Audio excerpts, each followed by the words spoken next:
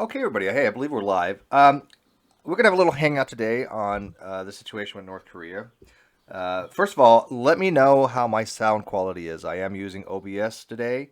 I am using the moderated hangout for various reasons. The link to get in is in the forums, and you guys know which forums I'm talking about. If you don't, message me and I'll tell you which forums they're in. But this shows my stream health is good. It shows that I have no drops, and I'm sure my audio quality is pretty decent. So just keep me posted on that. But anyways, the hangout I want to have is something a little bit different than we usually normally have because we always talk about the great debate topics, but we don't talk a lot about political and current events. Occasionally, we did with obviously with the whole election when Prudent and myself, especially, were kind of doing a commentary, play by play on which states were getting, who was winning which state for the electoral college. But I think it's actually time that we actually talked about some other events like North Korea because years ago, many decades in fact, I have said that if we were ever to have any kind of nuclear war, the most likely possibilities would be either India and Pakistan or North Korea. And I'm still maintaining that. I don't think India and Pakistan is that much of a problem anymore. Granted, India does have nuclear capabilities. As a matter of fact, they're one of the very few countries that have a trifect. What is it called? The trifold ability, where they have for submarines, land and air strike capabilities. But North Korea, as we know, just launched or tried launching a missile recently. It failed spectacularly. Now there has been some people that have said in the actual White House community, in the actual inner circles, have said that that could have been or may have been the result of cyber hacking by the United States, which I'm not putting it past them. It's quite possible. That's not conspiracy theory. That's actually something we probably would have done because we do want to minimize their escalation from the ability to have intercontinental ballistic missiles and thermonuclear capabilities. So I thought I'd get kind of your guys' opinion on what you think of the situation. We are at DEFCON 4, by the way, which is not too much to be concerned about. It's just a heightened state of readiness. If we reach DEFCON 3, then we might be a little bit of concern. But right now we're at 4, but we were at 5, so obviously something's going on to where they wanted to have a little more heightened readiness and mobility. So I put the link out there. Come on in. I will improve you as you click on it. Let's get some people in here. Sugar, Lamed, any of you guys want to join, more than welcome to. I got right now in here, I got Thomas and I got Prudent, who's kind of up on these things. But Prudent, I mean, did you watch the nuclear test? Well, it wasn't a nuclear missile; it was just a missile, but it could have had a nuclear payload at some point. But did you watch that test? I actually haven't seen the video, but I've read a few articles on it. Yeah. Now, again, see, here's the thing with North Korea, guys. I do not believe in any way, shape, or form they have the ability to launch a missile to the United States. I don't think they have intercontinental No, they don't. ballistic They don't. technology. Yeah, but they do have the ability to bring in some kind of a weapon through the shipping lanes, and that's a consideration. If they wanted to actually launch a nuclear strike, it wouldn't, I don't think, be by a missile launch. It would be they would basically smuggle it in. It would be like Long Beach because it's next to Los Angeles. It would be through the shipping lane. So that is a consideration to be discussed. Their missile capability is just very limited. It can hit obviously Japan and a few other places, but we're talking as a whole different technology to get over to us. Now, as far as their yield ratios, they probably somewhere right now in the 10 to 20 kiloton range, if I'm not mistaken. I haven't done too much research on this, so believe me, guys, if you guys can add something to this conversation, come on in and do so. But I do believe it's somewhere in the 10 to 20 kiloton. Now, to give you an idea, that's pretty much what was dropped on Hiroshima, was a 20 kiloton bomb. Uh, they want to ramp it up and go to thermonuclear, and that's a different story altogether. The thermonuclear weapon could go as high theoretically with the most current technology is about 100 megatons, and that's what the Tsar bomb was designed to do. What Russia had. Now, when they detonated that, that was only a yield of a little under 50. It was about 48 megatons, and it still was a gargantuan, ungodly explosion. I mean, I don't know if you guys ever seen the Tsar bomb video, but it's just like hell on earth. And that was half of the yield, and that's a thermonuclear weapon. And for those who don't know the difference, a fission yield is basically when you take uranium, 235, or plutonium, and you break it apart, and that produces a lot of energy. But a thermonuclear bomb uses that same type of bomb, a fission bomb, and then it actually causes what's called hydrogen to form deuterium and tritium. And it's heavy hydrogen, and that fusion actually releases more energy. And then you actually have another uranium-238 shell upon that detonates even further. So it's basically called a fission-fusion-fission reaction, a Yuri-Teller design. So those thermonuclear bombs actually require a fissionable bomb to detonate. A lot of people don't realize that. So the first step into making a thermonuclear bomb is to make a fission bomb. And they have done that. They obviously have done testing of fission bombs. Sugar Rose asked me, Steve, what do you think of stopping North Korea? That's a good question, and I do want to get into that a little bit. That goes to the mindset of North Korea, right? North Korea has always done saber rattling. They've always been this posturing and bolstering of, the evil, imperialistic, United States. We're going to destroy them and wipe them off the planet. But we've known that it's all rhetoric. We know that they have been saying that for decades, and so it's kind of hard to take them seriously anymore, right? What's that? Don't they warn their people of an incoming American invasion every day on their radio stations? Every day on the radio. Yeah, they actually have a public radio that actually just promotes propaganda. It's literally all they ever hear. They are literally living in something like a dystopian. They're living in a blue pill universe. That's how I exactly. It really is. I've been in South Korea. I never got to North, but I've been to South Korea. I like South Korea actually. But gee whiz, so you can join. The link is in the forums. Somebody's gonna have to tell you where that's at because I don't want to announce specifically because we have had some trolls. But they should be able to tell you where the forums are. If you're not a member of the forums, and gee whiz should be. But anyway, so back to the question of why North Korea doesn't attack. Here's the reality. If North Korea ever launched any kind of preemptive nuclear strike, whether it be against South Korea, Japan, or theoretically the United States, they would be a blip in history. They would cease to exist. The problem with that, however, is that they're so close to China that any retaliatory measure we have against them would blow radiation over China. And of course, China wouldn't like that, so they might have to retaliate, right? But of course, they don't want mutually assured destruction. I think the most possible thing is we would do everything to avoid nuking them, but we have enough conventional weapons to obliterate them. The Moab, the mother of all bombs, is a huge motherfucking bomb. We just dropped one on Afghanistan, and what did it do? It killed 28, 34, something like that people. I mean, that thing is a monster. So it is a small nuclear weapon into itself, even if it's not nuclear, just conventional. So I think we would have enough conventional weapons where we wouldn't have to go nuclear. But to answer your question, Sugar, they don't want mutually assured destruction. And even though Kim Jong-un is just a nut job, he knows that his survival chances of him launching a war against South Korea or ourselves is nominal at best. Would you guys agree on that? Yeah, I would agree with that. Okay. Yes, I agree. I like it when people agree. See how agreeable we all can be. Hey, we got Pew Review in here, by the way. Pew Review, by the way. I love your stuff, Pew. I just got to throw that out there real quick. You, sir, it kind of centered. You, sir, are a genius. Just to let you know, Pew. Hey, Steve. Quick question. Do you think that is there any kind of influence to I forgot what is his name again? Kim Kim Jong-un. Yeah, Kim Jong-un. Is there influence from his staff, do you think? I mean, if we could just kind of pretend if we're in his staff to say South Korea is having political issues with their corruption. So maybe does he think now is the time to move? Are they feeding him information? Because there might be. There might be. See, here's the thing. You guys may not know this, but South Korea and North Korea have always been not always, but I mean they've never ceased fire. They have a ceasefire, but they don't have a truce. Their war is still continuing.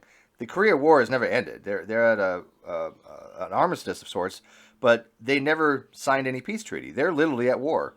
Actually, my dad was in the Korean War, but they don't like each other very much. And so, as I think it was Prudent who pointed out, or maybe it was you, Thomas, that they're just inundated with this mindset that South Korea or America is going to attack them every day. And, right. Yeah, that was me. And eventually, you might be right. Eventually, they might have to take action, or their leaders look weak, right? And they are really into to image of how their leaders look. They don't want their leaders just to show weakness or look incompetent. I mean, they think Kim Jong Un is a godlike figure. Maybe not literally a deity, but for all practical purposes has godlike powers. I mean, he got like 8 holes in one the first day he ever played golf, right? That kind of hyperbolic language to say that, oh, he is the supreme leader, and and I think the people probably by now realize that's bullshit, but of course they have no say to actually vocalize that, right? It's taken the cult of personality to a whole new level. Oh, But exponentially. But what's interesting with that, see, it's funny because, well, and I don't want to bring this into the great debate kind of area, but there's something about that when you hear about the supreme leader and all this stuff, and you can kind of see how the people kind of probably know it's bullshit. But the interesting thing is, if you try to use that and say, well, what's the morality of him using that, like, suppressing information so they don't know anything? It rivals biblical stuff, a biblical proportion, in my opinion, because it's kind of like it's almost like whatever he says goes. The people may understand that and grasp that, but it doesn't really mean they believe that. And to me, it's synonymous with earlier biblical times, but people don't like to believe that. But I don't know. I Well, I could be mean, wrong. there is a kind of a religious overtone with it. I mean, granted, like I said, they don't look at him as a deity like the Japanese did with their emperor, but they do look Right. at him as definitely an elevated human, right? Right. Yeah. So, but I think that a lot of them probably recognize that he's just a typical dictator. But you got to remember they don't really have a lot of contrast over there. They've been so submersed in this And to for me, their it's entire synonymous with. lives, right? That they don't know anything else than that, so they have nothing to compare it to. They don't know what it's like to have American freedom. They think we're just a backwards, uncivilized society. I just wanted to say, I think in some cases, I think they do view him as a deity. I'm not sure if you remember, this is about 5, 6 years ago. There were a couple of doctors, I think they were from America. They went to treat a few people who had, I don't know, they may have had cataract, something regarding the eyes. They had to get eye surgery. And after these North Korean citizens received eye surgery from foreign doctors, the first thing they did was go to a picture of Kim. I think then the leader was Kim Jong Il, and then thank the great leader for the fact that their eyes were healed. No, and I do remember stuff like that. But here's not really an argument against that. But do we really know that they really treat him that way, or they're just doing what they're expected to do? We can't read their minds, right? We don't know what they're actually thinking. Now they may be going through the actions of treating him like a deity, but do they actually think that way, or does Kim Jong Un actually want them to think that? I don't know. I Right. really It could don't. it could be kind of like a big brother thing, like almost like when they were when his father died and everybody's like crying in the street. I'm like, is that almost kind of like, are they afraid of like the quote unquote thought police walking around not seeing them crying hard enough, kind of thing? Like if you don't show your devotion, like you can not show your devotion in private, but just don't say anything. But then like in public, you have to be like, he is the supreme leader, and it's kind of like if an officer catches you saying something or not I guess saluting, or more or less like how, I don't know their customs because most people don't know, but it seems like there's kind of like in private don't say anything, but in public pretend that you care. It could be like that. I don't know. It's possible. Yeah, like I said, it's really hard to say, right? Well, then what's the thing? I mean, I guess part of it is, if he goes to war, if he shoots some missiles to South Korea, and say he shoots a missile into Seoul and kills thousands of people, does he? Like, I mean, I'm sure his staff recognizes the repercussions of that, Would be and so like grave. to some degree, right there, that'd be grave. But like to some degree, is all of this kind of reactionary to like Trump being in the office, and Trump, Trump's done the Syria missile strike with the Tomahawks. He's done the Moab. Is it kind of like a big giant playground, and he wants to be involved after seeing that? I mean, it seems like almost a lot of the world is being reactionary to what Trump's doing, and so everyone kind of wants to feel like, hey, I have a say in this too.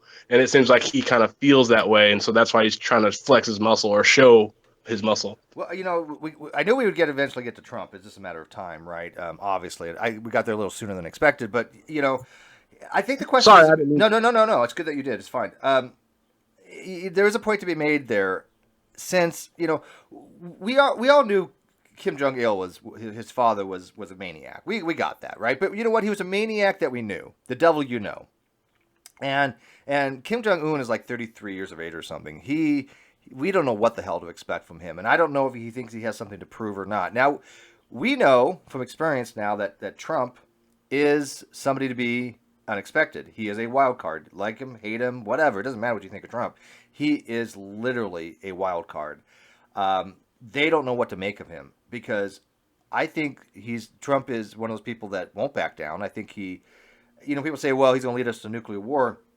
Well, that might be true, but I have to say that if we don't do something to stop North Korea at some point, we're destined for nuclear war anyways.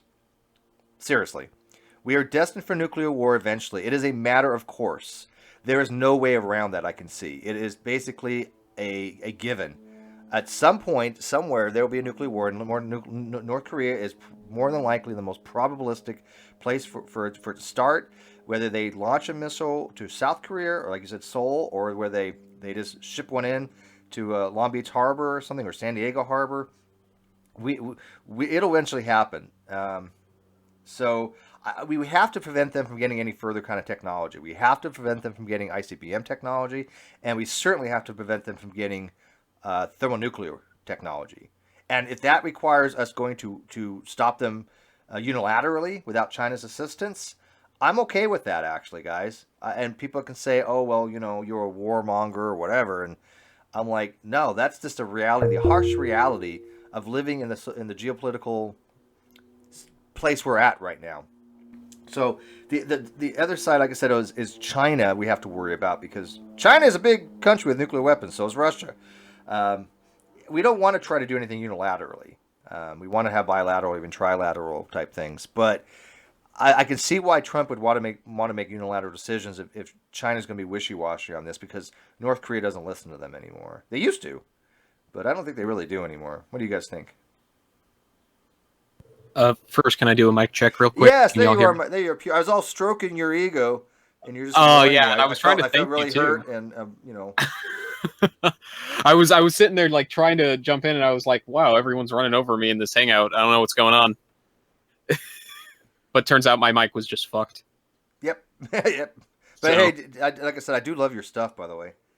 Oh, well, I appreciate it, Steve. Yeah, Thank you. seriously, good stuff. Keep that going. I mean, I think it's just brilliant. So what do you want to add The to G-Man and the Sirens. Yeah. The second that popped into my head, I just had to do it. G-Man's got another It was- safe. Oh, that was funny. Yeah. No, but Yeah, what do you want to add to this real quick? I noticed that a few minutes ago, Thomas was bringing Orwellian words into this, like, thought police and stuff like that. Mhm. I just recently reread 1984, and I think, like, it's scary how good of a model it is for that kind of society. Like, it was prescient when it was written, and it's prescient now. Absolutely. At least for me. And I mean, so when we talk about things like, what do the North Korean people think about X, Y, and Z, it's not through their own ineptitude, but I really don't think they have developed far enough to be able to. Like, I don't think they've been allowed the freedom that it would take to have things like political opinions, other than what's fed to them by the state. I just don't think you that's don't even something that know happens. you don't think they even would know, that none of them would be able to even formulate to have their own opinions. I mean, there is some dissonance. There's obviously dissonance because Right. half their jails, right? Half the Korean jail is full of political people. Yes. Political opposition. And that's how you maintain that kind of society. Sure. That's the only way. So obviously there's people who do think independently in North Korea. Some of them actually get out, and that's how we know anything, really. That plus Chinese tourists, but that's kind of on the decline. Did y'all see the Vice documentary where they like snuck cameras Yes. in to North Korea? Oh my god, Yes, they did. the girl in the tea shop. Didn't some of them get arrested? I don't think they got damned close. I remember there was some talk about that, but there was a group that went over there that did get incarcerated. Oh yeah, Yeah. So yeah. The footage, but think about it. The footage that we have that we would have seen, that would have been from the people who got out. yeah. But do you remember like the part where they almost got caught by the, I guess you could call them the thought police, is there's this museum that's alleged by the North Korean officials. We all in the rest of the world know it's bullshit, but to them, they believe that it's just a monument of every single world leader on Earth that has declared North Korean supremacy and has gifted them tokens of like basically please be merciful on the rest of the world, North Korea. And it's just one of their most revered sites, and the crew was trying to film outside of it and they got stopped because it's just such like sacred ground to them, for the people for one reason and for the government for another, obviously. They do kind of look at themselves as a world leader, right? I mean, they woefully bolster their position in the world. They tell their people that other countries are subservient to them pretty much. Yeah, they actually tell their citizens, at least last I checked, they may have changed the script by now, but they actually tell their citizens that the rest of the world has surrendered to North Korea, and that it's only through their own grace that the rest of the world is allowed to continue existing. And that's amazing? I know, and I think I'm gonna see if I can find it here in a minute. I want other people to jump in, but I want to see if I can find a picture where they have like a mural of Dennis Rodman and they like incorporate him into their theology. I'm sure I've seen this at some point. See, you know what? I gotta tell you, I was not a big fan of that whole thing. I don't think Dennis Rodman should have gone over there. I don't think he's doing any service to anybody. I think he's actually just giving them more propaganda, and I hate to say it. You guys could fault me for it, unsubscribe, whatever, but to me it was a lot like Jane Fonda in Vietnam. See, I'm not old enough to really know what you're talking about there. Well, I mean, I wasn't. Well, okay. Well, I guess I was at the end of Vietnam, but right. Jane Fonda, basically Hanoi. What is she called? Hanoi Jane. She would go over and she would actually give aid and comfort to the North Vietnamese, and it was just seen as a traitor. So. No, but doesn't Kim Jong-un have some like open fondness, at least within like the people that he's spoken to and the higher ups and stuff, for like basketball and American culture and things like that? Yeah. So I don't think in the uppermost levels of the North Korean government there really is this belief that the West they are a superpower. I think that ultimately they have to be pragmatists to some degree. And I think out of that, and last thing I'm going to say here for a little bit, but I think that if they wanted to show strength to their people, and they wanted to, say, they haven't had a show of force in a while, they don't want to look weak, just say they launched a strike. Just say they attacked the U.S. to their own people, of course. And don't actually do anything. I think they actually have. Haven't they? Actually, oh, I'm sure they have. Yeah, I'm sure they have. They probably have war reports or just today the United States got a little uppity and we had to smack them down, kind of thing, right? Yeah, I think Winston wrote that one. So, I think it'd be an interesting documentary if you can actually have somebody who's been, living in North Korea their entire lives and just been immersed in that culture. And then gets something like their freedom to come over to the United States and sees what America is actually about. You should. There's a documentary of this guy who I think he's Spanish. You have to look it up. I can't remember what North Korea documentary it was, but he actually is an ambassador to North Korea. But he's from, I think, like Catalonia or somewhere in Spain, and he's been living there like back and forth since he was like 16 or 17. And I think the reason why he chose to be this like ambassador was. It's something along the lines of like, I think he grew up having exchange students when he was in Spain as a kid, and they would have a Korean kid. And I think at some point, either he started reading about fascism. I know he has like hardcore fascist ideals of like old Spanish fascism and like Mussolini and stuff. But anyway, I think it ended up like convincing him that he should like learn about North Korean culture. And I forgot his name, but I remember seeing on this documentary. If you guys have time to look it up, it's a Well, Spanish guy, and he talks about how he likes North Korea and how they aren't, systematically oppressing them through starvation and systematically oppressing them through no lack of information. But But they are that's being my 2 cents on it. systematically oppressed through starvation. No, Which I we know mean, they Oh are. yeah, yeah, absolutely. But this guy, like I think on the camera, best he was like subject, pretending the like name I know, if I may, is Barbara Demick's, and you can look this up. Barbara Demick's work. She's someone who's lived and talked to people who have defected from North Korea. Nothing to Envy is the name of her book, which is some song in North Korea. And I certainly or would be just absolutely thrilled if you could take somebody out of North Korea right now who's actually lived that and actually really believed all that propaganda to Louisville or Cleveland or Modesto or anywhere in the U.S. and just take them out for a while, they'd be completely shocked. It would be interesting. And one of these, you'd think it would be easy to break these people, but lots of them, it was difficult. Defects. This is in the book I read, Nothing to Envy.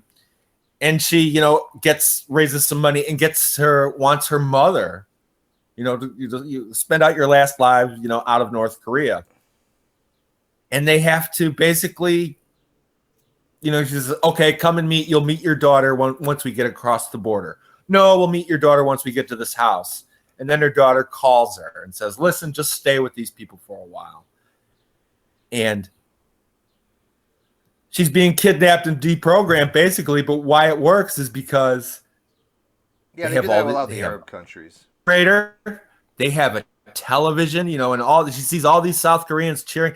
They have a rice cooker. I mean, just cannot believe the rice cooker. She is absolutely amazed and loves the rice cooker it's like so going much. 100 years into the future with these people, just about. Right. And it's just a great scene, if I may. Sure. It's just a great scene. She wakes up and she hears the rice cooker one morning in this place she's staying in. She realizes all been a lie. I've got to get out of here. And of course, these people have a hard time in South Korea for a lot of reasons, but that's another story. Just FYI, is the live chat working in the video feed? If anybody's actually watching the video feed, is the live chat still going on? Can you guys still see it in there? Yeah, the live chat's working. All right, because I'm not showing it on my end, but the video feed stream shows good, so I'm just going to let it ride. Hey, really quick, Steve, can I make a really quick religious segue? Yeah. Okay, so how interesting is it that someone is so amazed by the rice cooker, right? But then if you told somebody who's Christian that like if you could fast forward somebody who saw their son in like Bethlehem or Israel 2,000 years ago, and they're affirmed that they believe that demonic possession has gotten into their son, right? And that's why he's having these seizures. But if you could take them from that time and like bring them to the future, and at the same moment their kid is having a seizure, somebody does a procedure to calm their son down, and they let them know that they can get medicine for their seizure. They wouldn't accept it. You know right? what? Exactly. Some would. And you know what? You know what's funny? There was a brilliant episode.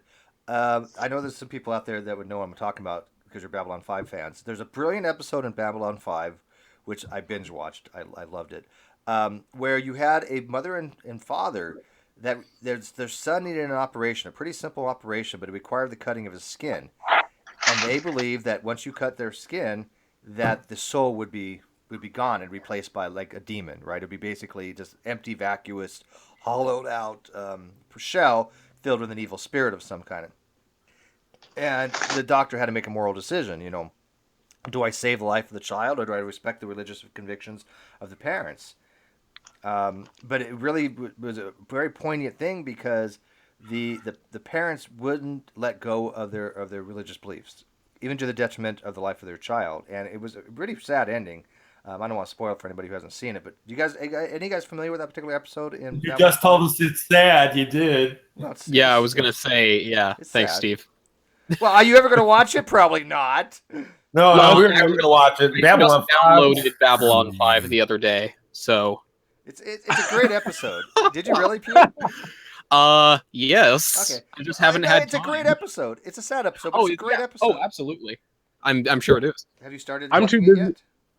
I'm too busy no, watching like I said, I've been busy. new shows out now. I'm not gonna go back and watch Babylon. I'm like still. What happens if you get a cut like naturally? You still No, I have think to it was. either? I think that if it was probably like natural, then it was like different. But any kind of artificial incision of some kind, it was. I see. But I will tell you this. If you remember, Crying Game, it's a dude. Spoiled it for you. Whatever. But anyway, that was my segue. I didn't mean to go back to talking about North Korea. I just thought it was interesting about the rice cooker. It's like almost like it's like a time machine. Absolutely. I mean, but Sugar, in the live feed just stated, she saw some video, something similar of North Koreans using a barbecue for their first time, and it's just like, oh, they're like, what is this? What is this wonder? Still no internet in North Korea for the most part. It's very, very filtered. They do have it in governmental and some educationals, but it is highly, highly regulated, to say the least, right? You know what I heard about? One of the ways they make cash is to sell drugs. They're drug sellers. They work with opiates, isn't people it? in South America to sell Yep. cocaine. Is that just a rumor? I don't think it's cocaine. I think it's an opiate trade over there. Well, I mean, given its geography, probably opioid. Yeah. Yeah, opioids. And Well, they speaking got a ship. They have ships too. They can sail this shit. And by the way, speaking There's a of, North Korean sub coming up near you right now, Steve, unloading the cocaine. hang on, Blue. Hey, speaking of money, hey, I did enable super chat. So there's been a lot of people, as a matter of fact, that have been asking how do we donate to your channel without going through Patreon for various reasons, mostly because of anonymity, which I do understand. You can with the super chat, and it doesn't give them any anonymity. So if you want to donate, a couple bucks here and there, just go through super chat and then put your comment, and then it'll get read out. Everything conversation will pretty much stop at that point to read out a super chat comment. And actually, that's why I said I want to make sure it's on the video, so people that do super chat, it stays on the video in perpetuity. The other day, Sarah was very, very, actually too liberal in the super chat. She donated like $140 on super chat, so that was really sweet of her. Damn. Yeah. But I mean that's a bit much. I mean, but the highest I ever want to really see is $20. I think from people in the Great Debate community. I couldn't imagine anything more than that. It doesn't really make much sense to me. Now, I am a capitalist, so I mean, you say that coming tongue in cheek. If somebody's going to donate something, I'm not going to stop them, right? But I am a very pragmatic person, and I have to keep to my own morals and my own ethical things, and I just don't think donating those large sums of money continually like that. I don't know. I mean, I just feel a little guilty, I guess, right? I was going to ask for money once for people to send me to Manchester so I could talk to Jason Burns, but then I quickly realized I'd made a mistake. The live, Jason Burns live. But, yes, meeting Jason Burns live. But anyways, I just want to point that out because a lot of people are on my Patreons in the live feed right now.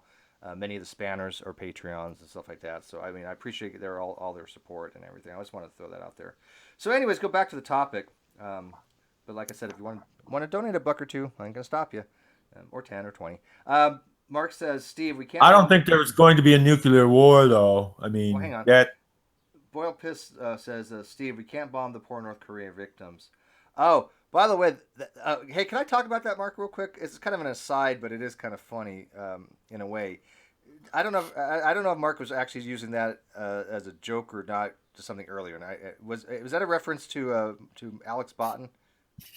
Yeah. Okay. So it is. So yeah. So I actually tweeted Alex on this, by the way. So what happened was the other day, Alex Botten had tweeted something calling the bombing the people that were died in the bombing of the ISIS as victims.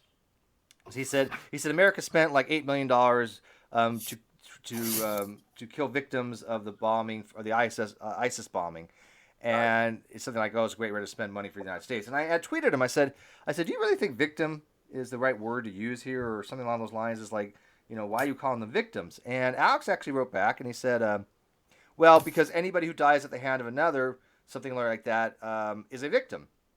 So my response to him was, Christ. okay, so if you're a mass murderer and the cops shoot you dead, right? Would you refer to that mass murderer as a victim? I think that's kind of a strange word to use in reference to the people that died, the terrorists that died in the bombing of ISIS. They were terrorists. I would not call them victims, even if colloquially, even if by definitionally, they were victims because they were the end result of a death. The end result was a death at the hands of another. I think Alex is a little bit off on this one. So, he's way He's off. not just a little off. He's way off. okay, so it's not just me. Well, I mean, I thought it was just if my there guy. is- Don't be okay, afraid to good. say a little off. If you want, If he has evidence of of civilian casualties from this, that's one thing. But I haven't seen Right, it. civilian No, casualties they're- would be I mean, victims. It depends if you consider Absolutely. ISIS the civilians. local Afghan sources But said not- there were no civilian casualties from the Moab blast.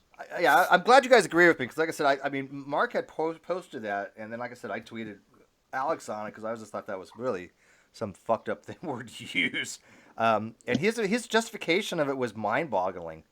Well, they're victims because they're died at the hands of another. I'm like, you're really going to make that argument, Alex? Now, I understand Alex, and I don't know Alex very well. I've talked to him like once, maybe twice, and I take it he's on the far left, liberal, social justice warrior spectrum.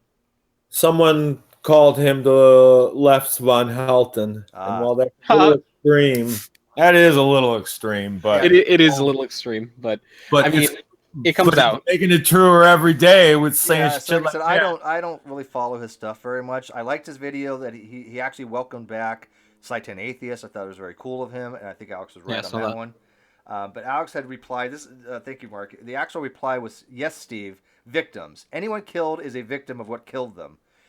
And I'm like, really?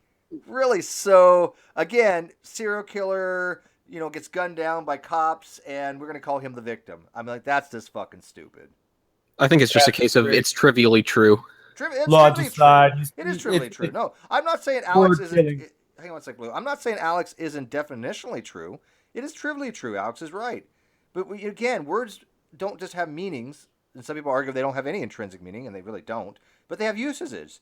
And that's the wrong word to use in that context. It's just I simply completely is. agree. I would point out that I don't think it is technically true. What's that? Or that's casuistry to me. Never mind. Everybody knows what the word victim means. or Right, has but if you look at the definition, Alex would be he'd be right. But again, it's trivially so.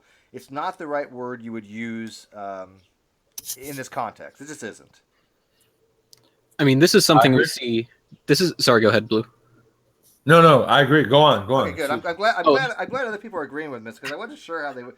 Because a lot of people I know are kind of a lefty in our community, and I was like, oh, I'm gonna get shit for this, but whatever. Really quick, I was going to chime in just really quick, and I'm going to go back to listening. It's better to say it like Patton would say it. Just be like, casualties of war. Like, that sounds better.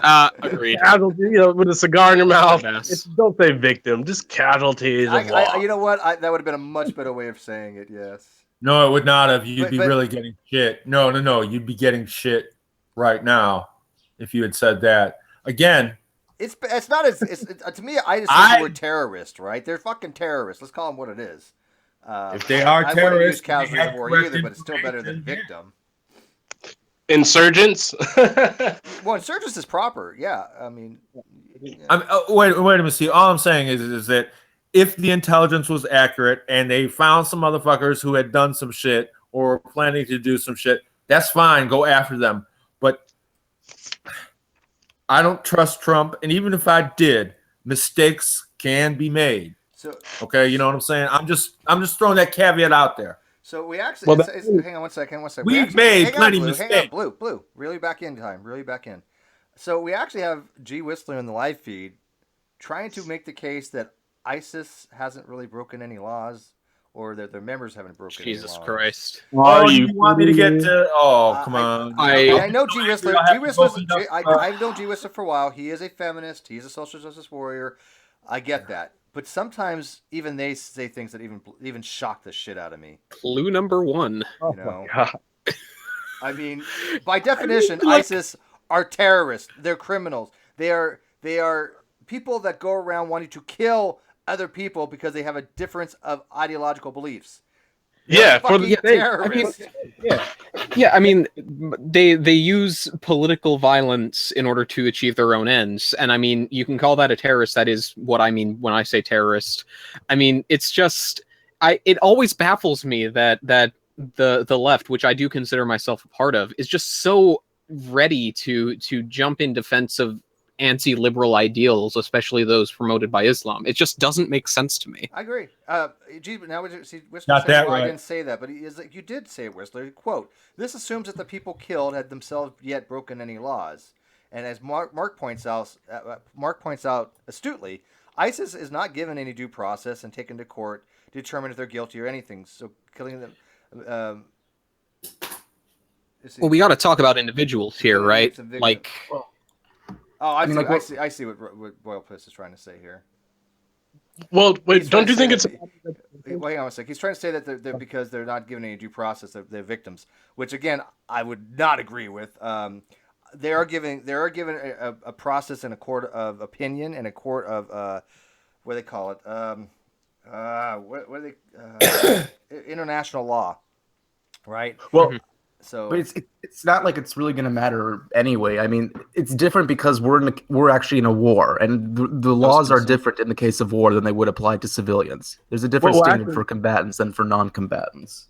You can throw out al-Awlaki as an example. He was an American citizen. He chose he's one of those guys that there are people like these hardcore leftists that said, "Oh, he needs due process. He should be tried because he's an American." But at that point, the influence that he had over, because he was also influential in ISIS too. People forget about that. Most of Americans are still uneducated on the individuals that led to the creation of these groups.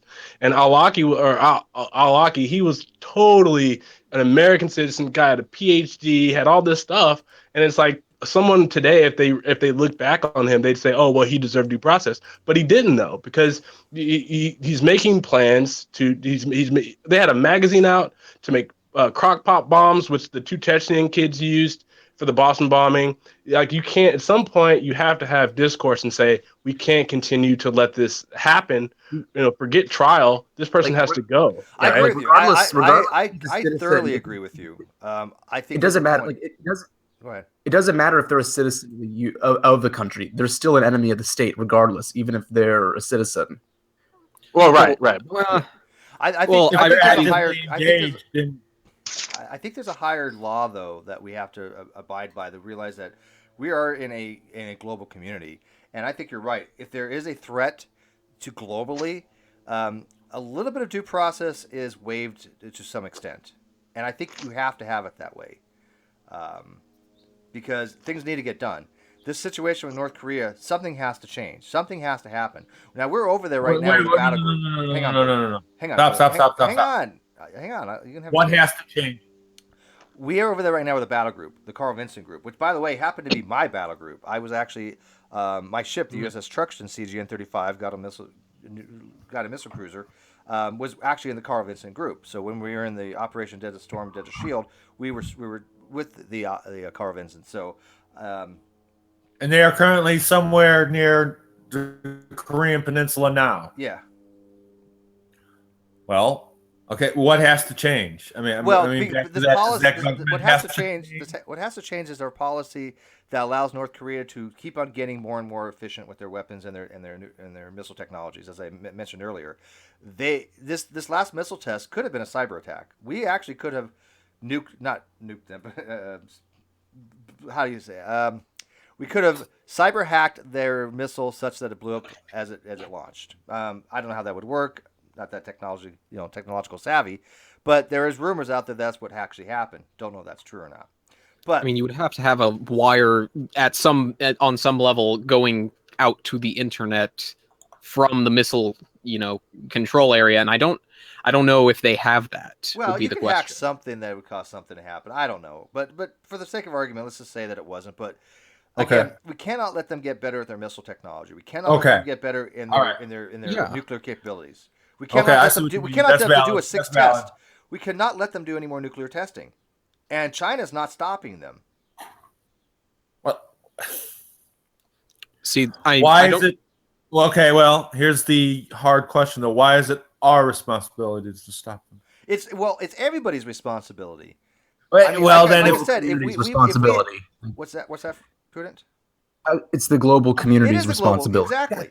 Now, God damn granted, it. we might have to be big brother in this case and do it unilaterally, but we shouldn't have to, because if China has vested interest in North Korea, they might not want to. But think about it this way: there might be some argument to be made that if North Korea got out of hand, that America could go in, destroy their infrastructure, and say, hey, China, this is now yours. Go ahead, have at it. China's an expansionistic country, right? They're expansionist of some degree, right? So I don't think they would have any problem taking over North Korea. Hell, look at what happened in Hong Kong. So, What happened to Blue? Like, oh, he's on a phone. I don't. Oh.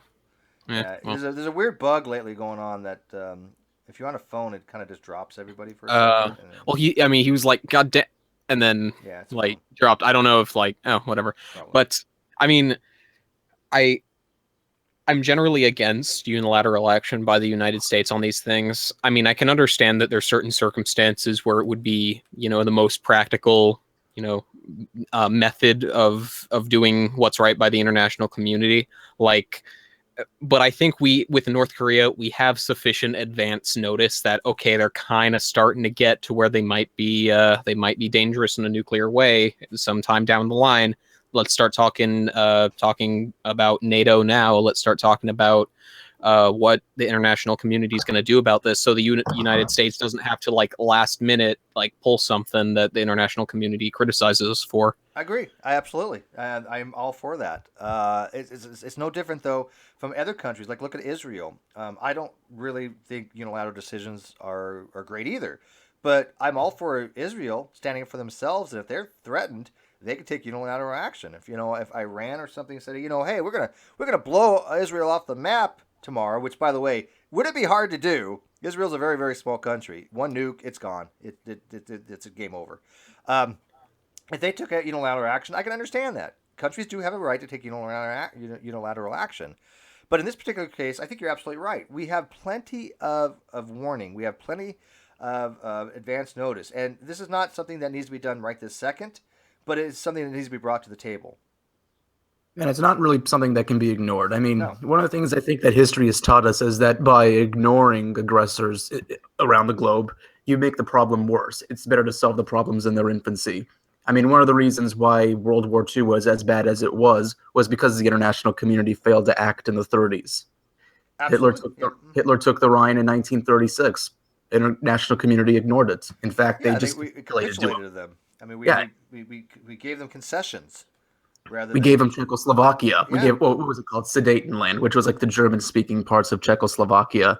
Which did that stop Hitler's aggression? No, he could not be appeased. Yeah, We knew that though. I think we damn well knew that at the time, but we were just hoping the problem would go away organically. Oh, but that's not the only one. Japan invaded Manchuria in 1931. International community again ignored it because they didn't want to piss off a member of the League of Nations, which Japan was one at that time. Well, that's a whole different issue too, Japan. Those are just examples, though. This has really nothing to do with Germany or Japan. I'm just trying to make sure that those are examples. But I was just saying that's another topic for another day, I think, though, because we are Japan's fighting force, right? we are their defense. People don't mean to know that, but Okinawa is our base over there. Japan has really no military to speak of. We are their protection. So a lot of people have been suggesting that we pull out of Okinawa because it's been long enough. So I don't know, but I'm glad we have a base in South Korea, though. I mean, that's oh god, yeah. necessity. I mean, I guess I was waiting for a natural opportunity to bring this up, but my dad actually grew up in South Korea on a military base, kind of military family back then. So he talks about North Korea and South Korea quite a bit to me, just because he lived there, and he tells me about all these little places that he would go on the base and like around it. And he talked about how he went to the DMZ, and the most tense place on earth. Oh yeah, oh yeah. Like, How wide is the DMZ? Is it like a mile or something like that? I mean, I think the actual like border of it is much larger than that, but there is like a facility that's on. The facility that like where the actual point where you go over, where there are guards on both sides and they're always at heightened readiness, right? Yeah, like it's the most militarily active place on Earth. Yeah. Even though it's the demilitarized zone, which is funny, but it's just Well, there's so much hatred between those two countries, so much. And a casual glance at history will tell you why. I mean, it's not. I mean, it's not so entrenched as, say, it is in the Middle East, but it's like I'm confused, and this is probably a very naive question of me to ask, but why is North Korea like the way that it is? Because Like, why? What? Power. They have an upper echelon of society, and it's the way they have a despotic society where they have the dictators rule, and then what would be called is it an oligarchy? Not officially, but I mean, what is it? Well, I mean, de facto. De facto. Yeah. Well, yeah. I mean, if you have a few people at the top trying to maintain power, then yeah, that's an oligarchy. Yeah, I mean, it's just seeing the success of Western civilization and looking at a country that decides to do anything but that it's always just of immediate and innate confusion to me. I mean, I understand it's self-interest of the people at top, but it's just, I don't know, maybe just having grown up in the United States and kind of like in the lap of luxury, it just makes me wonder why people don't choose to govern themselves that way. Unless they self-implode like Russia did, right? The collapsing of Russia. Yeah. Which is a possibility. I mean, it could very well happen. I don't know why we're so surprised though. If you have a pot and you have a flame underneath it and water in it and it starts boiling and eventually it just overflows. We're so surprised that we're seeing this kind of thing from North Korea when they've had pressure on them for a very long time. Something's got to give. Right, and this is why I'm asking people in the hangout. I don't think we're heading to a nuclear war per se, but I think the odds have gone up tremendously. Does that make sense? It does to me. One extraneous fact that I do know about North Korea is that at a certain point, because they're all very big on nationalistic, displays of just North Korea's awesome, right? And one of the things that they do for that is they construct like building projects. Mm-hmm. And one thing that they did was they constructed a dam, and it was meant to be like they claim that it's the largest dam in the world. Like internally, that's what they claim, and that it's the best, the most technologically advanced, and everything. It killed their agricultural ability. Mm-hmm. Because it prevented the water from flowing where it needed to flow in order to, have conditions for rice farming and stuff like that. And what's so weird about that is, from what I understand, just about like everybody in North Korea, no matter how indoctrinated they are into the state-sanctioned ideology they have over there, I mean, they can see that there was a correlation between this dam gets built and we have to start digging up corpses to eat.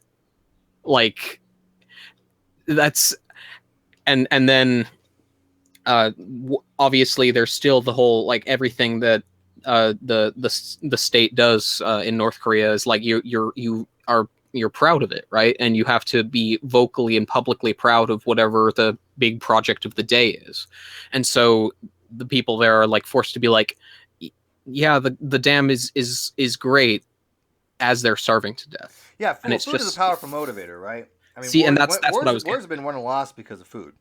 Yes. So I mean, But I'm looking at the live feed, and I see that Annabelle had posted something that I want to read because I agree with her 1,000% here. Let me see if I can go back here and do it. She says, "I think Trump is calling North Korea's bluff is a good thing. It's about time someone stood up to a little shit." And G. Whistler seems to take a different approach. He thinks that America, quote, needs to learn their lesson about bombing things because it creates more problems. I disagree fully on that one. I think bombing without having proper intel creates problems, but to let situations just kind of naturally, organically take its course will have far greater repercussions. And we should have learned something from history with Hitler and 9/11 that if you let these organizations like ISIS foster, they get worse. So I am all for taking them out Another early. example. Hang on one second. I'm all for taking them out early. And this problem with North Korea is not going to go away organically, guys. It's just not. It's been escalating for decades. I don't know if this is going to be the pinnacle, but it's definitely a relative maximum of where they're at in the in their rhetoric. They've always had rhetoric, but this is something new. I think the rhetoric they're giving out now is a lot more directed at us in South Korea. That now they have the potential to actually do damage, right? And eventually they might have to. Their people or their leaders look weak, right? I just want to say another example of why you shouldn't let situations handle themselves organically is the original, well, actually, it's still the ongoing Korean War, but back before it went into ceasefire. Had we just let the situation handle itself organically, Kim would control all of the Korean peninsula by now. Probably. Yeah. Yeah. Well, just to chime in real quick, I think the one thing too is say I don't know who should intervene first. Some people think it's us, some people think it's China, some people think it's whoever. But I think what we're going to see though is, if you look at the reaction from the far left and the SJW crowd of once Trump did the tomahawk on the airstrip, when he did the tomahawks on the airstrip, you saw a lot of people calling for, if we're going to bomb them, we need to do the refugees as well. And I think that it's, I think that that's going to be a far call from the far left, especially the Hillary fans and stuff like that, who pretend that she's not a war hawk, or the left isn't for war when they actually are. I think it's like what happens with that then, because that's, with Obama, that's one of my biggest criticisms with him, and especially as a black person, whenever I mention that to my friends who voted for him, I'm always like, he's partially responsible for this migrant crisis in Europe, and they don't even really care. They just, he didn't do nothing, and then I'm Well, let like, me that's ask you, not how. Thomas. I mean, okay, again, putting aside whether we like Obama or Trump or hate Obama or Trump, putting that aside, if you were a third-party world leader of any type, Right. who would you be more scared of, or Obama or Trump? And tell me why. Because I'll tell you right now, I'd be a hell of a lot more scared of Trump, because I think Obama Well, came across as a very ineffective and not very powerful leader, while Trump is a wild card where you don't know what the fuck he's going to do. I'd be a lot more scared. And again, you can love him, you can hate him, it doesn't matter. You have to admit, as a third party or third world leader or some kind, or any world leader, you got to be scared of Trump a little bit. And that might not well, be no, a no. bad thing. I'm just saying, Right. which one are you more scared of? Well, no. I actually agree, but the reason why I agree is because of Obama's background, and this is part of the reason why I was disappointed in the reaction of, of a lot of the left when Trump got voted in. They pretended like, all these issues that happened under Obama, people pretend that it happened like with Trump in office, but he's only been there for 100 days. But in terms of third party, I'm going to be more afraid of Trump because he's a wild card. But the reason why Obama wasn't going to be such a wild card or so reactionary is because he is by heart, a Wall Street guy. He's a money guy. Oh, We sure. know Oh, that, sure. and I think people forgot about that. And so, when he did the JV team for the ISIS statement, which went awry, when he used Osama bin Laden's death as a huge moment of champion without realizing that Al Qaeda had started that to die down a little bit. And it goes back to education. Americans weren't educated on who he was, and they didn't realize he wasn't going to be this like cool war guy to save the world and be Martin Luther King and Jesus Christ at the same time. He was a money guy. And what you see with Trump, what I do like about him, I didn't vote for the guy, but what I do like is that he is a wild card now, and that's why I think everybody's being so reactionary in terms of the world. You see, I think that's what's happening here. I think North Korea is actually becoming more like making statements, showing their cause because they're like, who's this Trump guy? We have to pretend to be big and bad, or at least show that we're big and bad because we don't want to be in the playground. I still feel like it goes back down to these countries being reactionary to Trump being in the office. Well, I'm let not me sure ask you, if Thomas, him being- hang on a sec. Do you think a lot of blacks were disenfranchised by Obama not being that Martin Luther King type personality? That he was more worried about financial things? Because like you said, he is a money guy. Let's be realistic. Obama Right. was a money guy. That he was more interested in that than the social movement of him being like the first black president. Do you think some blacks were kind of a little bit put off by that? Well, I wouldn't say that. I actually think they were just disillusioned by the celebrity of Obama. If you think about it this way, you look at who he is, right? He is He has East African descent, and his mother is a Jewish woman with a PhD. Like, if you look at his bloodline, his connection to the so-called idea of descendants of slaves of African American slavery. But I don't use that term African American now, but in the past, that's what people accepted by. I call myself a Black American. But anyway, it's like yes, they're disenfranchised, but partly it's also the black voters' fault for not understanding politics to a degree. Like, it's kind of like you don't vote for him thinking that he's MLK, because in actuality, MLK would have fought harder to get things done executively. MLK went to LBJ and was like, you can find the video clip. He goes, "We're coming to collect checks for black people." Now, the difference is with Obama, as soon as he got voted in, he said, "Well, no, we're past that. You got to get it down by the bootstraps and do it yourself." Now, partly I agree on that, I do but the too. black who put him in office were much more thinking this "we shall overcome," waded in the water type of thing, and he doesn't represent that. Right, and to right. be honest, it's their fault. for not I don't think I can't speak for everybody, but I think the expectations for Obama from all communities were fairly realistic at the time of his election. And certainly at the time of his election, yes, it was all financed because the economy could have crashed. So, I mean, Yeah, but would it really have, though? I mean, he had to do that because he's the cleanup guy. I think too many people okay, for example, look at Black Lives Matter, right? Black Lives Matter only went after white police. There was no hardcore decree for Obama to say, the people said, yeah, you need to do something, Obama, but they didn't use practical measures. Instead of screaming about, police and rioting in Baltimore, you do civil disobedience strikes like they used to do in the civil rights movement. You don't damage police cars. Like, that's the thing about like all this tension that we see, all these black people so angry about Trump. It's like, for the 8 years you had a black guy. Trump wasn't the president for the past 15 years, and to pretend like he was is asinine. And like, one issue that I have, I don't think anybody's doing that. I've seen no example of that.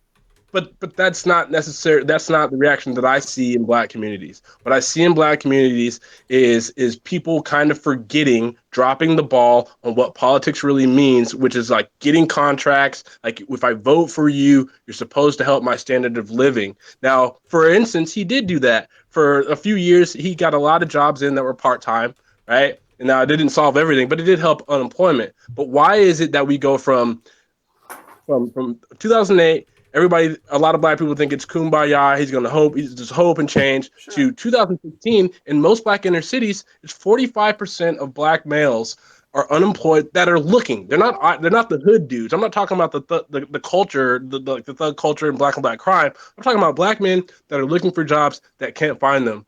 Well, they In the thought, name they of thought Obama would fix all these things, and Obama's policy, some worked, some didn't. But they thought Sorry, it would I'm be- going to It is that's certainly fine. true, Thomas, to say that anybody who thought that he was going to solve everything right away, just like that, the that very was next clearly day, unreasonable. Blue, there was people in the thought very that. next day that were going to hospitals and going, "Oh, I have free medical now," blah blah blah blah blah, and they're like, "No, it doesn't Yeah. work that way." Oh boy. Really, I think people are forgetting the reaction that we actually saw. And also, okay, just back on the police thing. You look at the Black Lives Matter. What they've done is they've infused their message and their call with the idea of SJW and radical feminism. And what's happened is it's actually starting to kind of infiltrate the ideals of what Black community should be like. Okay, for example, like we have the incarceration rate isn't anything new, right? But why is the incarceration rate still so high amongst Blacks? And also, if I it know is, the answer. I do no, know no, the no. answer, by the way. Well, here's another thing too. I told my friends, I'm like, if it is so high, why? How come I'm not in jail? Like, there has to be a certain kind of amount of saying, okay, there is a systemic problem, but I'm not going to blame the white man.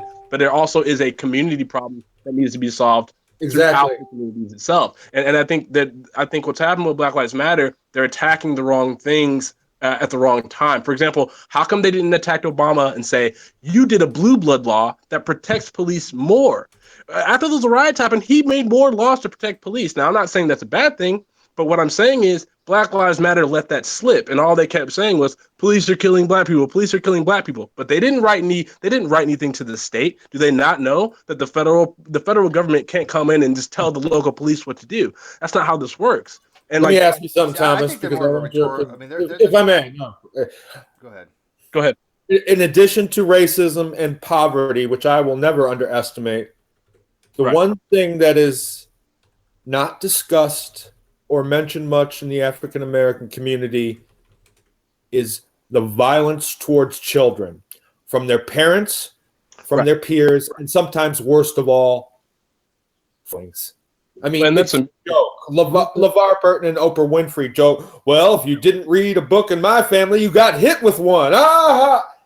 The Right. violence towards children, that is the Well, that's that's a the little thing. Blue, that's a little bit hyperbolic. I mean, that kind of Yeah, a little bit. Yeah. that to be. I actually understand that rule. If you don't read a book, you get hit by it. I'm okay with that. I'm not against It's that. It's metaphorical more than anything, but I mean, I'm not against some physical not things against with. spoiling no children, but I'm talking about there does seem to me, at least Well, you can't to equate that to me, abuse, though. where That's I kind of live, that's a slippery systemic slope to violence say that towards they're children. abused. See what I'm Well, saying? That's not discussed. okay, so there's long-term effects. So I don't know if you're familiar with Thomas Sowell, but Thomas Sowell, he talked about how you have these instances in history where, okay, the racism is bad in, Reconstruction, 20s, 30s, 40s, 50s, 60s, right, 70s, up until the 80s, where, yeah, it seems like it is racial. I mean, there's racism everywhere. It will never go away. But I mean, this like obviously in your face racism has seemed to started to get curved around 75, 80s. Now, the issue is, why is it that in the time of, if I have a home, I'm a baker, I'm a black man, I have my wife and my two kids, and we're all in a community of blacks, or we're in a community of white, here I may have to take a burning cross out of my yard, but I still have my job, I still have these things, I still can teach my kids. It seems like over time, the more freedoms, the more like affirmative action happened, it started to actually force blacks to lower their standards. And what's happened is there's almost like a marriage to welfare that happened, courtesy of LBJ, but I don't think he meant to do it with these effects that it's had. But I think the black community has actually like attached itself to the left and said, help us. But the irony is there's some degree of like miscommunication on how to help ourselves. And what happens in these communities, we blame systematic oppression, we blame these things, which is okay, but there's not enough, there's never been a real communication of like, how do we solve the same perpetual cycle systems that involve abuse, single parenting, fatherless homes. And to be honest, I think it's a mixture of a lot of things. It's kind of hard to pinpoint. Okay, for example, for me, like I'm 30 years old, right? I've been to jail only through my own account from like trespassing and loitering, like stupid stuff, right? But why is it that my mother was a part of the crack epidemic? She did drugs, she did these things, she was whoring herself out for money. But for me, I didn't use that perpetual standpoint to say, you know what? I'm going to be a gang member. I'm going to be a drug addict. I'm going to have a baby mama drama. Like I chose not to do that only because I saw what I saw as a child and I decided I can't, I'm afraid to become that. But why is it all the kids that I grew up with, all the people that I knew in the neighborhood, they're still there today in Winston-Salem, North Carolina, perpetuating the Well, cycle? because it wasn't like you said, it wasn't LBJ's purpose to get people hooked on the system, but the Right. system being hooked on it is a this is a freedom, a figure of speech here. It's a drug that politicians use to get people to vote for them. And that's exactly right. And actually, that's what they say. Every inner city with predominantly minorities, not just blacks, whites too, Hispanics, but the poor, what's happened? It's always governed by the left. Yes. They're never. It's not. Yeah. And so, and that's the thing. I've always felt like it's just a mixture of things. But I think at some point there has to be some sort of like real rational, like knowledge being brought to the table. But the biggest issue is this. If you look at the mainstream news over time, they've never, Don Lemon isn't going to come out on TV, or Van Jones is going to come out on TV and tell all these black feminists and all these fucking hardcore wannabe Marxist communist kids that go to UCLA, they're not going to tell them that like the middle black home is worth $1,700. That's 14 million homes, or that's like 8 million homes. Like most black people don't know the real economic stats. We always just say, yeah, sure, and some of it's systemic, and some of it is self-caused, but the issue has to go down to like, is it really a cultural thing? Like to this day, I hate to say it, the way, okay, for example, take the crack epidemic. We know the CIA played a part in getting drugs in these communities in LA in the 80s, right? But there wasn't like there was a white man that said, I'm going to keep you down and you have to sell crack to your own race. At some point, it has to be a mixture of poverty. You don't have much education, but the issue There is is a personal responsibility there, Thomas. What's up? There is a personal responsibility for each individual as well. Say that, but when I say that, I get yelled at by other blacks, and the issue is, and that means there's an education thing. But here's my They problem. want to eliminate that. They don't want to be irrespective of themselves and look inside themselves and say, oh well, we have to have take some responsibility for our position and realize that we are hooked on this cycle of poverty and welfare. Well, so just my last comment. The interesting thing that I've noticed, and after this we can go back to North Korea. But we gotta get back on topic a little bit. Right? But the interesting thing, the last thing I'll say, is if you notice Asian cultures when they come over here, there a lot of the times, people talk about IQ and race and who's smarter than whatever. But however, there's a lot of times they end up in the same communities as blacks. And what I've noticed is, and all the stuff that I've read, it seems like there is a willingness to sacrifice the current generations for future generations, and I think that's the biggest difference in community. Like you, I even see Mexicans doing it. I've lived with Mexican families before when I was I worked in the restaurant, and it was weird to see like two families living in a home that's probably no more than $200,000 in worth, and like there's grandmas, there's mothers, there's uncles, all living under the house. All the men would wake up in the morning, go to our construction jobs, go to our restaurant. There's a cultural thing to be said for that. That actually is a cultural thing with Hispanics. But the issue is how have we not been able to see that? Why are these other cultures assimilating? And like in 2 to 3 generations, but we've been here for 400 years. Like I'm sorry, but I can't keep blaming the white man. Like I'm done doing that. There has to be, and that goes back to personal responsibility. Yeah. It goes back to what do you see? And the irony is the culture that we love, the hip hop culture, the thug culture, it's all conservative values. Yeah, Big I agree with you, Thomas. Oh, that's I agree with you 1,000%, and I think that the Black Lives Matters whole movement is misguided. This whole let's blame the white man thing, it's done. It's overplayed. It's over. Let's move on and get to the real problems, because I've said it a million times. Like you said, similarly, racism is going to exist. Hopefully one day, maybe, in the future, maybe my daughter's grandkids or great grandkids, it's eliminated completely, but it's less and less. But when people use racism to justify certain actions, that's what contributes to the racism. Right. And it's self-defeating. And so it really bugs me when I see that. But we want to get it back on track a little bit, because a lot of people. Hey, what's up, Dan? So we got some new people in here. We got G Wester, we got Darren. Darren, I just saw your message on Facebook. Sorry, buddy. I was not ignoring you. I didn't see it, so my bad. I think we're talking about what moves had to be made and to step in to intervene with North Korea before it gets too late. Yeah, and like Annabelle's pointing out that she thinks like China doesn't really care too much about North Korea, and I don't know if I can fully agree with that.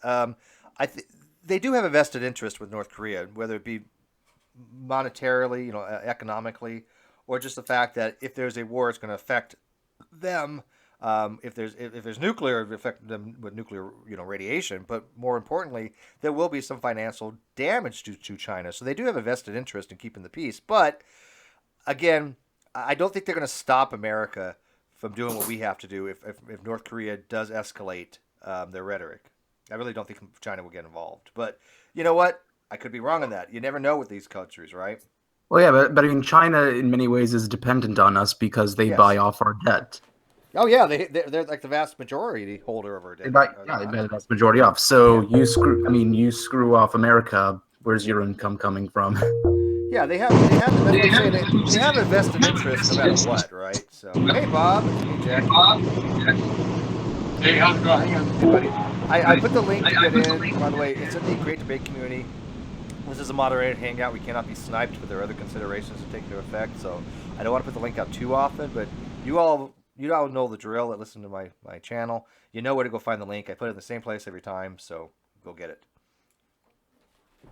With that said, hey Bob, let me throw it to you, man. You're pretty astute on this kind of stuff. What do you think so far?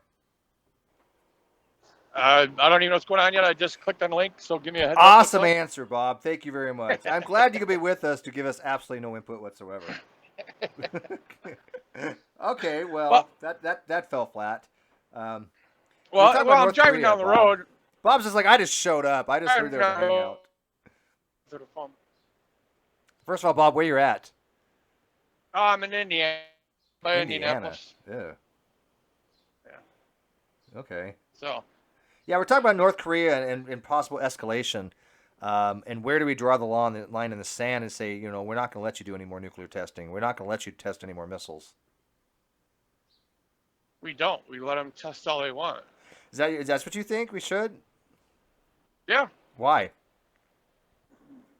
Who nominated us the world police, right? We are part of the world police. We're part of it. We're one of the superpowers that are set to regulate things in the world. That's one of our responsibilities as being a superpower. Somebody has to be. Well, no. That's what the United Nations are for. They come together when they decide something is a threat for everyone. They all come together and make a vote, and then they pick someone to deal with it, right? You don't think the United Nations is impotent anymore? Well, if they are, it's still, I don't think we should be going outside of our country to manage other countries. We need to stay here and manage our own country first. See, I love you, Bob, but I couldn't disagree with you more. We've seen the policy of that happen before. It's never ended up well. If we allow North Korea to develop thermonuclear weapons, first of all, South Korea will cease to exist. There will be a threat to our social and well-being. We'll eventually be attacked by them. This is a given. So I think we have to do whatever it is now to prevent the problem later on. We can't just keep passing the buck to future generations, and we can't just keep saying that, oh well, things will work out organically, because we didn't learn our lessons from his history. If we don't take action early, things do escalate. So what are you saying, that if it comes to pass that the North Koreans develop a nuclear weapon, that the US should invade? No, they've already developed nuclear weapons. So the US should. Well, okay. So if and when they do, assuming they haven't, whatever they have, are you saying that the US should? Okay. So are you saying that the US should invade North Korea? No. What I said was we need to do something. We need to take action. We have show of force over there right now. There are ways to attack their infrastructure without invasion. So bombings, then? Possibly. Yeah, I don't think that's going to help. If they're going to launch an ICBM, if they're going to test an intercontinental ballistic missile, and we have to use conventional weapons to take that out, yeah, I'm okay with that. Well, if you're saying they've already built one and they haven't used it, what exactly is the problem? You're assuming that you're saying it's a given that if they develop one, they would use it, but you're also saying they have developed one. They haven't used it. No, they have not developed an ICBM. I've never said they developed an ICBM. I said very beginning they haven't got an ICBM technology yet, and that we need to keep them from getting ICBM technology. So what are you saying they've developed then? Just the explosives or something? The explosive payload? Whistler, they have nuclear weapons. Are you not familiar with what goes on in North Korea? They've tested nuclear weapons. We know they have nuclear capability. They don't have thermonuclear weapon capability, nor do they have a delivery system. Right. Okay. Hi, I still don't Jackie. think any kind of action on foreign soil is gonna go in anyone's favour. Certainly not America's. Go ahead, I Jackie. think it's just. Oh, sorry. Can I put my 2 cents in? Yes, but your sense is Is usually that worth about okay? 5 because you're Jackie. So go ahead. Okay, so I have friends, actually a lot of friends who currently reside, whether it be for studying abroad or they have family there or whatnot, who are in South Korea right now, who are in Japan right now. And it scares the shit out of me. And I think it's just so easy for us to say, like, let's go stop North Korea right now. But, like, many Americans actually currently reside on U.S. bases in the area. They're in Seoul, they're in Busan, they're in Tokyo right now. And it just seems like people who are saying let's go intervene now are not really thinking carefully about it because we have a massive presence, a residential, not even just military. We have a massive residential presence in these countries. So I'm not so quick to jump on this bandwagon. I will say that Kim Jong Un and that regime has a history of testing these missiles and such, and doing very naughty things. But in the past, before Obama, we would give them things like, "Hey, I'm gonna go test more missiles," and then they test more missiles, and we give them things to shut them up. Mm-hmm. In the past 8 years, while Obama has been president, he's just been ignoring Kim Jong Un and his father when he was in power, and I think that's the best way to go. The reason why they're building their nuclear arsenal is because they want to intimidate the U.S. because they want to divert people away from them, right? So I don't think they're actually ever gonna strike us or anywhere else. I think they really just want to be an isolated nation. They want people to stop paying any attention to them or, like just ignore them militarily. I think you're That's 95% what I, right, Jackie. yeah. I think you're 95% right. But the 5% I disagree on is that because they were saber rattling for so long, and you're right, we did give them concessions, right? I mean, we lifted sanctions or whatever, we gave them humanitarian aid. I mean, we do things to stop them from carrying out their threats in some ways. But it's just like almost like an extortion thing in some ways, or more. I guess better analogy would be like a little toddler having a temper tantrum, and you get them some candy to shut them the fuck up, right? Exactly. But now that we're not doing that any longer, the toddler's getting a little bit older. The toddler's getting a little more boisterous and a little bit bigger toys that they could throw around. And I think it was Boyle Piss put in the live feed there. I mean, what do we want to do? Do we want to wait until they have these delivery capabilities and want to wait till they have the capability of wiping South Korea off and out in one big swoop? Right now, if they at least launch a missile over there, probably we could take the missile out. There are some missile anti-defense systems, but what happens when they get the technology where those defense systems no longer work? Okay, so my thoughts about that are, we need to stop. Okay, first off, we need to stop making offensive attacks in the Middle East that cost millions of dollars and use that money instead of doing all the shit that we're doing in the Middle East, and use that money to build defensive systems rather than offensive systems. We need to be able to intercept missiles. So when the time does come, they do spend money on both. they're not 100% effective. I've looked into this a little bit. No system is 100% effective. But exactly. But I think we can work to improve those.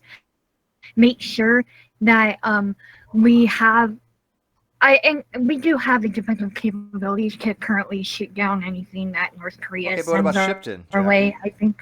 What about Shipton? I'm sorry? North Korea loads a 20 kiloton bomb about the size of a trash can on a cargo freighter.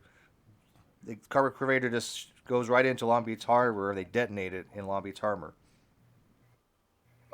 Doesn't require any kind of ICBM system, and North Korea has the ability to do that as we speak.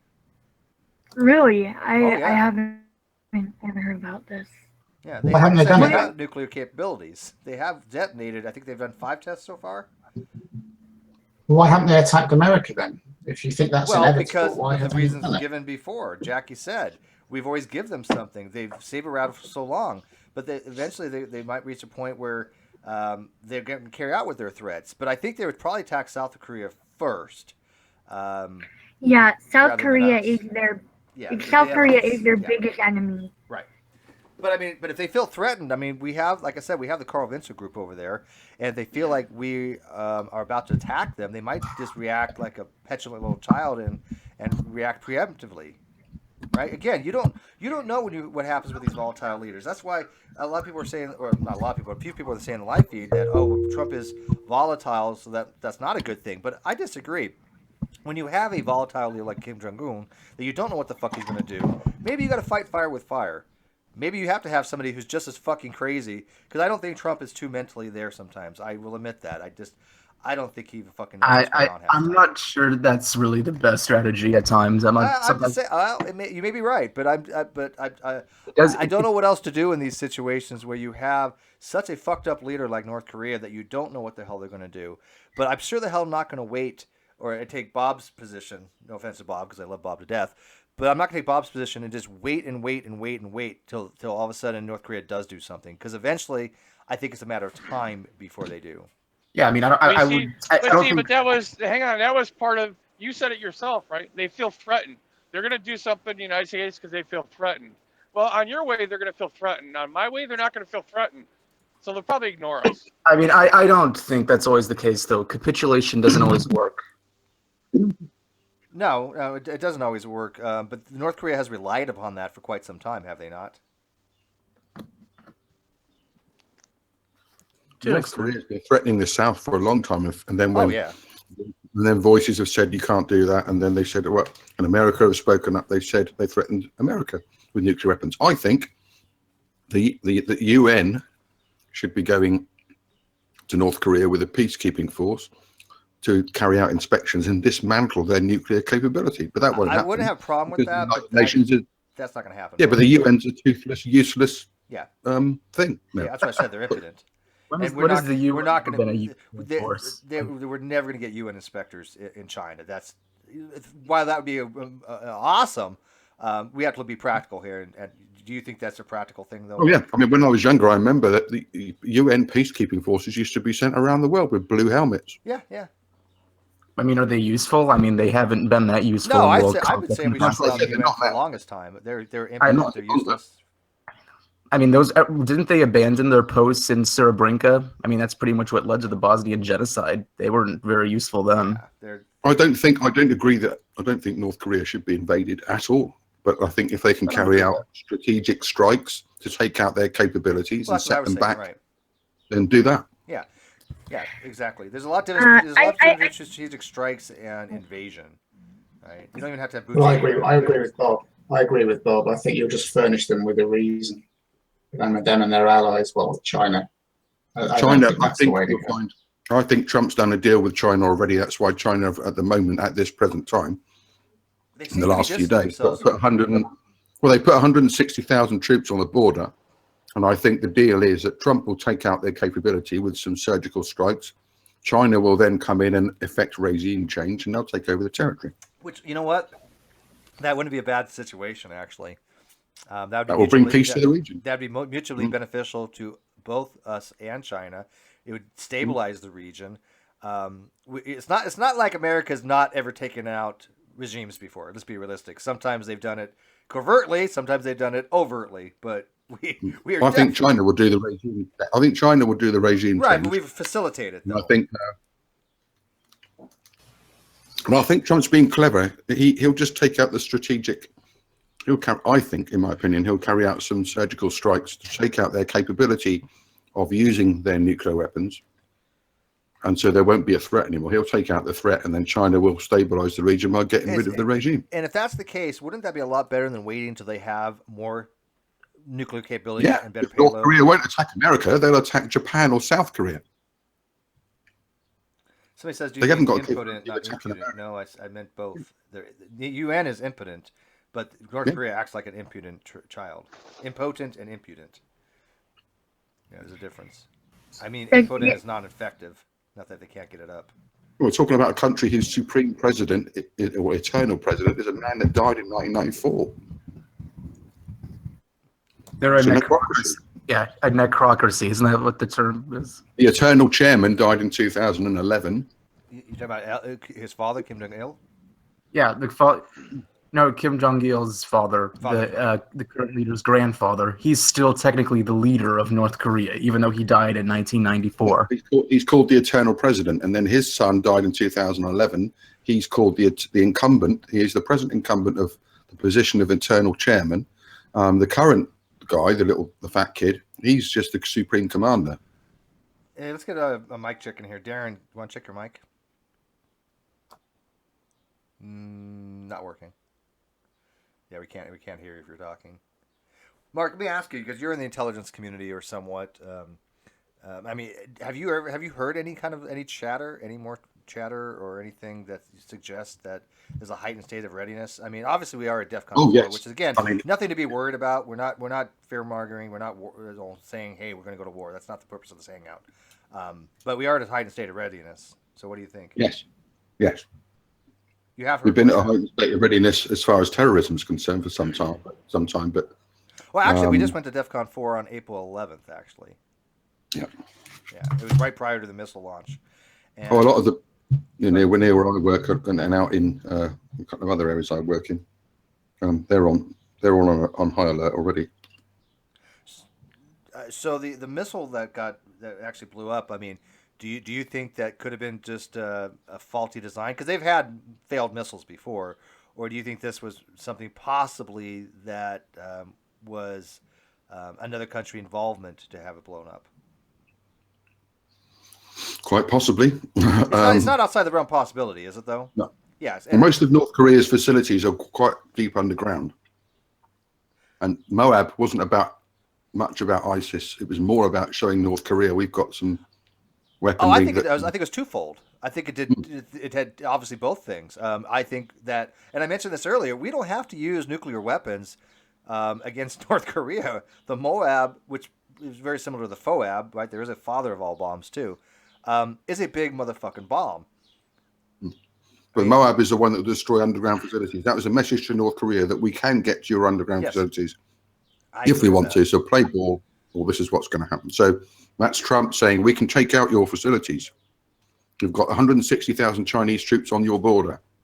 You're fucked. Yeah, he was flexing muscles on that one. There's no question. And with the Tomahawk strikes in Syria, I mean. Yeah.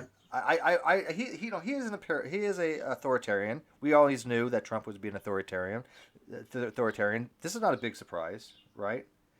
We've got a carrier group on their way with 2 or 3 destroyers, cruiser, support ships, and of course the ships you can't see, which, as far as I understand, is 3, maybe 4 submarines. Somebody in the live feed asked, where would I go to keep tabs on the DEFCON level? There is a site called DEFCON Warning, I believe it's called, that. It has all the latest Twitter feeds and the levels, and at the very top it tells you what the current status is. There is a fake one out there. I think it's called it's DEFCON something or other. Careful, it's not the same as the fake one, because the fake one has been known to go to like DEFCON 3 when we hadn't been at DEFCON 3 before. So you use the other one. It's a blue font one, and if you would like me to put it in the live feed, I can do it for you. So. I'll put it in the live feed. And by the way, like I said, feel free to use Super Chat if you want to get your message read or looked at quicker. Just saying. Hey, it's a buck or two, right? I mean, a lot of people don't want to do the Patreon because it's reoccurring, but if they want to like just drop a buck or two here and there because they like the chat, then and don't forget Side 10 Atheists fundraiser, which none of you bastards. By the way, he's back. You know he's back, right? Oh yeah, I know he's back. Yeah, but the fundraiser was because he had a bad accident just before Christmas. He was knocked off his bike, and he suffered a shattered shoulder, broken arm, and some other injuries. So he wasn't able to work. Broken ribs, smashed his shoulder blade.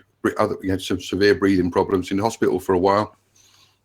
4 months off work, so that helped. He obviously didn't get any bills paid or anything like that. So that's the purpose of that. I mean, for Christmas dinner, he had soup. Okay, first world problems, but the idea of the fundraiser was to try and help him get back on his feet. So.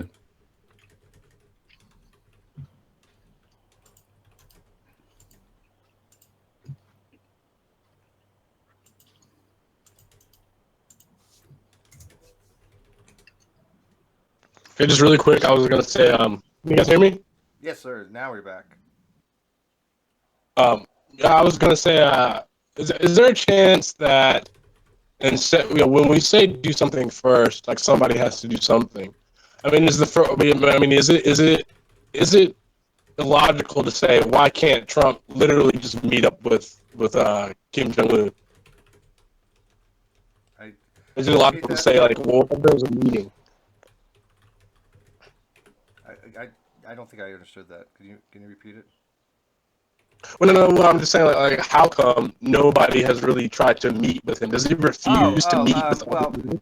Yeah, I mean, he's not going to meet with political leaders. He'll meet like with Dennis, Rodman kind of thing. But yeah, they're not interested in having conversations with other political leaders. That's not what he's about. Yeah. See, and see, the issue is, okay, so like, for example, I'm for intervention, right? I don't want them to get ICBM and thermonuclear, right? But the issue is if we step in first, does it become an issue with everybody else? See, because as much as everybody's talking shit, they're all saying, "Oh, we need to do something." Global community is worried. But if we step in first, then everybody points the finger, because it's like we're damned if we do, damned if we don't. No matter what, if we step in too late, then they'll say, "Oh, you waited." And if we step in too early, and then we're the first to step in, then they'll say, "Well, you're trying to be the world police again," which there's no way out of that conundrum. There really isn't. Yeah, I mean, it's one of those damned if you do, damned if you don't things, right? I mean, okay, so but you got to look at the big picture. Hang on, you got to err on the side of caution here. Right. And you got to remember again that they've been at war with South Korea all this time. The war's never ended. We're not actually unilateral in this, because South Korea will always be our ally on this, right? And it's more likely than anything that if there's an action taken to them, it'll be on behalf of South Korea, and we'll be assisting them. Would you not agree? Okay, well, I mean that sounds fair. Right, that sounds fair. Yeah. Your mic is crackling though, really bad. Hey, Hag, I don't know if this might have been what sparked the hangout, but North Korea has announced that it'll test missiles weekly.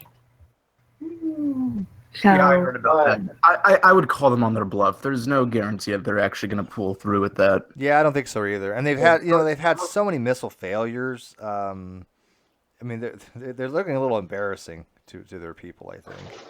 I mean, I'd like to say on Jackie, when she mentioned we should be looking at anti-weapon technology. Mm-hmm. Problem with that is the people that build the weapons then build better weapons to overcome the defenses, and so that sort of it does the same thing. That's defense contracting in a nutshell.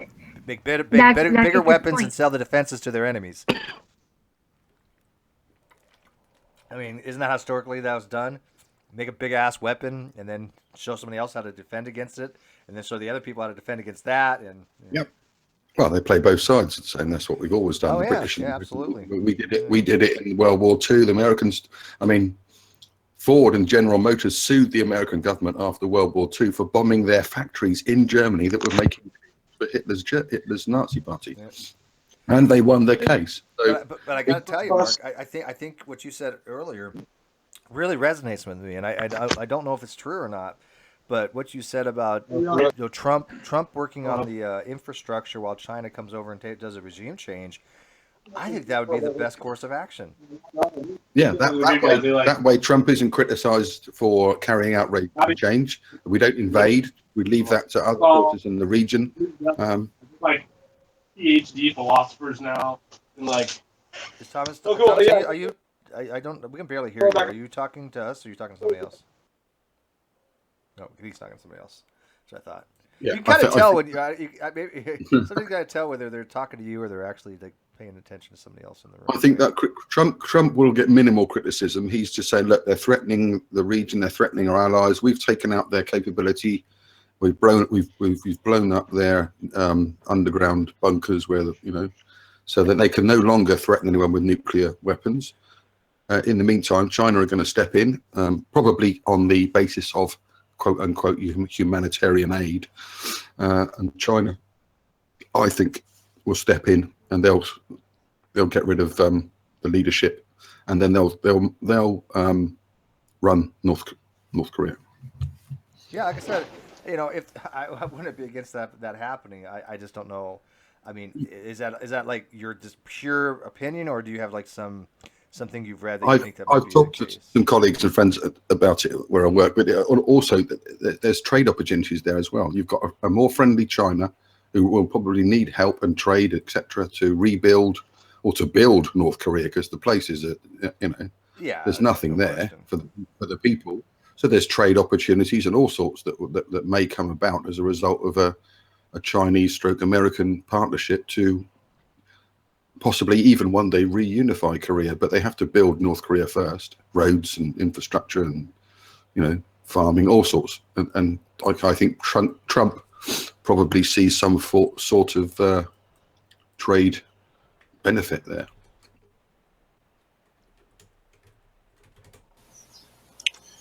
Is there one aspect to this that we're overlooking? Just a question for the people on the panel. Because North Korea, aren't they one of 3 countries that isn't under Federal Reserve banking, along with Iran and Cuba? And it's strange how we allowed Iran to enrich uranium. Seems to me like that could be a plot in the future too. The problem was they weren't allowed to enrich uranium. They were supposed to have only for peaceful use. Now, when we went in there and we looked at the uranium enrichment for Iran, we actually found trace amounts of highly enriched uranium, which they would only be used for one purpose, and that would be for weaponization. We didn't take any action upon that. We said, we'll just kind of look past that. When we know that the centrifuges they had like 3,000 centrifuges running 24 hours a day. I'm sorry, that was not for peaceful use. They were not looking for uranium simply for peaceful use. There's no fucking way. But I think we kind of like rolled over on that, and I think we're kind of doing the same thing with North Korea to some extent. That we're just kind of putting a blind eye to the fact that they will have far more capability than they have now, and that puts us at risk. Justin is quite right, though. Apart from, I think, some really small island nations, the only country on the planet that doesn't have central bank is North Korea.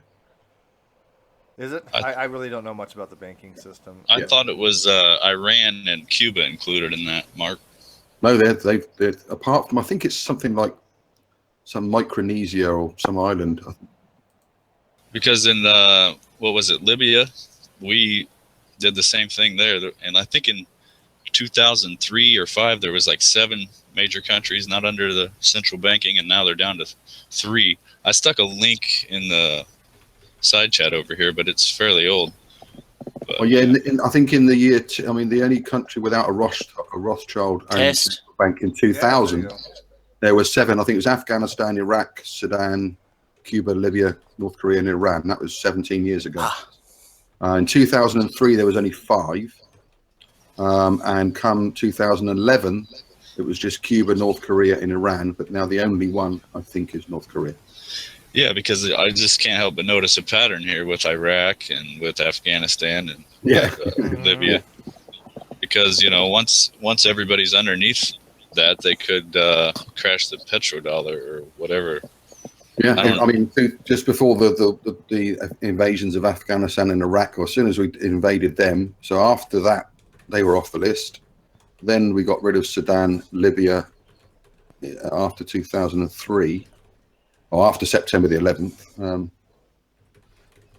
Obviously, Afghanistan and Iraq came off that list, but as I say, after 2003, Sudan, Libya came off the list, leaving just Cuba, North Korea, and Iran. But I think Cuba and Iran do now have central banks. Maybe So what that's would why. happen- what would Maybe that's happen- why we overlooked. Maybe that's why we overlooked Iran's uranium.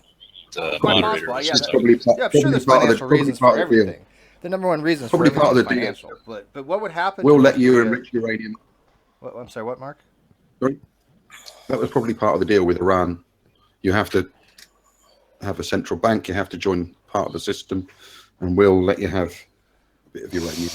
Well, what would happen to the economy if North Korea, for example, like what we're just talking about, Trump, kind of goes in, takes out the infrastructure, China comes in and takes over the territory. Obviously, their economic would be shit, right? I mean, worse than what it even is. So how do you take care of an entire country when the money is basically worthless as toilet paper? Well, the same as you've done with any other country. You award contracts to American, Chinese companies. They invest in building up North Korea and giving them, with their electricity grid, everything just gets upgraded. So you have private contractors come in and kind of work on the infrastructure too. Yeah, the governments would award those contracts to Yeah, their preferred okay. contractors, and they would go in and rebuild the place or start building stuff. So And actually, that- in the long run, it could be yeah. beneficial to other countries because of that alone, would it not? Yeah, well, the deal would be that the US government and the Chinese government they'll be the ones that would get the advantages at the end of it. I mean, you get private companies to come in and do the work, Right. so they get paid by the governments. The governments then get their money back later on. By the way, we do have When they enough run- room. We have 25 people this thing can hold. So Everyone tuck in their elbows.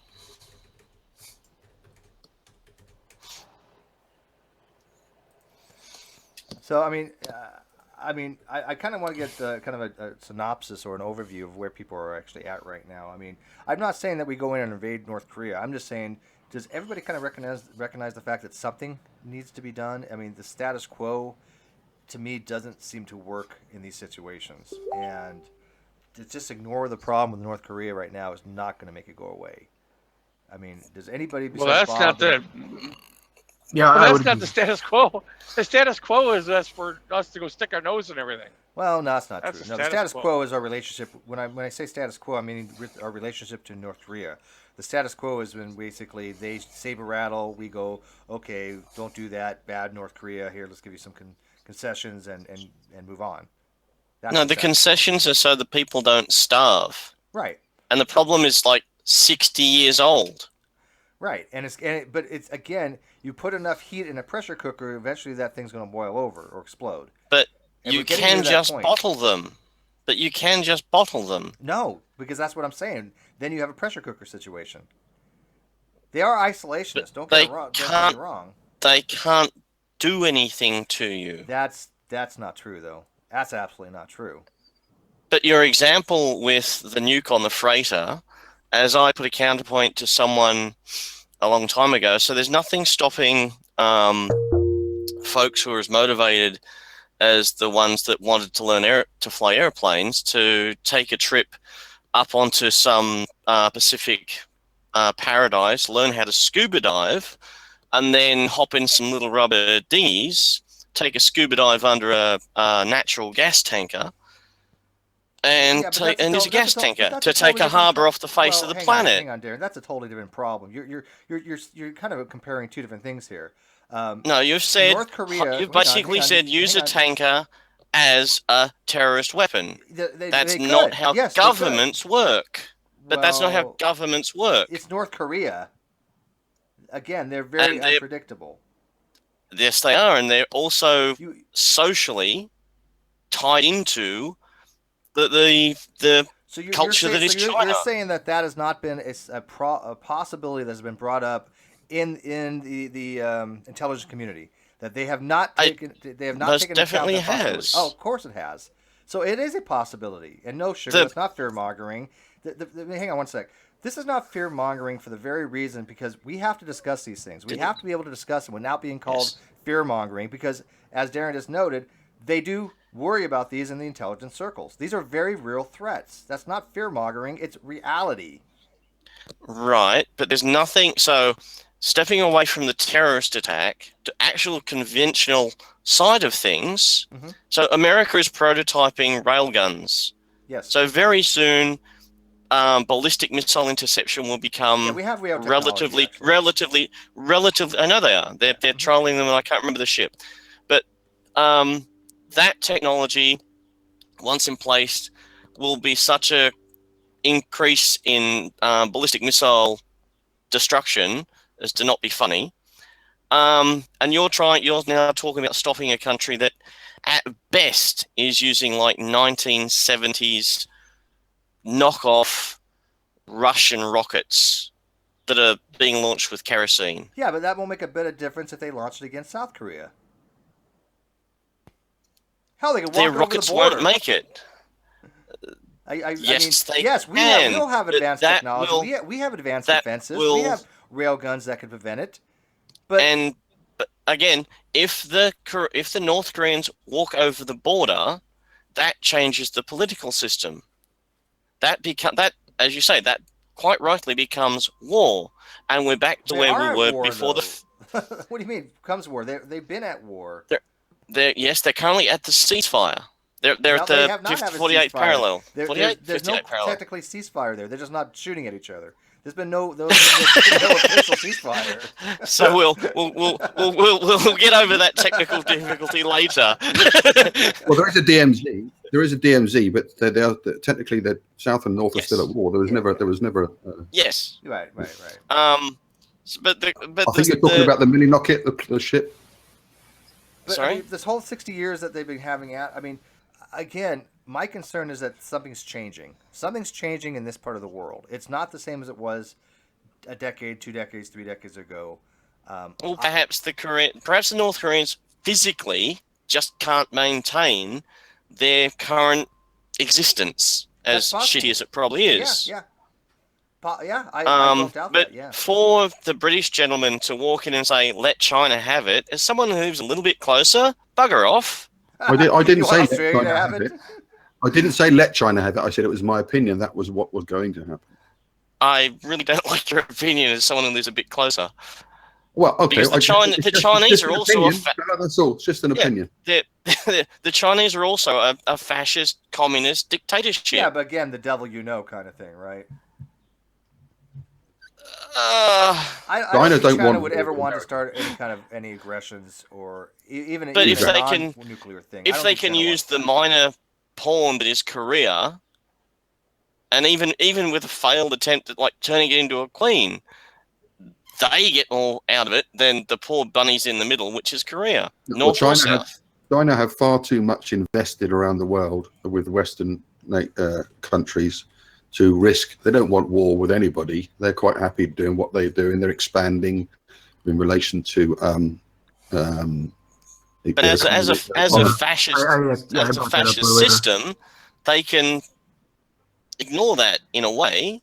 Well, China is becoming more and more westernized, and they're embracing.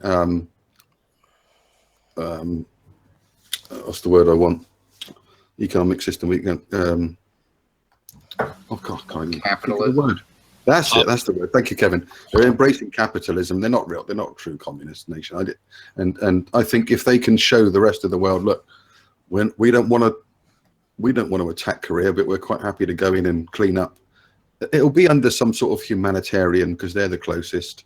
They will basically affect regime change. If America starts bombing North Korea, little fat boy will be wished away somewhere.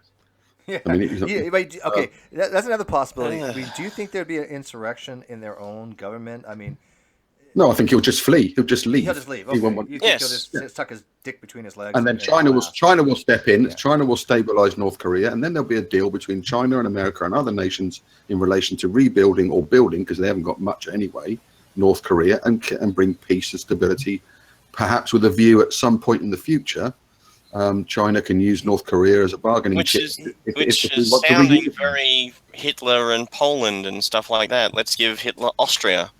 No, we're sort not of saying thing. give. We're not saying give. I think the deal will be well. Either that you can't. The point is that at some point, if nothing happens, this little fat bastard will nuke somebody. Yeah, well, I mean, he comes across Whether as, it's Japan, to me. whether I it's mean, he South comes across to Korea. me as a very, very Weasley, pudgy, just ineffective person. I mean, I think he's probably been. If he wasn't a salute. leader of North Korea, he probably would have been picked on in school, kind of guy, right?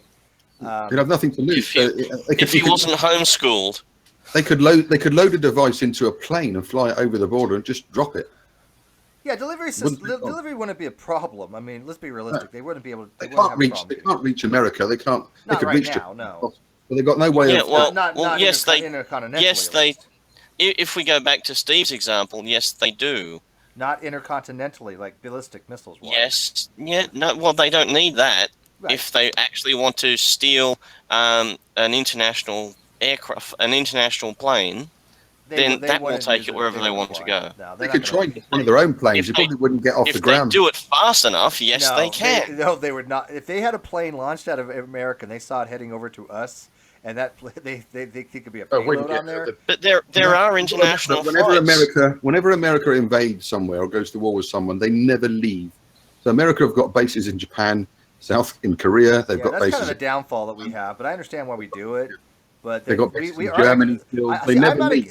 I'm a lot different than most of you guys here. I'm not against military action, right? Because I'm military. I just think our exit strategies suck. I actually on Facebook someone posted about the evils of the GUA-8, to which I posted back, well, the A-10's built to get that in a position to save American soldiers' lives, because they were just like pissing on how evil the GUA-8 is. You've also got to remember, at some point, I mean, I think America's aim at some point is probably world domination. America? Oh, God. Yeah, well, if that was the case, we suck. Everywhere you've ever invaded, you've never fucking left. Well, yeah, that was the British fault for letting them off the leach in the 1700s. I'm not against the military action. I mean, our exit strategies suck. That's I don't think your entry strategies suck. No, that's not true. That's bullshit. We have good entry strategies. I don't think it's a case of anyone. Storm and Desert Shield. We kicked ass over there. I don't think it's a case of anyone letting America off the leash. They pretty much do what they want. I mean, you know. Yeah, but they've been doing that when they were colonials. Oh, you British just can't get over the fact we left you, can you? We allowed you to leave. Yeah, we allowed you to leave. We just couldn't be bothered. How are you doing with Papa. your Canadian neighbours, eh? Leave, Papa. Yeah, how you doing with your your Canadian hat? If that is the case, then central banking would be a big factor in that, right? If we were trying to take over or push in one world government or whatever. Sooner or later. And didn't the fat boy go missing a while back for like 40 days or something? I remember hearing something about that. I mean, he's not going. If America starts dropping Moabs on North Korea, he's not going to hang about, is he? He'll be. You want to bet that China will take him? They'll say, "Come, we'll help." He'll just disappear, or end up like. They'll find some nice little country for him to hide in. They've done it to African dictators, so they'll do it for him. Yeah, he could end up in Zimbabwe or South America somewhere. But do you guys remember hearing something about he was unknown where he was for about 40 days or something? Yeah. Given his health, he could have bent over and had a hernia. He was on a health kick. He was just doing a bit of, I mean, who's going to tell him he's overweight? No one. Yes. Not live afterwards. I think he went on a. I think he went on a World of Warcraft binge. Personally. Can you imagine an aide going up? Can you imagine an aide going up to young Kim and saying, "Oh, you've put on a bit of weight"? No, it's not going to happen, is it? He's going to say, "How do we look?" They're going to go, "Oh, you look. Oh, you look fantastic." Every day. You're looking so handsome. Your hair looks great. Doesn't look like it's been cut with a strimmer at all. Who does his hair? This is true. Do you know this? Council. This is true. Do you know there's only like 12 regulated haircuts in North Korea, except he has one that's not approved. There's only seriously like a dozen approved haircuts you can get in North Korea, and yet he has one that isn't approved. Well, of course. Is It's that unique. I mean, seriously? You have to have your hair in an approved governmental haircut. Yeah, That's you're how not allowed Tyrell to. works. You can't go to North Korea, and if you're overheard criticizing the government in any way, that's it. You and your family are gone, mate. Yes, Like that's Sugar how said Tyrell earlier in their works. side chat, if you look at satellite photographs or photographs from the space station of North Korea at night, there is no light at all. Oh yeah, there's Pyongyang, and then and there's this like the second largest city, and that's pretty much it. It's Why is that, Mark? They're not allowed batteries or torches, I think. They can't They afford don't them. have the infrastructure for electricity. Well, Well, yeah, a lot they're of not the, going to solve smaller, this. Actually, a lot of the smaller villages are not even electrified. Like they don't have the grid in place. I What have a wonderful opportunity for trade and business and companies to go in there once they've got rid of the fat boy, and they can then go in and, as the saviors of the people of North Korea, give them electricity, running water, YouTube. See, I have a way we could have solved this entire problem. You want to hear my suggestion?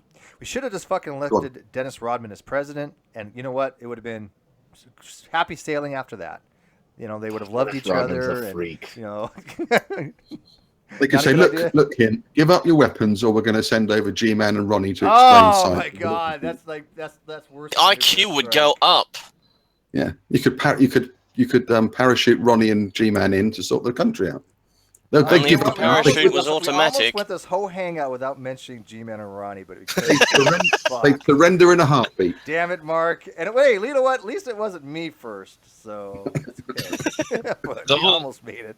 The whole Steve's Dennis eyes Rodman twitching, thing. The whole Dennis Rodman thing seems a little strange to me too. Why is I that said that too. even? It really. He's a stinks. celebrity. He loves attention. What else do you But want? I did compare him to Jane Fonda, and I'm sorry, he does remind me of Jane Fonda. Just going over there, I don't think it was proper for him to go over there myself, but whatever. But didn't Fonda basically admit that what she'd done was wrong because she'd Yes, been sucked in by the? Yeah, 30 years later, some shit. But yeah, she'd been sucked in by the PR of the bad guys. Yeah, no, I get that. Yeah. Right. But Dennis Rodman thinks it's just fine and dandy. Let's go have tea and crumpets with the fucking dictator. Yeah, but I don't think Mr. Rodman has the same level of education or IQ as what's her name? He's a freak. No, he does. I think the shit you mentioned earlier in relation to the railgun was the that's US. I think US, not USS. It's US. It's US something. USNS Millinocket, and then they're thinking of putting it on the Lyndon Johnson. Oh, they'll put it on everything they can get once they get it working. I mean, eventually they'll get it small enough for tanks, and once that happens, armored warfare changes again. They just got to find someone to test it on. That's the American thing. Like, who can we test this on? We've got this big fuck off bomb. Who can we? Afghanistan. Oh, yeah. They've got The Moab has its history back to the daisy cutters of Vietnam. Yeah. It's just that it got the conventional tech got overshadowed by the power of the atom. Apparently, the Moabs are only about $180,000. They're pretty cheap compared to what $830,000 for a Tomahawk. Really? Oh yeah, when I heard that all the quotes people throwing around of millions of dollars, I'm going, that can't be right for a conventional. That's like the developmental cost probably, but not for the actual thing that you put in the back of the Herc. Yeah, Moabs about $180,000 per unit. Yeah. I heard it was 16 million. No, that's got to be the developmental. To develop it, 16 million sounds about right. Yeah, but once some you people actually think- have it, then no. It can't I think be that's that the much. confusion. Conventional. To develop it cost anywhere between, depending on where you read it, $16 million to $314 million. But to produce them now for use, that they cost $170,000, $180,000 to get one. Yeah, the railguns are what a 15-year overnight wonder. But Tomahawks are about $850,000 a pop. That's because of the engine and the computer. You don't get them back. I remember watching the first Gulf War on TV and seeing cruise missiles flying down a street in Baghdad that they were being filmed from a hotel, literally 60, 70 feet off the air, and one of them actually turned left. I mean, they should have put indicators on. That would have been great. But they're technological marvels. They just program where they go. The history of the guy that started building those back in the 50s, I had it as a PDF somewhere. But yeah, he was he ran into political difficulties with the rocket guys back in the when he started his program up, because everyone was going, oh, convention ICBMs are the way to go, and he was going, no, just take the man out of the plane. And once the micronization of electronics happened in the 70s, that's when his work really took off. Have you read about the special snowflakes that have been crying about cultural misappropriation? No. They're saying that the Americans saying that they shouldn't be using the name Tomahawk because that's going to upset the Native Americans. We're appropriating their weapon. What the fuck? Yeah, let them off their reservations. That'll be more help to them. I'm just amazed. Like, that's their main concern. It's not the fact that we're actually dropping Tomahawk missiles. It's the fact I drive a Korean car that's called a Tucson. I don't think anyone in Arizona's got upset yet. Wait, I had my earphone out. Are people complaining that the missile is called a Tomahawk? Oh, you better believe. Oh my god! Wow. They're offended on behalf of the Native American nation that Americans are using their weapon name for. Yeah, but they're not doing great things for their native Yanks getting off the reservations and stuff. I shouldn't think any Native Americans are that unhappy about the weapon being called that at all. No. Yes. I'm glad we have lots of white people who can be offended on behalf of minorities. That makes me happy. We need that.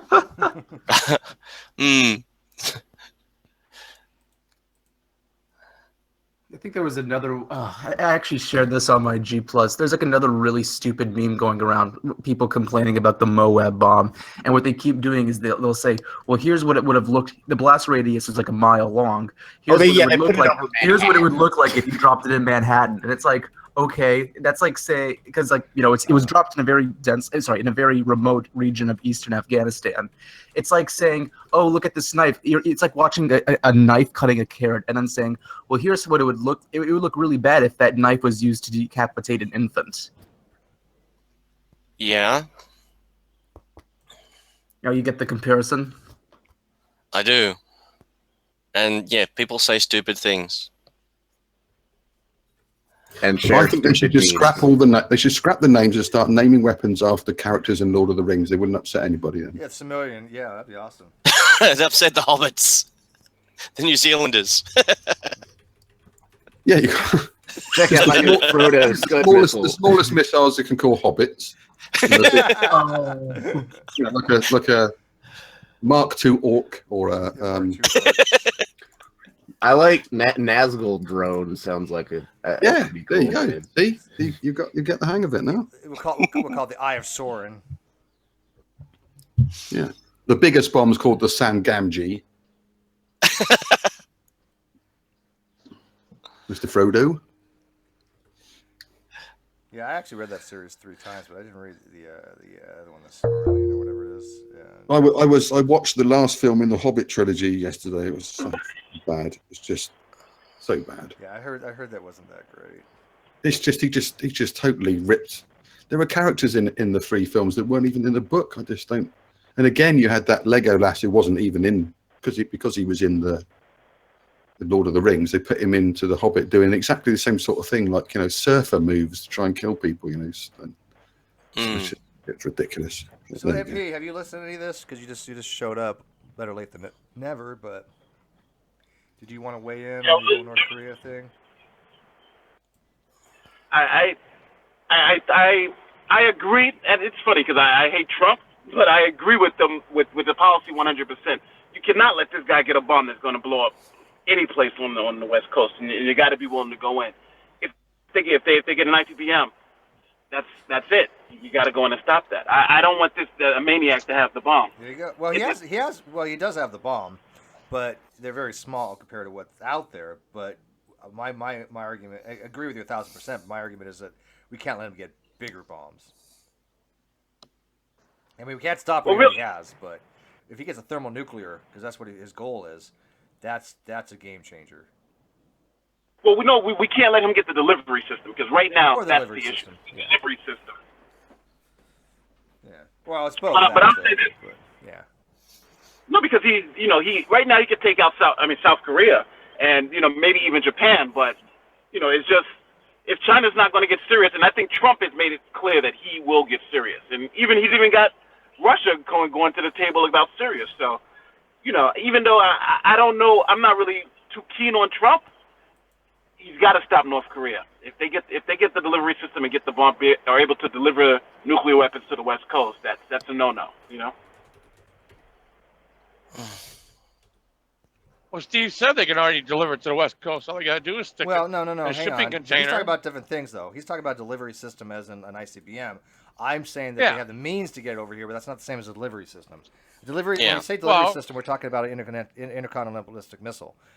Taken over in a ship, that's not a delivery system by what we mean. Well, by that. no, because what MP says is he don't want them getting a bomb to the West Coast. Well, they can do that already. No, they can't. Not a nuclear bomb. They stick it in a shipping container. They send it over on a freighter. That's called terrorism, not they're conventional. X-ray. The chances, I mean, North Korea is monitoring. It's not X-ray. Life that anything leaving, there's intelligence detectors. They'd never get a container ship all the way over the Pacific to America without somebody knowing something was wrong. No, not going to happen. Yeah, terrorist-wise, they'd be wiser putting it on a captured intercontinental flight. I've seen that program with the Australian and the New Zealand border people. They wouldn't get past them guys. I mean, I plead the fifth.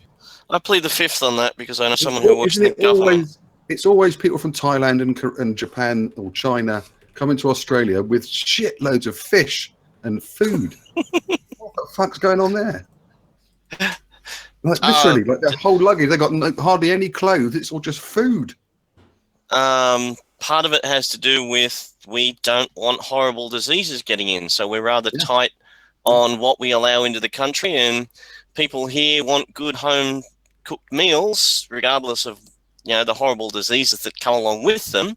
And so people with too much money than sense are willing to smuggle in a can of my favorite such and such, so I can have.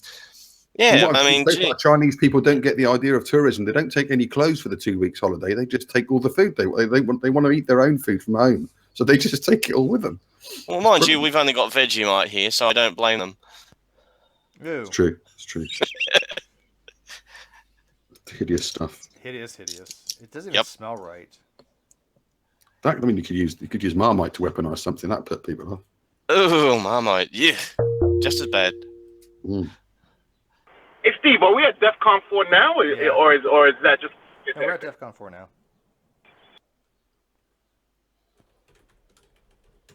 Can you explain what's the difference between the DEFCON? Is it just military preparedness for a nuclear strike? Stages of readiness, right? I mean, basically, at each DEFCON level, things ramp up. Like planes are more fueled. There's more troops that. At general quarters. It's just an alert state. It's an alert state. So all the unified and specified commands. So everything is covered by. Once they raise the DEFCON status, everything else filters through. So everybody's ready. But aren't you guys a little concerned that the United States is stretching its military might a little thin? Syria. You're joking. Have you seen the UK? You guys have got more. We've got fantastic airplanes, brand new, all singing, all dancing, bells and whistles, fighter jets. We just forgot to build aircraft carriers to put the fucking things on. We haven't got aircraft carriers in the UK. I mean, you guys have got squillions of them. You've got more. Yeah, it's just a carrier group the carrier group that's on its way to Korea, little peninsula at the moment. It's got enough with the submarines that are underneath it, escorting it. That one carrier group could wipe out half the planet. But isn't the lack of aircraft carriers for the Brits basically their government just dropping the ball on that with the development and stuff? Well, we white papers back in the 70s. Well, there's too many arguments about should we have new ones? Are they going to cost too much? So they sort of put it off and talked about it and debated it. And then everything was just getting obsolete. And eventually the carriers we did have just weren't fit for purpose anymore. So we sold them to India, I think. We were going to buy one, but it ended up going and fighting in the Falklands. Yeah, Illustrious or Hermes. Mm. My father was on Hermes back in the 60s, 50s, 60s. But yeah, so we'd already ordered the fighter jets, which became ready. So we took delivery of them, but we just then thought, oh bugger, we've decommissioned all our carriers. We better build a couple rather quickly, which they take a long time. Obviously, we're building 2 at the moment.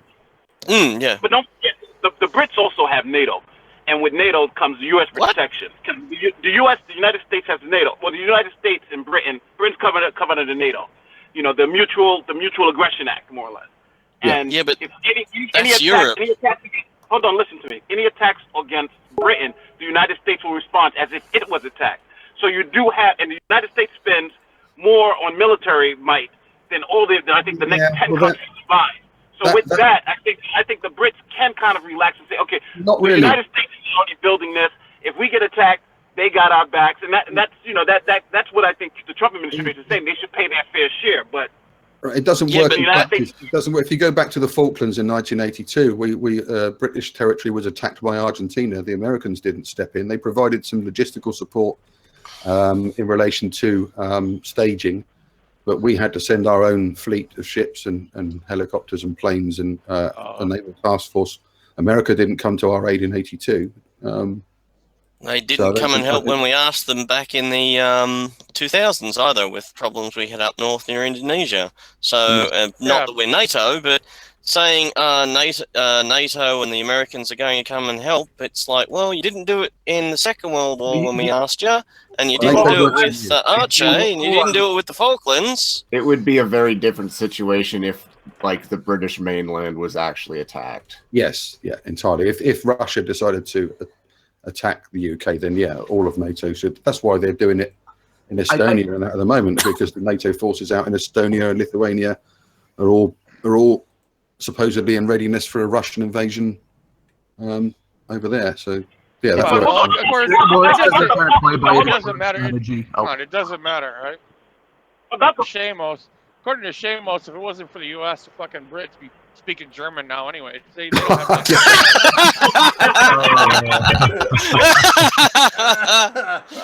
Shamos is a dumbass. How's your German, Mark? Yeah, he said all the Brits in World War II, we didn't do anything. We just hid we all hid in the underground. Forgetting the fact that the only underground is in London. That Falkland Island, somebody brought up the Falkland Islands. Did Britain trigger, what is it, Article 4, Article 7 of NATO? Did they trigger that? Because that's usually when you trigger that, that's it. That's when you have no choice but to come. Yeah, the clue's in the name. It's the North Atlantic Treaty Organization, and then look where the Falklands are. Yes, that's the problem. But if you trigger that, in other words, the country has to ask for the. No, I think as Kevin said, it relates to the mainland of England. The UK being attacked. Then that would kick in, but it doesn't kick in for minor territories. The same as if there was a spat about Gibraltar. I mean, we think our Navy's bad. Spain have got 2 ships, I think. Most of them are glass bottom, so they can see the old Spanish Navy. The Spanish Navy is still using the Santa, the Pinta, and the Nina, the Santa Marina. They still got those in their fleet. They haven't been retired yet. Yeah. Exactly. They still got. I think Spain have got 3 ships, and one of them does fishing. I think if mainland UK was attacked, as Kevin said, then of course I think America would come to our aid. At least they fucking hope they would. Actually, if they mobilised the Spanish fishing fleet, we would be in problems because they've got a hell of a lot of them. Yeah, we just starve us and then no fish. Yeah, the Spanish fishing fleet's about 20 times larger than ours. I don't think we've got anything to worry about the Spanish. They've learned their lessons from the Armada days. Nothing like living in history. Yeah, well, we got a good. I'm proud. We got a good Air Force. That's okay. We've got plenty of planes. An Air Force that was actually able to hold off the Luftwaffe, I guess. But Stamos doesn't know about that. Yeah, this is what I said. We've actually got excellent military. The RAF was the RAF. They don't call that. We have the world's best special forces. As I tried to say to Shamos that day, I said, "Did he ever hear of the Battle of Britain?" Because that's when the Luftwaffe decided they were going to wipe out our air capability, then invade, and we beat their asses, and then they gave up and decided on that great idea to attack Russia in the winter. And how many? What was the multiplier? You know, there was something like 2 or 3 or 4 times the number of planes they had against the British RAF, wasn't it? Something silly. Well, no, the way Oh, they'd set it up, it was kind of equal. We must thank the Aussies and the Polish, because without them as pilots, I think we had 1,000. Polish Air Force came with planes. They were brilliant. We had 1,963 serviceable aircraft. The Luftwaffe had 2,550. We lost 544 air crew, 718 bomber command, 280 coastal command. We wiped out 2,585 Nazi planes, captured 925. Yeah, we lost 1,700 aircraft. They lost 2,000. 2 or 3. Yeah. Yeah. We kicked their asses. Oh, and they were. And the Canadians and the Polish, of course. They were and tactically technically they inept had, when they did it. but they also had better technology. No, Yeah, they didn't. they They're had- about the same. No, they did not. You look at now you're talking, and Mark and I don't agree on much, but we will agree on this. You look at things like the FW-190s, the MEs. They have much better climb rates than the Spitfire and the Hurricane. The Hurricane was like The a fucking 190 brick. was only just coming into service, though. 43. The 190s weren't they weren't in big enough numbers for the Battle of Britain. Battle of Britain was 1940. Yeah. Be Yeah. wrong there. No Focke-Wulf 190s in the Battle of Britain. It was Messerschmitt 109s without drop tanks, the poor bastards. So Shamos sort of forgot the Battle of Britain, and I said, well, after that point, we were basically the only nation fighting until the Americans came into the war a year later. So A year and a bit. year and a bit. Wasn't it Christmas 41? 41. Yeah. So almost Pearl Harbor 42. was 6th or 7th of December 41. Yeah. So virtually 42. So 2 years. Give yourself some credit.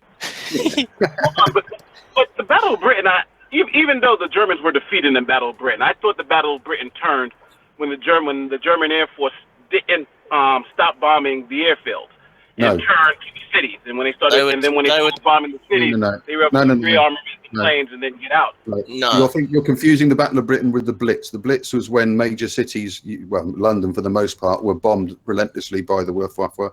Then Hitler realized, Hitler was told that the only way of it to gain a successful invasion of the UK was to take out our air defence first. So the Battle of Britain was the fight between the Luftwaffe and the Royal Air Force. And the Royal Air Force beat the Luftwaffe. Hitler then decided not to invade the UK and turned to Russia instead. And that There was also a rather disastrous stint where they tried to wipe out all the small ships up and down the channel, which that cost a lot of Ju-88s and Heinkels. Well, they got the Channel Islands. They occupied the Channel. Oh yeah, which was the island that actually effectively they made it surrender after the war because they just went around it. I've got a mate who's actually been on it. He did a tour through it. They took all the Channel Islands, I think. Yeah, but there was one particular island. Its name escapes me. And they when they went across and did the D-Day landings, they basically ignored all the Channel Islands, just cut them off. Yes. And then eventually all the Channel Islands bar one said, okay, we surrender because we know we're stuffed, and they just left that one island with the Germans on it. And then it was like they basically. I know what you're thinking of. Did they find Germans on there like decades later? No, that's up in the Pacific. That had happened though. There was like there's some great Chinese stories people of that didn't even know the war was over. Yeah, it was Japanese. It was the little tiny islands. There were Japanese. They dropped sort of a few off, or they were on each island. Yeah. And there was one guy in particular. I think he was told by his commanding officer, "You stay on this island, you defend it, no matter what." And I think it was about something ridiculous, like 1970. There were some American tourists. I think I might be wrong, but got shot at, and this guy had been living off the land for 30 years. And they tried to tell him the war was over, and he wouldn't believe it. They did drop some leaflets, and eventually they had to go and find his ex-commanding officer or an officer that was from his regiment or whatever, to actually come to the island to actually with a loud hail and tell that's him, look, military it's all dedication, man. yeah, it's all over. There was a lot of psych. That man was committed to his job. That's Damn right. commitment You know right what? there. Was he? His Wait, job. what I went with this is how the fuck was he collecting a paycheck? They owe him a lot of back pay. It's like, seriously. I'm looking at one now. Is two old men declared they were soldiers. They came out of a Philippine island. They were both in their 80s, and they'd been on the island of Mindanao since before the end of the Second World War. Yep. They remained in the That's jungle. commitment. That's when an order means something. Like, you staying on this island till we come and get you. Yeah. And they never came. And they never left. That's commitment to the cause. The one I was talking about was 1974. That was a Japanese Army intelligence officer, Hiru Onada, was on the Philippine island of Lubang. They had to send former comrades to the island to tell him he was 83 when he agreed to lay down his rifle, crying. He was unaware that the Japanese had surrendered the 29 years before. Another guy was found on Guam and returned to Japan, where he died in 1997. No one told him the war was ending. He wouldn't believe anybody. Imagine being 83 thinking, fuck me, this is going on a bit. Somebody had asked me if I made the left window pane bigger because I can't read anything. No, actually, the internal chat's not meant to be disseminated anyways. So, I mean, that's the group chat. The internal group chat shouldn't be on display anyways. So the fact that people can't read it is actually a good thing. It's just a unwritten thing that what stays in the group chat is not meant to be necessarily out to dissemination. Oh, so it's Fight Club. Awesome. Well, it's just for an internal communication, right? Because I can say like, hey, Mark, shut the fuck up. You're being a dick. Stop talking. You're not good shit, right? It was like Sugar saying in the live chat. Imagine, I reckon that she said, or perhaps that's what Fantasy Island was all about. Both of them had been there. And eventually there's a they pretty sent. good story on Fantasy Island, but that's for another day. They sent an aircraft over to tell him. He said, "Bath, they blend. What he actually was. Because obviously he wasn't human, right? He was more of a. He was in James Bond, wasn't he? The little guy. He played Knick Knack in Live and Let Die. Man with the Golden Gun. Yeah. Man with the Golden Gun. Because they had what's his name playing. Who played the Golden Gun? God. Christopher Lee. Yes. Scaramanga. They had 3 nipples. Why I remember that bit, I had no idea. I repressed that until you reminded me. Thank you. But anyways, who played? James Bond was Roger Moore. Sean Connery was. Only Sean Connery was James Bond. Sean Connery. There's been no other James Bond than Sean Connery. We called the dog Indiana. No, I liked the guy that played Remington Steele. Pierce Brosnan. Pierce Brosnan. Brosnan. I thought Brosnan. I mean, yeah, Brosnan. He's okay, but I mean, still, come on, he's no Sean Connery. Who's gonna shave you, Junior? But I think we're kind of winding down. I think we had a pretty good hangout, though. I don't want to keep it up too much longer because I just like these short type videos because people can watch them more in their entirety. Thank you for having me for the first time. Oh yeah, hey, you know what? We like popping cherries, so that's cool. My cherry was popped by Dawkins, so. Oh, okay. I do not want Darwin sloppy seconds. Sorry about that. So many different levels. I have to giggle at what. Oh, sorry. I did have to giggle at what Scott Spengler said in the chat. Mr. Intelligent Design could find a solution to the North Korea issue using eggs and tissue paper. Like I said earlier, all you got to do is send little Kim. God, can we send them all over? Send Kim a YouTube video of true empiricism discussing anything, and say, look, if you don't surrender, this guy's coming over for a tour. Okay. Let me ask you guys. I'll keep it over for a little while longer if you want to shift topics a little bit because there's a couple things I could bring up. But it's up to the live feed. I don't want them to be like, "Oh fuck," they were talking about North Korea, now all of a sudden they're shifting into the Great Debate shit again. So I'm gonna let them decide for us if they want me to end this now. We got 60-some people watching. No super chat, by the way, but that's okay. Yeah, Steve just cares about views. That's all he cares about. Well, you know what's funny is, I made this thing the other day. I made the argument the other day. Antonio's having a hangout about abortion, right? And JD went in there to talk to him because they had said, we're going to have this discussion on this day. So it was kind of a planned thing. And literally, JD kept asking a question that obviously Antonio didn't want to answer. And of course, JD gets booted. No big surprise, right? So I'm like, you know what? Fuck this. It's a decent topic to talk about. I think we all need to address it.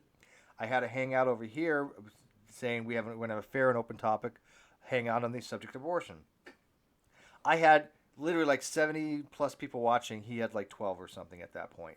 Because people were recognizing that if they want to have an honest conversation, you go somewhere where you can actually have an honest conversation. So I had brought it up, hey, look at my view count, and some people were just like, oh, Steve's just having e-penis size measurement. No, it has nothing fucking to do with that. What it is look at, this is a media that people are going to either watch or they're not going to watch depending on what they want, okay? It is a service industry of some sorts. I can only capitulate to so many people and cater to so many people. There's so many people that watch my channel anymore that you have different personalities, and some people like this, some people like that. You know what? I can't cater to everybody. I run my channel the way I do. It seems to be effective. It seems to be people like it, and people have good conversations, and that's the best I can do on it. Nobody gets special favors. Nobody gets special privileges. If somebody says, "Hey, you know what? I want to see this," I'll take it to account. But I don't play favoritism by any means. I don't really care who they are. And that needs to be recognized. But the point being is that view count is important because it is show as a metric, an analytic, some kind of business acumen situation where you can look at it and go, okay, am I doing something better than the other channels? And I have to say yes. And I am kind of a little bit proud of that. So I don't see that's why it's a bad thing to point out that my view count's a little bit higher. It's not like G-Man. G-Man only literally does care about his view count. And he'll say or do whatever it takes to get that view count higher. And that's what I find to be despicable. Because I don't do that. Right? I mean, I've disagreed with you guys just as much as I agree. And even have people like get pissed off at me. But I'm not going to sit there and change the way I believe just for getting more views. Because I think that's just... it's wrong, you know. I know. I'm just busting your balls. Post earlier, must remember it was 3 years yesterday since G-Man became the chocolate atheist. It's the well, not exactly, but it was on Easter. Well, Easter Day was Easter Day yesterday. Yes, I remember that very well. That was everyone hilarious. went. It was great, wasn't it? Because it was half the community was saying, "No, we've got to give him a chance." I was one of them that said, "You know, you want to talk about something, G-Man? If you become an atheist," I fell for it. You know, we're here for you. And the other half said it's bullshit. Don't believe him. And then, as I say, a matter of that we went. Credibility is shit. Now. I remember it. Well, it was like one of those days like 9/11 and JFK. Where were you when G-Man became an atheist? I remember. G-Man well, became an atheist. The video he made was actually like really reasonable. It did seem a little over the top, but it was like, oh, he's actually being a nice person. Yeah. He was showing empathy. He was calming, collected. It was shit. Right. And then I remember. I think I was in a hangout somewhere, and someone came in and said, "You've got to." And we actually switched over in the hangout to watch his video live, and everyone was going, "Oh, wow, poor G-Man. We've got to help him." And like other people were going, "No, he's full of shit as usual. Don't believe him." It was brilliant. So G-Man played Chocolate Atheist on Easter. Yeah. Sunday. Easter Day. Yeah, the most holy day for Christians. Oh, he came out as an atheist. atheist. Well, he made a video. He made a video basically saying, "Oh, I've been watching like the Atheist Experience and reading Christopher Hitchens or something like that, and I'm convinced I'm an atheist now. I'm now the chocolate atheist." On Easter, well, I don't think he said chocolate atheist. I think he was someone else named him that. But on Easter, the most holy Christian day, he shat on. He shat on Jesus. He shat on Jesus on the most holy day you could have done it. And his reasoning behind it. Wait, hang on, Kevin. I have a super chat I got to read. Ready? I'm a little teapot. Spank me. Oh.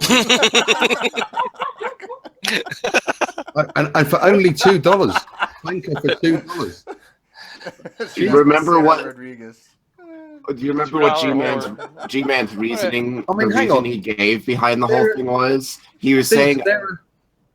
Steve, Sarah was offering $2 to be spanked, and yet she spent $100 to get 2 people fucking muted. Her priorities are messed up, aren't they? Yeah. I don't think she wants to be spanked. I don't think she wants to be the little teapot. I think the intent was that I'm the little teapot, come spank me kind of thing. Yeah. So if you Sorry, Kevin, I interrupted. She wants me to hear me say sexual things on live air. I could dig that. Very quickly. This is now turning into chatterbait, by the way. Very quick, the reason that G-Man made that video, given after the fact, was I was trying to disprove the no true Scotsman fallacy. Yeah, no, That was brilliant. Yes. Wait a minute.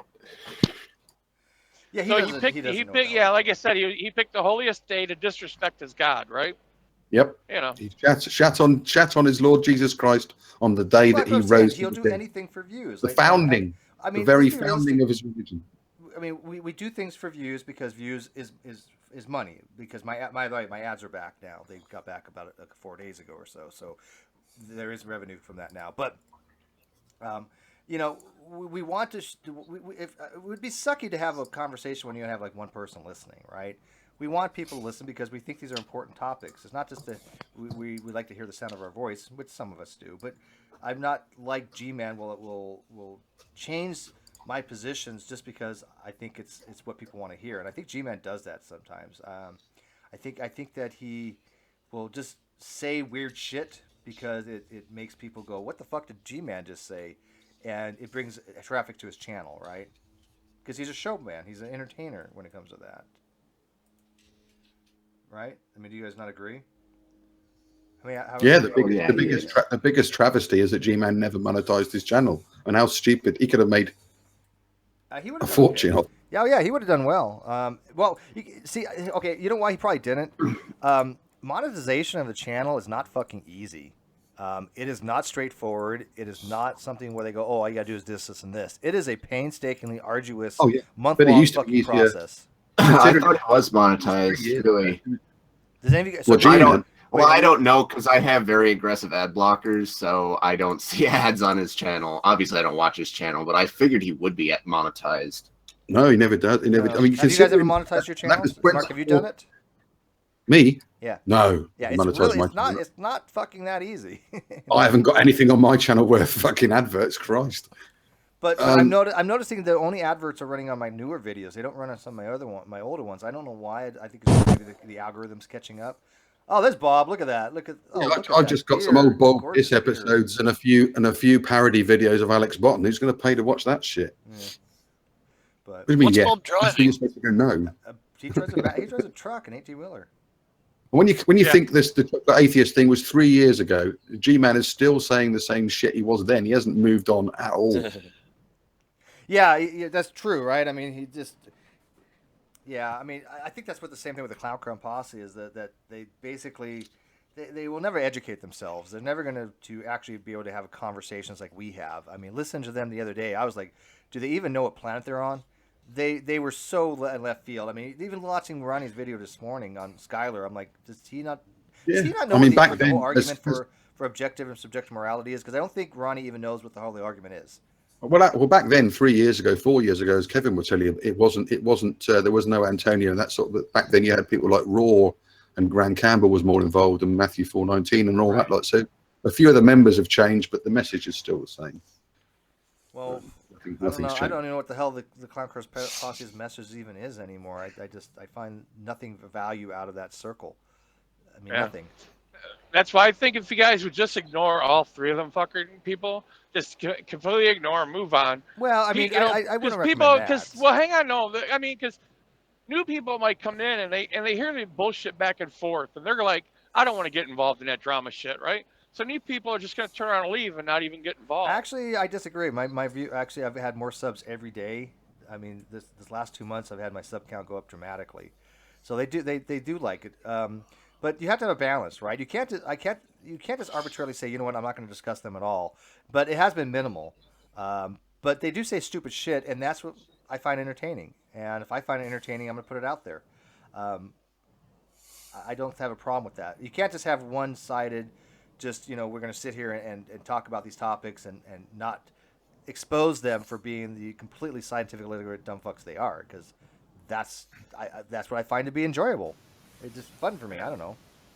Yeah, I get very little enjoyment out of life, Bob. Intelligent design believers are typically horrible arguers.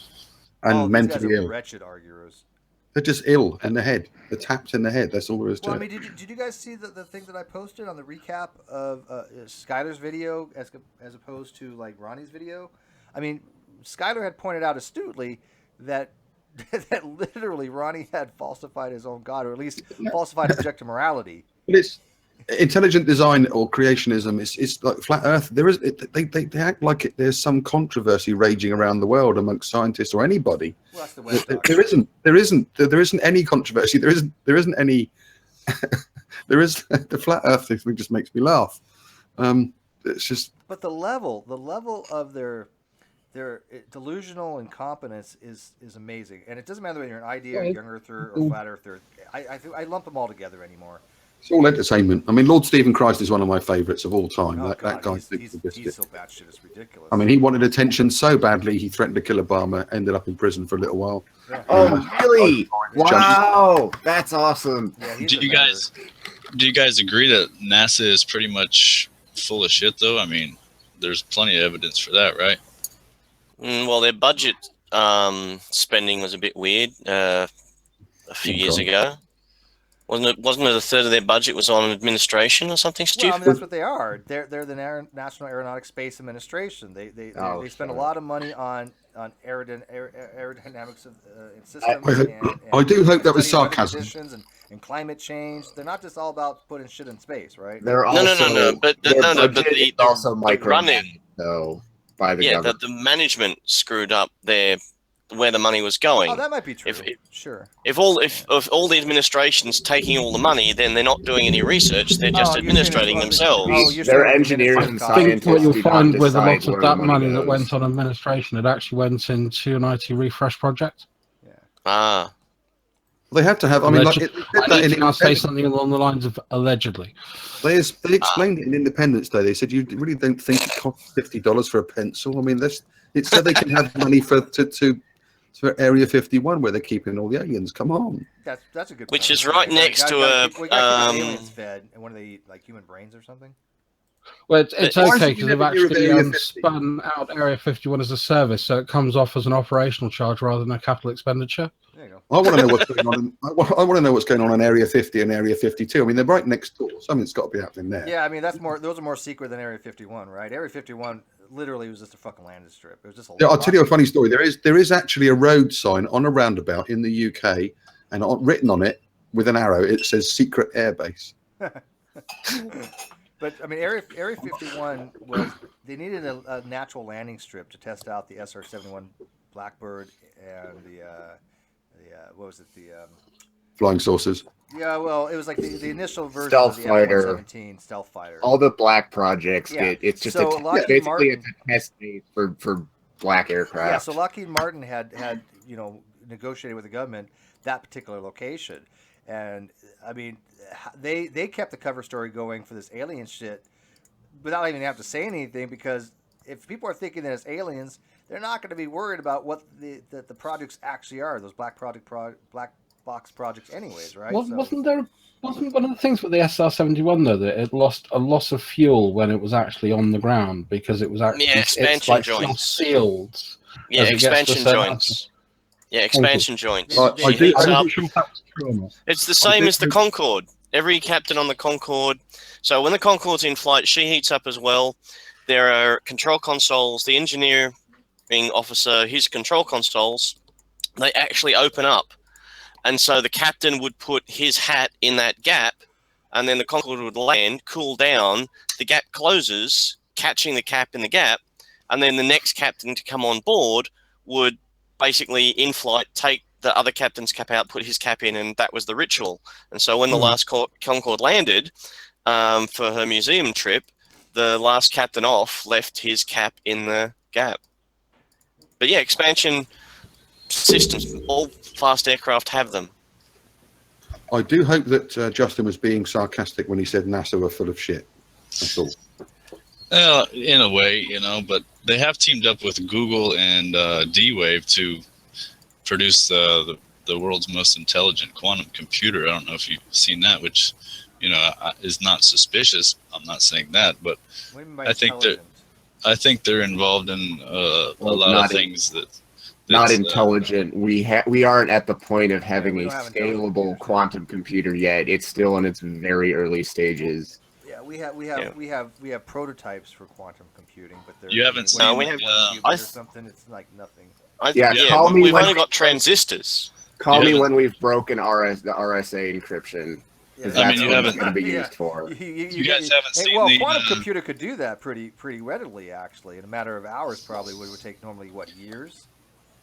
You guys haven't seen the D-Wave computer that Google and NASA put together? I know a little bit about D-Wave. D-Wave, they are doing some interesting stuff. They don't have a scalable quantum computer yet, and their marketing department is very aggressive at playing up their projects.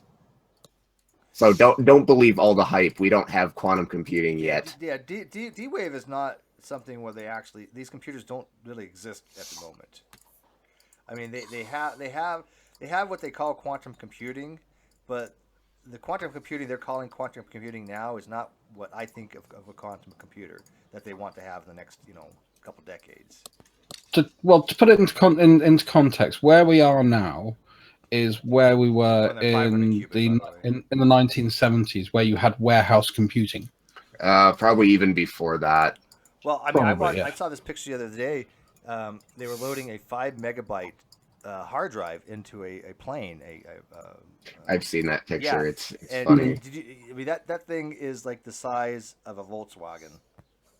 It's 5 megabyte, right? That's got to be 60s. Yeah. Well, Now I have a 64 gigabyte micro SD card in my phone, which is the size of my fingernail. Yeah. Awesome. Well, when I started in IT, I was working with Winchester and Arapahoe drives, and so the Winchesters, I think, were 12-inch platters stacked 5 in a row. You And misappropriated names for computers. That's terrible. That's cultural Well, misappropriation. I always found it funny that you had the Winchester, which were the big hard drives, and then the Arapahoe, which were the cassette tape drives. So the Winchester shoots data over to the Arapahoe. I used to live in Winchester. The proper Winchester, not the one in America. Exactly. But yeah, that always amused me as a The ex-capital of Wessex. I used to live there. So yeah, so it has changed, and I think with quantum computing, we're in such early stages. We're kind of like in the okay, we've got an idea. Let's see if we can wire it together before we make something production quality. There's also a lot of theoretical work that still needs to be done. We don't even know exactly what a quantum computer can be useful for. Yeah. There's three main things that it would be useful for. Simulating quantum systems, obviously. Factoring and database search. Those are the 3 things that a quantum computer would provide a speed up for. There's probably more, but that's for the theorists to figure out. Do they actually have a language? Anything that uses an algorithmic and anything that uses an algorithm-based quantum computer is going to radically change. So I work in security, and again, there's been a lot of white papers around that, Mm-hmm.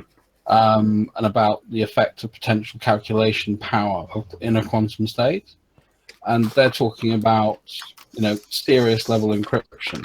Well, the 12-bit encryption being broken in less than days. The fact that it can factor large numbers is the thing that will kill security, because most public key encryption is based on the fact that factoring is hard.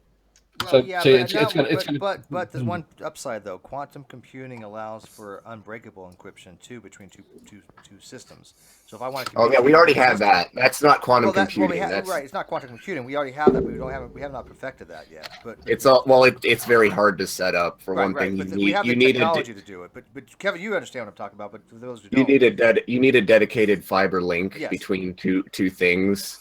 So basically, every node on the internet would have to be upgraded with this technology. I think we'll get to that point eventually. But it's not cheap. People that don't understand, there is a type of cryptography called quantum cryptography that it's a one-type pad use, where you can actually have sender and receiver where the information is uncrackable. It literally is uncrackable.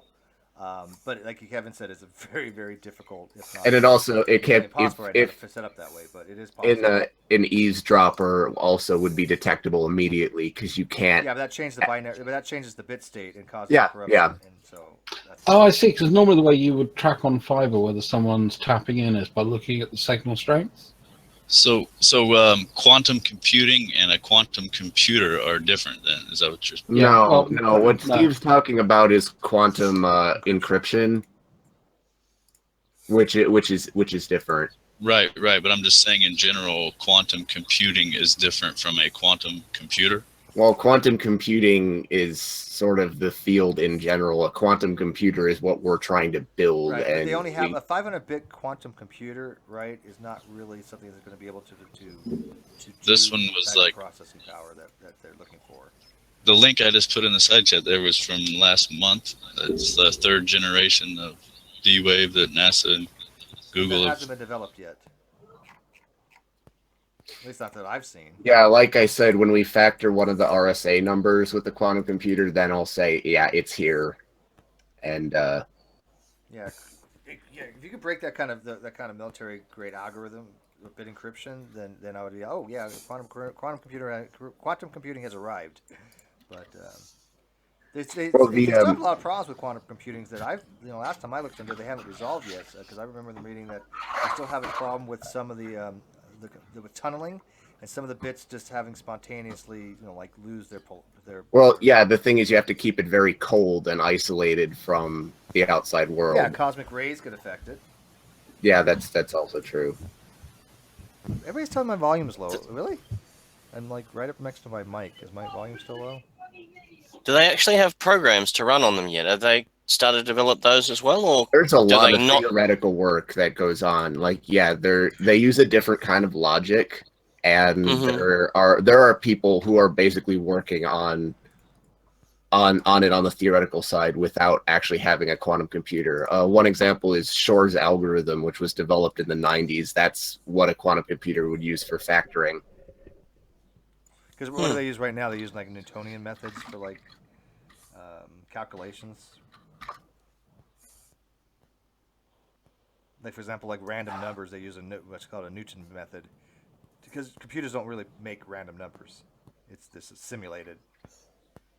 That's why you need a seed. But hey, not to change the subject real quick, but G Consciousness is in the live feed, and G Consciousness I think has volunteered to do a PowerPoint presentation, or at least some kind of presentation to explain why my presentation on polonium halos was in error.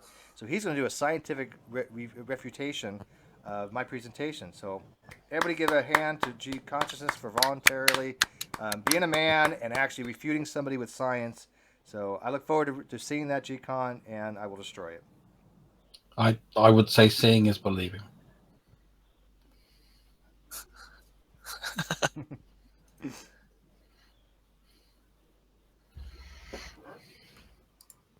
Consciousness has said that we're making black jokes. Apparently, well, he said something earlier about that. I think the only guy talking, actually, the only person making black jokes was the black guy. Yeah, I wouldn't really sit here and stand for that.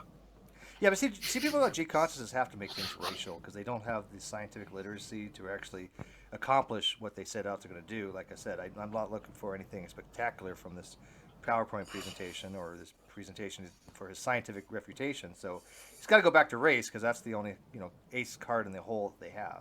So Was he referring to the gentleman before that was talking about his growing up in the inner city somewhere? No Perhaps idea. that part of the conversation? No idea. That's when I joined. I think he got confused about Native Americans and thought that was something to do with blacks, and so he said words cause wars. So G-Con, are you going to do? Is this going to be a PowerPoint presentation that you're going to do, or is you going to do something on G+? I mean, it's okay if you do it on G+, but you know what? Make it a PowerPoint. I had a PowerPoint. You need a PowerPoint explaining in detail Gentry's polonium halos argument and why he was correct. Come on, everybody wants G-Con to do that. Put it in your live feed right now. G-Con, do a PowerPoint presentation. Come on. Where's G-Con driving at right now? Tell him I'm up. I'm almost by. I was going to say real quick, somebody could do it as a $2 super chat thing too. Yay. What, Bob? Find out where he's driving at. I'm up by Chicago, so. Hey, G-Con is up by Chicago. He'll go have lunch with you and help you with your presentation. Yeah. And life in general. I'll meet with Ronnie too and find a boxing gym. So there you go. That'd be fun. Hey, Mark. not to change the subject, but back to the North Korea thing. I just found some links that says they have like one of the most advanced hacking systems, and they've been like stealing money from central banking. And I heard the Fat Boy talk about, or I heard supposedly he said that he has some unknown technology that nobody's aware of. I wonder if it has to do with hacking. Yeah, but you can't. He also said his country won the World Football Cup in 2014. They weren't even in it. Actually, something interesting about North Korea and computers. North Korea has its own operating system. That makes sense. That they developed, and it's not evidently that bad an OS. I've never used it personally, but I've read some reports. But one of the things it does that's really interesting, and this is interesting from the hacking perspective, is it actually puts an identifier on any file, document, Word, JPEG, any email, etc., that gets sent to and transmitted from it with a unique identifier. So what they can kind of do with this operating system is track where files have been and who's seen them.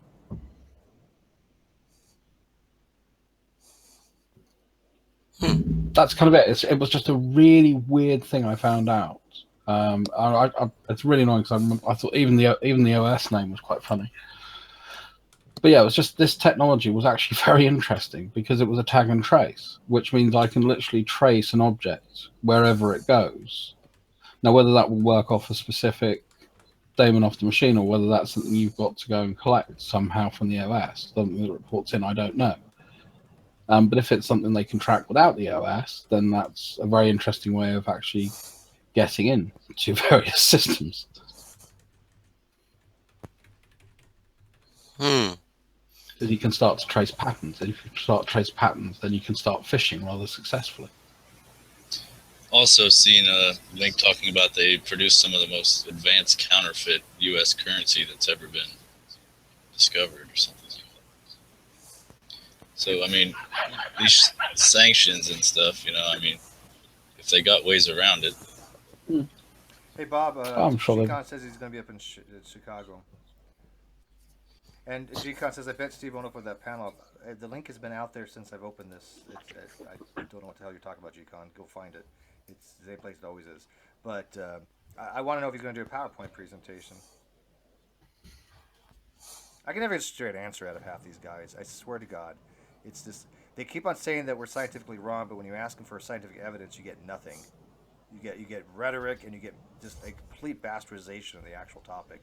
Because I can tell you right now, G-Con has never been able to explain polonium halos correctly. He doesn't even know what the argument is, and he just randomly throws things out there like, oh, well, this, and this. Well, so what? I have a 2-hour presentation that I have yet to have him explain what's wrong with it. The link is in the Great Debate Community forums. G-Con, go find it. Just like everybody else found it. I found it. Hell, he knows more than me because I don't even know what the fuck a Halo is. You didn't watch my presentation? This was a long time ago. No, Okay, in a nutshell, a guy named Gentry had an argument by looking at these things called polonium halos and other types of halos, which are basically discolorations in rocks due to radioactive particles going through the rock.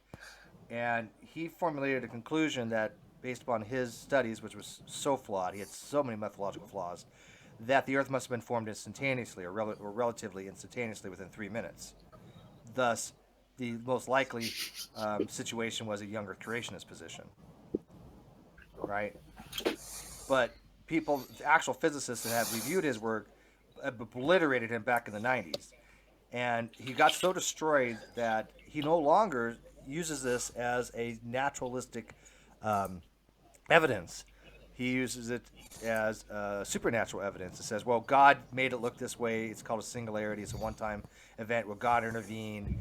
And that took it out of the realm of science because young Earth creationists used to tout this out going, oh, look, this is scientific evidence for a young Earth, which was never his argument to begin with.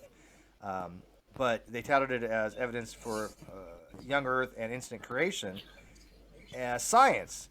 Well, as soon as he found out that his science was wrong, he no longer promoted it as science and said, "Oh, God done did it," which means Isn't it's that science under according to the John. proof of omnipotent foundation theory, or as I like to call it, poof? Poof. Yeah.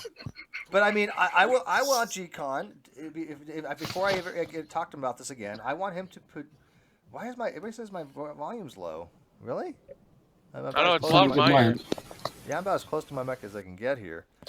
That's fine. You're loud. You're just as loud as everyone else in I think my it's on my their end. headset. Yeah, it's only one person saying, I think. But anyways, I want him to do a PowerPoint presentation just like I did, and then I critique his PowerPoint. And until then, I'm not going to really discuss in details with this. So when he comes in here, let's ask him. Hey, GCon, are you gonna do the PowerPoint presentation like we asked?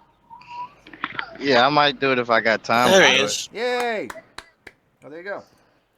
When you get that done, we can Yeah. critique it. So we'll take that All as right.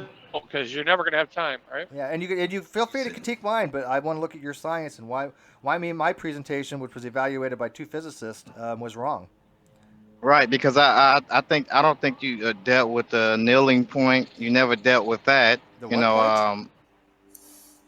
when when the crystal heats up, and the crystal can heat up or get back hot again, and those atoms start vibrating and snap back to the Vibrating. atomic structure. The atoms are vibrating. Yeah. Okay. Well, anyways, yeah, Do you mean you the never dealt with the annealing? Because that wasn't Because I know part of I Gentry's know you argument. enable steel to change Right. the crystal formation structure inside it. When Yeah, it's called a lattice I'm formation. guessing, Yeah, usually you Right. have what's but called an interstitial point defect in a crystal, and then the interstitial point defect creates a crack in it because you're in what's called a lattice matrix system. So what about that? And annealing will destroy Right. the bonds of a crystal. You said it with what? I'm sorry. You have a lattice, right? It's a matrix, right? And you Yes. have what's called an interstitial point defect, which is a defect where that lattice has a problem with it, right? You have a missing atom there, and that eventually may produce what's called a microfission or crack. Right. But if you When you if say yeah it right, like you know produces that, okay, sure. right, hold on, it produces a crack, right? And once it produces a crack, if you heat that atomic structure back over the crystal, what happens with that? What happens to the crack? What happens to the crack? Well, sometimes it can get larger because when you heat things up, you have what's called deformation.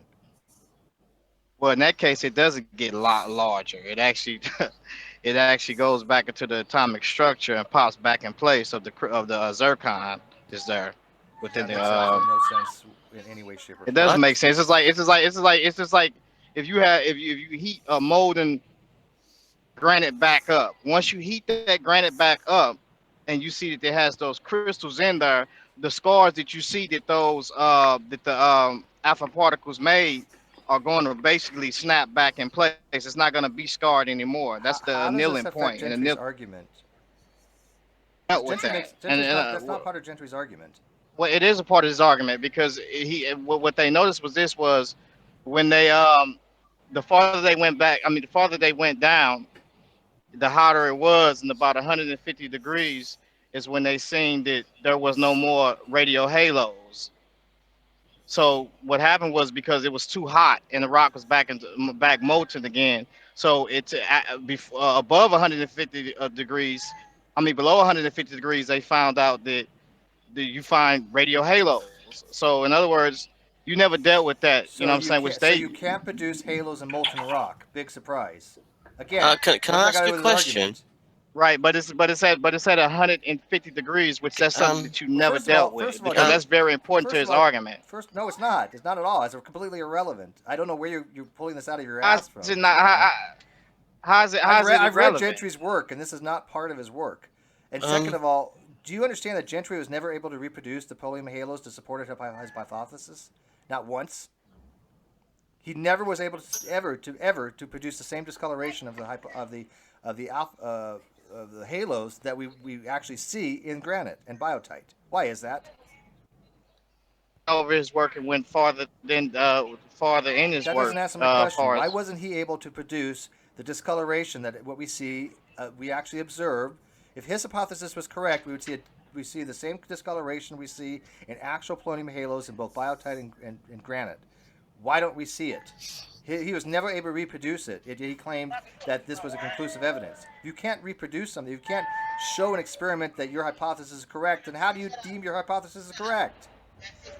Well, let me ask you a question. Where does the coloration No. come from? You don't ask a question when somebody All right. asks you a question. I asked you a question. I don't listen. I think he never really took it that far. I mean, he left that. I mean, he left his work, as you said, when he talked about, well, God must have put it there, and the reason So why he you said agree that with is that? He because said that, right?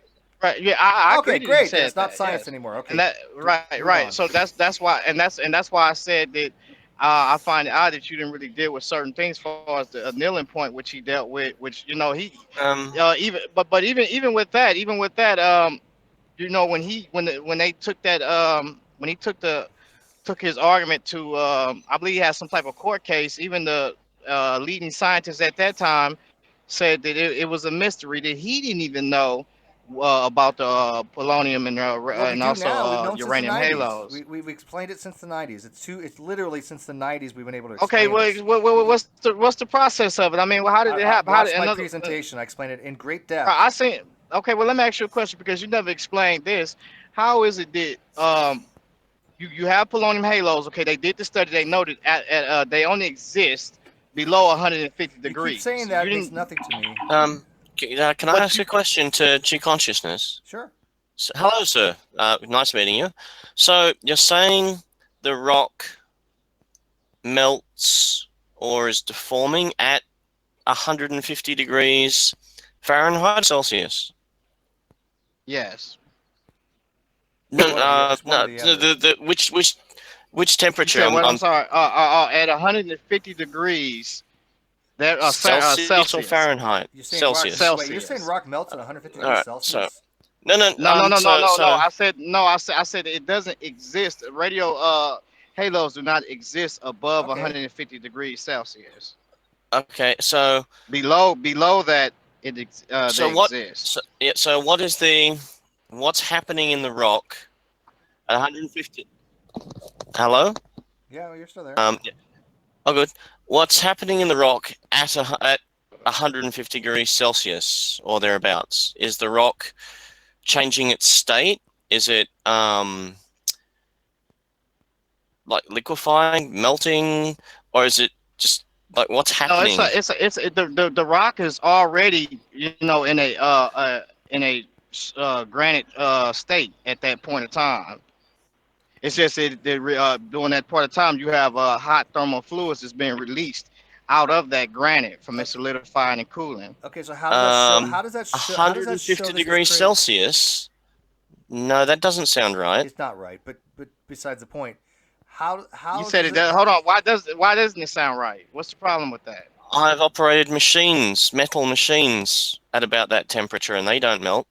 Yeah, you're not going to have melting at 150 degrees. It's no weird. You're not going to melt. You're not going to affect granite at 150 degrees Celsius. Wait, hold on. I said that. Well, listen. First of all, here's the problem. You've never done any study on that. Now, let me present the evidence that they have. Let me present the evidence that they. Hold on. That's fine. Let me present the evidence that they have, because right now you don't even know nothing. First of all, when you got Dr. Andrew Snelling and also Gentry, when they did their study and they went to Los Alamos, when they did their study and they measured when they measured the temperatures and when they went deep beyond above 150 Celsius degrees, they realized that in that granite, in that rock, there was no radio halos at all. Okay, what does that mean though, G Consciousness? That you're not making an argument. You're stating something. You're not demonstrating how that demonstrates. Demonstrate how that means that the Earth was created under 3 minutes. Go ahead. Right. But here, listen. Now you. That's the argument that Gentry made. And Snelling, well, but this is what I'm telling you. I have talked to G-Con. I have talked to Snelling. Have you? If you talk to him, why he won't come to your channel and talk to you? You ask him. I asked him the same question. I'll talk to him. I get a chance to talk. You want his email? I don't need his email. I go see him. He's actually pretty mellow, but yeah, none of these guys will come on and address this stuff. Right. Not one of them. Listen. I promise you, I'll take his information I'll take your information to him directly and show him, and we'll see what he'll say about it. Sure. Because I can go meet him. Okay, but make an argument why Gentry's argument is sound that the Earth was created into 3 minutes or quickly. Go ahead. No, that's not. Listen, my argument is this. Okay, then G, I'm done. Finish your PowerPoint All right, that's presentation and I'll fine. watch it. That's fine. Because That's you're fine. you're just Exactly. babbling at this point and it's not making any sense. And unless I can get a coherent argument, I'm not going to waste too much time with it because we've done that route before. All right, that's fine. Awesome. That's fine. Nice talking with you, sir. You too. Try to get it done in this month if you can, though. I'm looking forward. You to say it. what? Well, try to get it done this month. I mean, mine didn't take me more than a couple days, so I'll get Yeah, you sit at the house all day, make hangouts all day. I don't sit at the house all day. Yeah, I know, but I mean, I think a month I'm a truck would be. driver. I think a month is fair for him to make a PowerPoint. Right, I'm a truck driver, so. He hardly makes hangouts all day. Yeah, I don't sit in hangouts all day. Matter of 8 fact, hours. I kind of limit them to about 3 hours anymore. Some exceptions, but I've been trying to keep them to a reasonable amount of time. Yeah, I just find it odd. Ronnie you had deal an with 8-hour that. hangout. He did a marathon the other day, and I. You got a guy telling me. You got a guy telling me about some iron and this and that. He's never conducted or even drilled in it. No, sir. No, sir. I'm pointing out that the temperatures that you're talking about do not sound credible for affecting the matrices, the atomic matrix of granite. Hey, Darren, what would you think of a person who said that water can be? Hang on. What would you say about a person that can say that 2,000 degree water can exist at atmospheric pressure? Interesting. Who said that? Who said that? That was your buddy Ronnie. Oh, that's rather yeah. pointless. Ronnie didn't understand that it would take 27 gigapascals of pressure to keep water in liquid form at 2,000 degrees Celsius. I actually think if you could get water up to that temp. Yeah, by the way, I'm sorry. Jackie, can I say that? Jackie knows me in real life. We actually went to go have lunch with her and Kevin, and so I helped sit around, and we were out for some time, and it was actually fun. I recommend it if you guys ever get to meet them. They're a great couple. They're awesome. Aw, thank you. I really enjoyed that. They're sweet. Yeah, so I know Steve in real life now, and I can confirm that he does not sit around and hang out all day. So I thought he only owned like this old check dressing gown and a white T-shirt. That's the match team. That's Brett Keane. Hey, Steve, let me ask you a question. What causes the discoloration within those within that biotechnic granite? The amount of radiation from the alpha particles over a continual period of time. The way Gentry did his experiments, he did them very quickly, and the discoloration patterns weren't the same because the discoloration patterns that we see is over a very long period of time for some of the halos. Now, granted, when you have some things like radon 222, you only have a 3-minute half-life, so that's going to be pretty quickly. But the discoloration, you got to remember, is for all the different types of particle emissions at the different energy levels they're going to be at inside the halo, because we normally should see concentric halos starting from uranium 235 or 238, excuse me, and working your way down all the way till we get to lead. But since we have those microfissions and the radon 222 gas can actually escape, the halos that are formed afterwards, such as the polonium 210, 214, and 218, they're going to form a little bit longer than what he had, and so his discoloration patterns didn't match up. So his hypothesis was flawed from the beginning. Right. But when you talk about the discoloration, Andrew Snellen had took it a little bit farther than that, because he's seen to where there is some microscopic cracks that's there, but at the same time, it was moved by the radon 222 was moved by hot thermal fluids that came from. That's what I put in my presentation. Yes. Right. And so when you look at the that causes a lot of discoloration, as far as the radon 222. That's not what I'm talking about. I'm talking about the actual discoloration of the perchlorate hanging. As far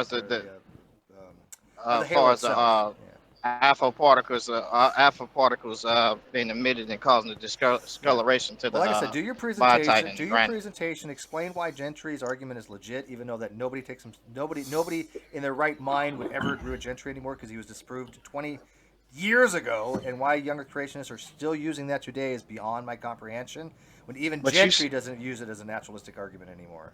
Nor does Snelling's. But you said that the radon 22 was moved. I don't You've think he did broken say up. that. I don't know what he said. He was breaking up. The consciousness. Can you hear me? Yes. You're back. I think I got a bad signal. Can you guys hear me? Yes. You're back. It sounds like you're dragging a corpse you across the said- floor, but Are you Yes. on Ronnie's internet connection? Okay, Are you on his Wi-Fi? I probably so. All right, but you said that the radon 222 could have possibly been moved by rain the last time we talked. Yes. So why So didn't you it's say still- anything about the hydrothermal fluid? Well, one or the other. I mean, it could be either one. Rain. It definitely could be moved by rain, and that was one of the things that they suggested. Now, whether there are other types of fluids, I didn't negate the existence of other types of fluids. The point is, it's Right, moved. because you never talked about the granite in the I had a 2-hour hydrothermal fluid. presentation. I didn't spend 5 hours on it. I could have gone in a lot more detail. I picked like the six biggest that was points, actually and I the went after question I was those going 6 to ask points. is how big is the body of evidence that sits Yeah, I behind mean, I literally went after all like the this? 6 main points that he had. Yes, there was other things that he had talked about, but I mean, you have a 2-hour presentation. You're not trying to address every single thing that he said. Right, I and think then that I you addressed enough never to disprove him. you never talked about how it takes 500 million to 1 billion 'Cause it's alpha particles to irrelevant. even make that's very important, because if you have 500 million to 1 billion alpha particles to even form a radio halo, And I don't even have verified if that's even hold on. correct. but it's That's irrelevant. equivalent. Hold on, that is equivalent to 100 million years worth of decay That at sounds today's about right. rate. Yeah. Gee, what is your? I know So you hold said on. So you hold on. were- How does that take place? Hold on. How does that take place when you have a fleet existence of the radon 222 and also the polonium halos? Gee, you mentioned that Steve I sits don't even know around what the on hell Hangouts this all question day, even and you mentioned that you were a truck driver. Did you have some sort of scientific background before you went into truck driving? No, I've been studying this. I don't listen. Right. I don't have to listen. Here's the thing. He's a nuclear physics, right? You have a degree at nuclear physics, No, right? I do not have a degree in nuclear physics. What do you have a degree in? What do you have a degree I don't know how in? you can Something I fuck don't things know. up so much, man. He graduated nuke school from the I military. graduated from nuclear power school. I used to train people to operate nuclear power plants. You don't need a degree in physics to do that. You just have to know a lot about it. I thought that's what you said you had. But anyways, here's the thing. I have Here's never. the thing. You just read- 3 years, I've never said that. I don't know where you would get that from. I was just interested Well, to know what I your thought- scientific background was, but so it's just you've read stuff on the internet then. Right. Here's the thing. One of the things I find is this is 'Cause it's half, it's not axe. a degree is definitely an asset for corporate America. You know, but I can find the same books that you study and the same information and pick up on the same information. So I don't. So there's no need to ask me. There's no need to ask Well, me. I think the point is being is that G-Con, I don't think you understand the argument. I don't think you understand what that Gentry was saying. I don't think you even know really what a polonium halo really is and why he thought it was evidence for instant creation. And who doesn't know what a polonium halo is? Probably half the people in this room right now. I only have a vague notion. Ask me what is a how don't I know what a polonium halo is? Because they You've wouldn't heard they wouldn't know about it. I mean, unless in they watched my passing? presentation for the most part. You say But what? again, I'm sorry. what's the evidence? What's the actual evidence that these things, Right. that these halos formed instantaneously? Or let me rephrase that. What's the evidence that the granite formed instantaneously for the halos that we see? We look at the halos and go, okay, this granite must have formed instantaneously and not over a period of time. Make that argument. You literally have 30 seconds to make that argument, and I bet you don't even come close. Because he could. Right. I mean, like, you say what? I mean, like, bottom line is this. However you want to say it, you still have to explain. No. Was these polonium... Gee, you're running again. Give me the argument, Gentry's argument for instant creation by using polonium halos as evidence. The argument. You don't want to hear it. I have not heard your argument yet. Just Gentry. I just told you. I just told you. It takes 500 million to 1 billion alpha particles to even form a radio halo. No. depends on your halo. How many halos are we talking about here? The halos that we found polonium 218, polonium 210, 214, and also uranium 238 halos. And thorium and radon 222. Where's that at? Where you got proof of that? Where's Yes, them it's in his halos books. From his It's in slides. what? You should find the halos down through each successive element, as Steve says, Yes. until lead. And Yes. even lead still gives off radioactive particles because even lead is not stable. Well, it depends on your form. I It can make depends a on lead prediction. state. What lead you talking about? What lead is you talking about? Lead Almost based 206, on the lead commonality 207 of is the stable. material. Exactly, yes, that's exactly right.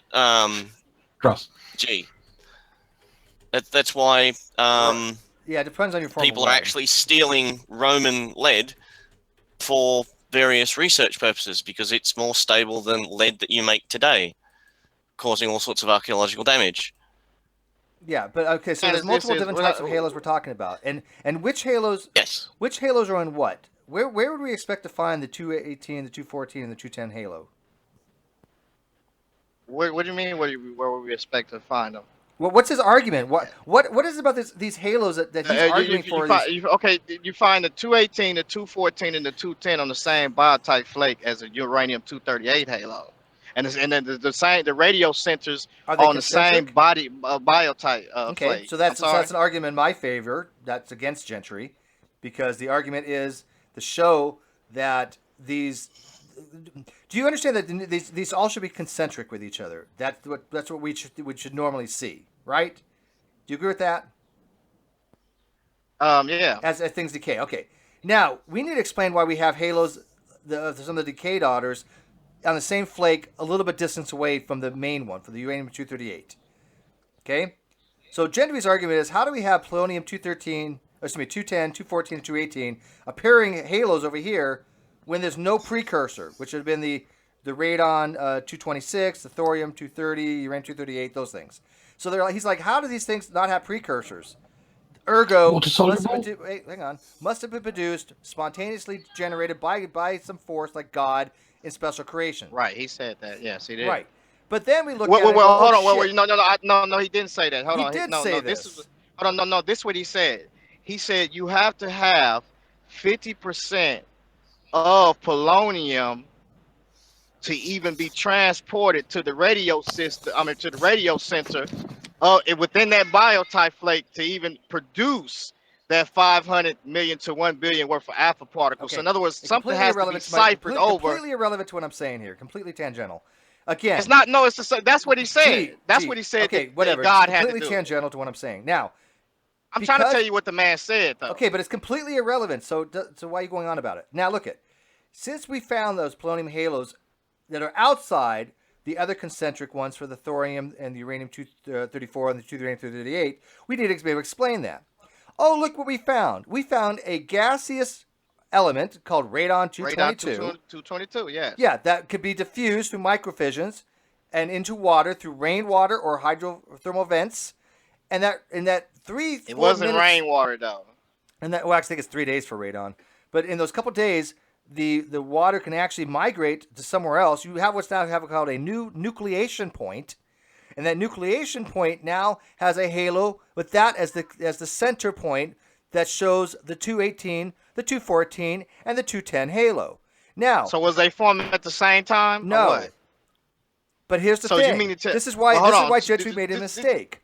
This is the question I have for you. He before only you do that. found the 210, the 218, and 210 halos because he only had a 2 micron ion probe. The difference between the 210 and the 222 halos is less than a micron. So they overlap. So he never saw the radon 222 halo. And so he didn't recognize that it was a gas that had seeped through the microfissures in the biotite, which later decayed to the polonium. Explanation, there it is. It is over. There's no Gentry argument No, it's anymore. not over. It's not over. It No, is it's over. not over.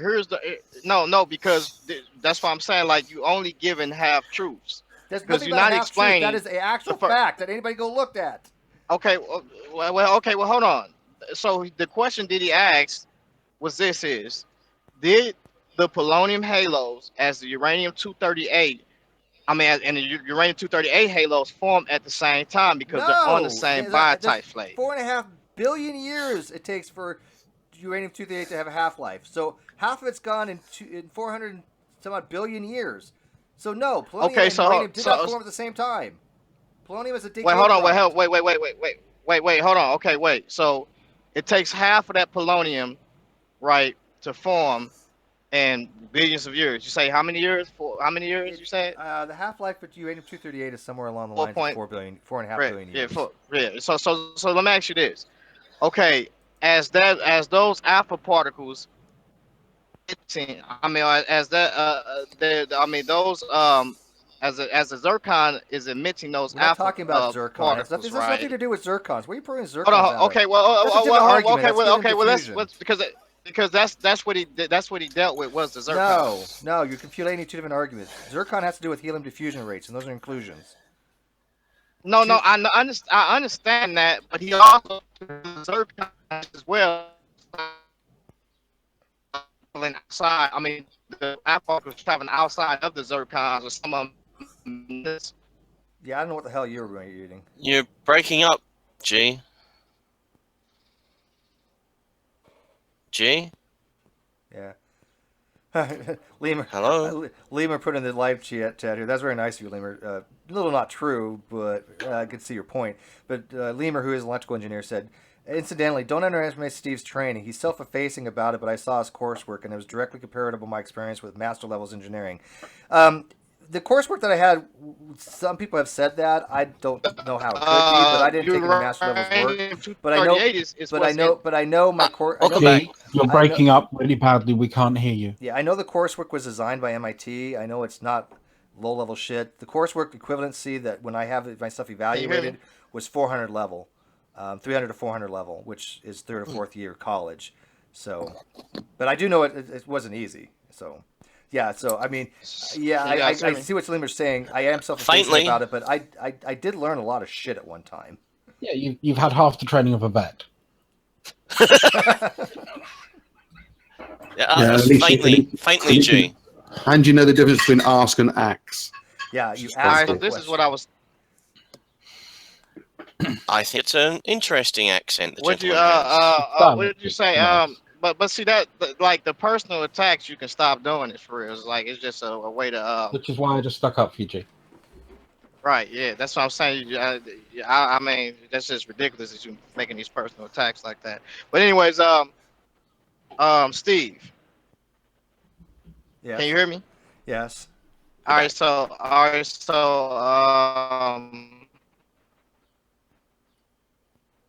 Oh. Okay. Your mic is a shit today. So. Really? Yeah. Someone out there really doesn't want you to speak, G. I don't know. Satan's preventing you from talking and showing me up. So we're gonna move on to other things. Abel's Kane brother, somebody that actually goes way back with me, is in the live feed, who says, because you say only scientists can understand evolution. I've never heard anybody say that. Can you give me an example of anybody in my live feed or in my my actual hangouts that's ever said that? Abel's Kane brother, because I know Abel's Kane brother has a problem with honesty, so I tend to hold people accountable for what they say. So, Abel's Kane brother, who's ever said that you have to be a scientist to understand evolutionary theory? Please give me a name. And I know there's a delay on it, so I'll wait. But, and I want the live feed to check him because he made an accusation of something that I've never said. You certainly don't need to be a scientist to understand evolution. I'm not a scientist. I have a pretty good handle on evolution. I'm not a scientist. Yeah. But I will say that... I've never really engaged with any young Earth creationists that I felt that had a handle on evolutionary theory or even basic science. Even the top PhDs that I've dealt with, I think they're full of shit. I think they may know their profession inside and out, but I think they delude themselves when they ever try to make a young Earth creationist argument because they look like idiots when they do. I mean, I'm not a gynecologist, but I'll have a look. Yeah, exactly. You know? Well, I'm aspiring. I actually saw a good meme, which is evolution theory so simple, even the Pope can understand it. Yeah, even the Pope can understand it. That's mean. Yeah, yeah. Well, Which one? Wait, Abel's King brother says you should I'm debate not going to name it in evolutionists for a case week. I get in trouble with Fiona. Yeah, he says you should debate evolutionists for a week, and you'll see them claim only scientists can understand it. I've been in this around YouTube for 3 years, Abel Kane, and you've been around for almost that long time. I've been on every video dealing with evolution on YouTube. That's why I got started with my own channel. Is I commented on many of these videos, and they ended up being top comments and having 500 replies. Some videos 3 times I hit 500 comments. But is he putting a qualifier on the level of understanding? Well, here's what he's saying. That's the thing. He's saying I'm saying to him that people like Abel Kane's brother do not understand evolution. I've listened to him give his spiel. He doesn't even remotely talking 3rd grade level evolution. He doesn't understand. So we don't say that you have to be a scientist. You just have to not be brain dead and maybe have a 5th grade education. Maybe. I want Abel and Ken's brother to actually comment on his views on the specific algorithms used in machine learning for security defense, because I think that's really useful. You know, should we believe what these programmers tell us, or is their evidence so weak? Well, I don't think I understood the word program. Join us. Machine learning works off. Yeah, he's a gap creationist, cool by the way. He believes in gap creation, which is like even stranger than young Earth in some ways. It's like the Earth is old, but life is young because there's a huge gap between God. When God just said, "I'll make the world, I'll just hold on to it for a while." You know what? Good time to make humans. No, that's not the gap theory. The gap theory is that God, the first world consisted of Lucifer and angels, and then God destroyed the angels. Oh, that's with and also Lilith, Lucifer, right? Yeah, right. And so then afterwards, he gave man Adam. He gave man the earth, Lucifer's the 2nd earth. state. Yeah. Well, I don't think I'm wrong either, though. It's very close to Zoroastrianism. Yeah. Where were the dinosaurs in that? You say what? Master. You could almost replace God with the Hura Mazda there, and that's how Zoroastrianism. That's the exact description of Zoroastrianism's base beliefs. Oh, that's so interesting. Right. So you said where are the dinosaurs in that? What you say? In the narrative that you just gave, so God made everything. There was all that other stuff there for some reason, and then he didn't like it, and it went away, and then man came in. So the dinosaurs were made when the previous lot were around, or when man was around?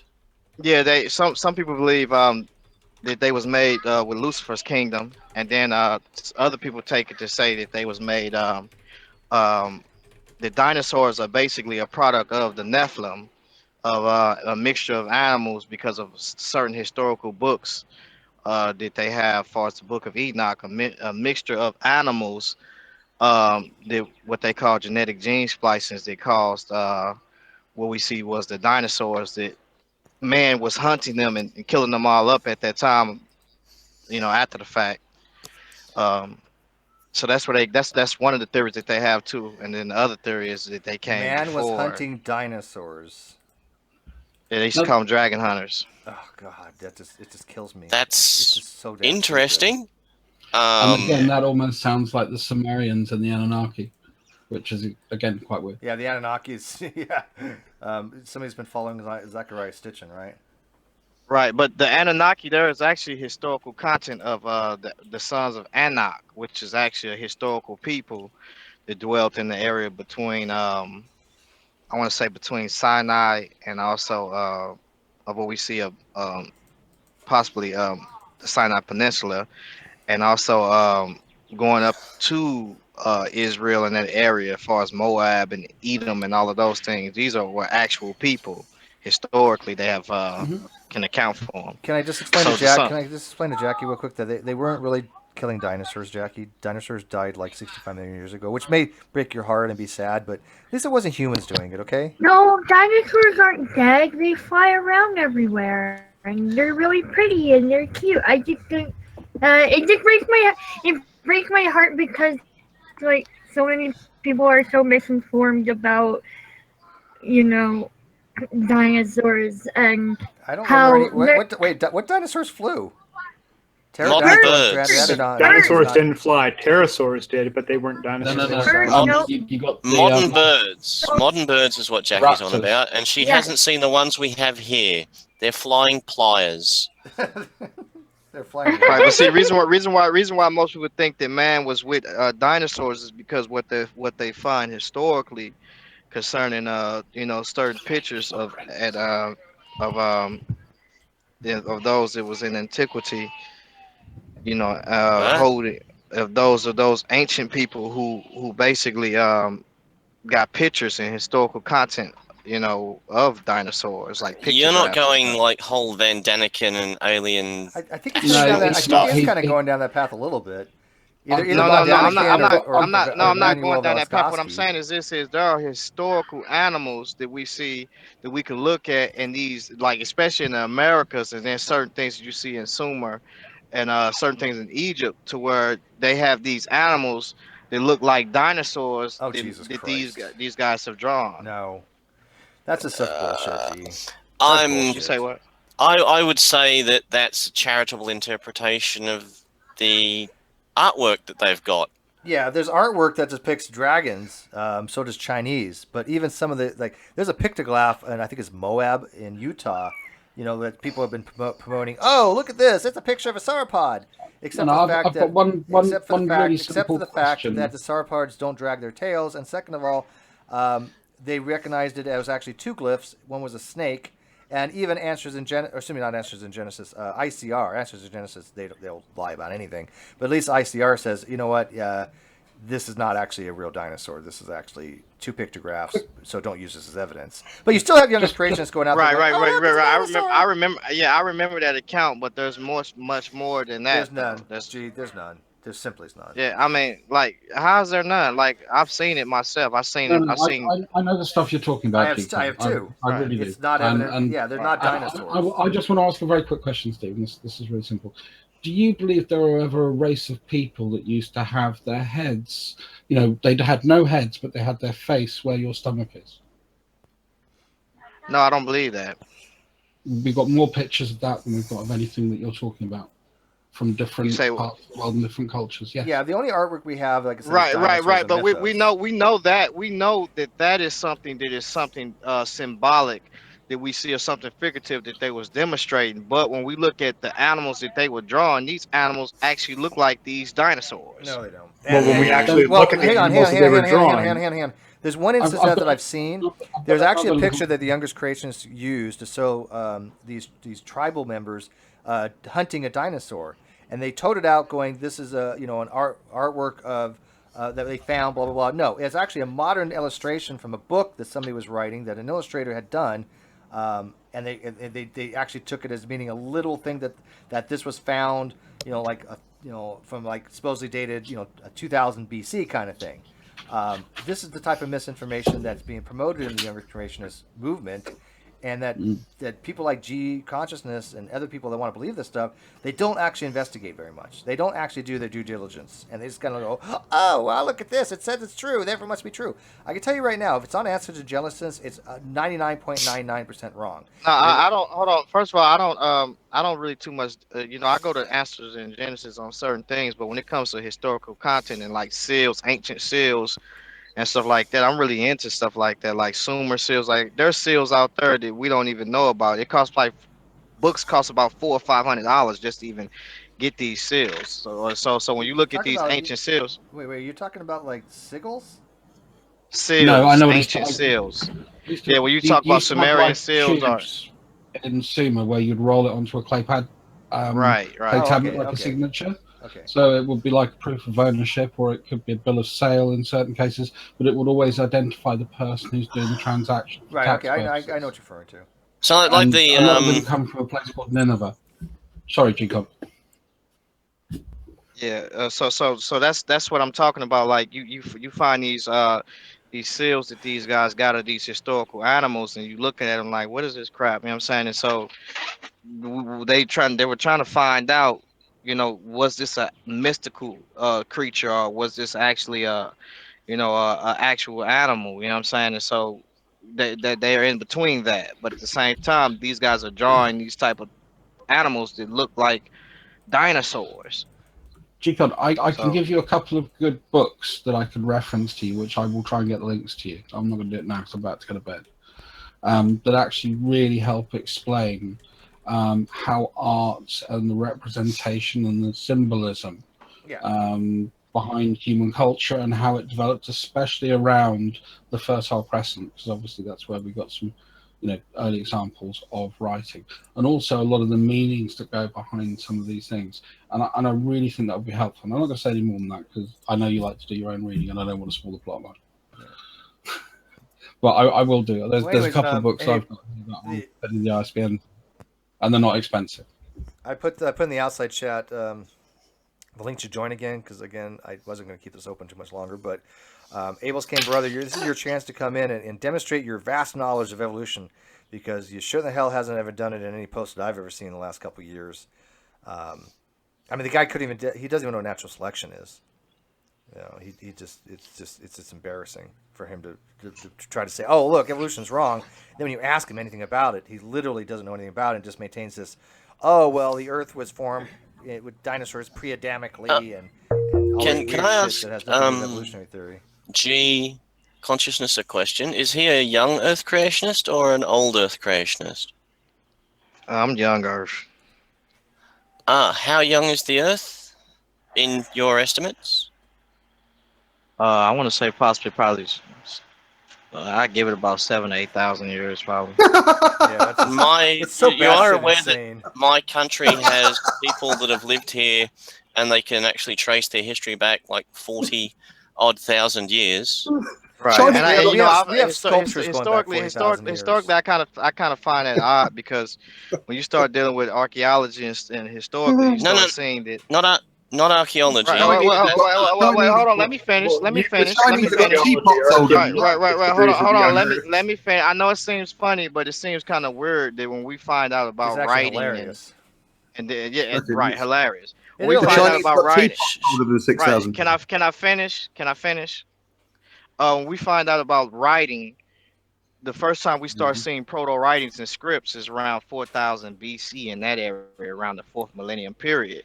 We have we your also think Ubiad period pictographs to 10,000 to 11,000 years old. So- Explain that. Right, hold on. Wait. First of all, Teapot's older than 6,000 years. Hold on, no, stop. When you talk Wrong with about you? pictographs, when you talk about a pictograph, those No. pictographs that we see this demonstrating are not talking about writing. These are cave arts Right, of but people draw on yeah, these cave I know what arts. pictograph is. Everybody knows what Right. pictograph is, but they go back No, but 10,000 we're or talking more about years. Listen. We're talking about scripts and trading, writing, actual writing. People are writing. You're historical ignoring the stuff. evidence. I'm showing you that the Earth cannot be 7,000 years old. So It's hold on. Let me completely ask you a impossible. question. Let me ask you this question. Why is it that Why 4,000? do you ask a question when you're being posed something that violates what you're posing? Right. No, I'm not. I haven't. You haven't posed anything to me. This even. I just said we're I pictographs argued. going back 10,000 years plus. Do you agree? Hey, well, hold on. How do you know that Do they're you 10,000 agree? years plus? That's the first thing. No, Sir, I don't agree to that. Do you agree? I can answer don't that agree. question. I can answer I that don't question. agree to that. But sir, Go ahead. there are native people in my country who, like his what lands. little we've left of the poor buggers, their history that they can actually recount goes back 40,000 years. Yes. Well, let me ask you. How They is that? actually have recorded. How can you recount that? No, listen. So history. I can explain it. No. So, in the southern bit of my country, right, there's called the Great Australian Bight. Bloody big cliff because it gets hammered by the storms that come off Antarctica. So, the people that have lived in that area have left their recordings of what they were doing literally carved into the rocks of the land. And as you start inland and work your way south, those pictograms change. And eventually you get to, there's no one effectively there now. As you get closer to the edge of the Great Australian Bight, those pictographs change to depict sea life and people hunting in shallow water. That shallow water doesn't exist anymore because the ocean has torn it all away in 40,000 years. We don't know if it could have been 40,000 years. And then, first of all, this is what? Okay, Well, listen. you've got- If you're dealing, what about the hold on. If Danube? you, all right, well, let me No, let no, me no, let me so let me are you, expound on. are, Let me are you let me saying? expound. Hang on. Let me. talk Okay, at well, once. let me Talk at once. expound on that. Okay, I want you to expand, but look, we do have cave drawings that go back 30, 40,000 years. That's a fact. Now, if you're going to present That's anything not a other, fact. it is a fact. It Now, is. you could present, How do you know that? You could present. That's an argument from incredulity. You could present evidence that tries to falsify these things, but you have never notice any Earth creationists ever produce evidence that falsifies these. They just say, "Oh, it's not right," and that's an argument from incredulity. Right. Well, hold on. How can you look at pictographs? The oldest And cave tell- painting. The oldest cave painting. Wait, is hey, hold on. pig. Hang on. I No, understand, but you wait listen, for a listen. second. No, You you keep you letting guys everyone keep else cutting wait. me off. interrupting You people, wait. G. The I'm oldest- interrupting, but y'all the cutting me oldest- off. I was supposed to the be old- next the last I oldest- checked. The oldest date to an animal cave painting is a pig that is a minimum age of 35,400 years old. That's at Patakeri Cave in Sulawesi, which is an Indonesian island. They've got the Indonesian and Australian scientists, as you were just being told, have dated other non-figurative paintings on the walls to be approximately 40,000 years old. Okay, now That's a let fact. him respond, Mark. Okay, All falsify right. So these my things. thing is this. Falsify My thing is this. Hold on. Hold that off, because what you're trying to do is you're trying to dominate the conversation instead of me being able to answer the way I want to. I don't care how. Can you No, stop no. doing that? I don't want you to Right. answer the way you want to. I want you to answer Well, hold on. the question. No. I'm 'Cause all you do I'm is trying to ramble and listen. waste my time Wait. and waste everybody else's I'm time, not. and I don't allow I'm it in not my hand. rambling. Okay, Listen. then falsify I'm not. it. Listen. First of all, I'm asking you guys. You guys are telling me that you guys have dated this to this. I'm asking you, what dating mechanism did you have used to get these dates, and how did you date? Okay, I can answer How that. do you The date? same dating. Wait, hold on. Wait, hold on. Just ask the question. Because see, no, hold on, no, stop for me, because first of all, I wanted You're not to going to address. ask several questions. Listen, You ask Yeah, one. one Let me question at answer a time. it. So you ask a question, G. Listen, How do you date these? y'all We're gonna are- keep, G, wait, we're hold gonna on. keep this Wait, very hold on. simple. I don't let you ramble. Sorry, G. That's not how I do I'm my not trying to hangouts. ramble. I wanted to ask the brother a question. You did earlier. ask him. How do we know this? I'm not asking him. I want to answer I'll his answer question it. Gee, I'll earlier. answer it. The answer and to you your guys- question is they use the same dating method as you use for the Dead Sea Scrolls. So if one's wrong, then the other's wrong.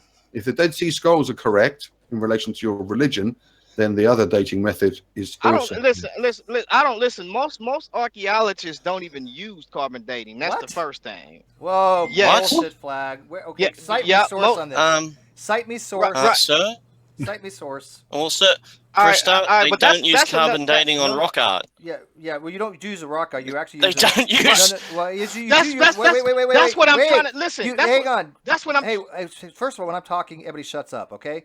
Yes, you do use carbon dating for rock art, but you don't use it on the rock. You do it on the carbon that's used in the pigmentation or in the soot that's found in the cave with it, because you usually had fires with it. Well, okay. Well, hold on let's for a get, minute. let's Now, get actually let's- straight. So there is a way of all using right, so- carbon dating. Now, Mark is right.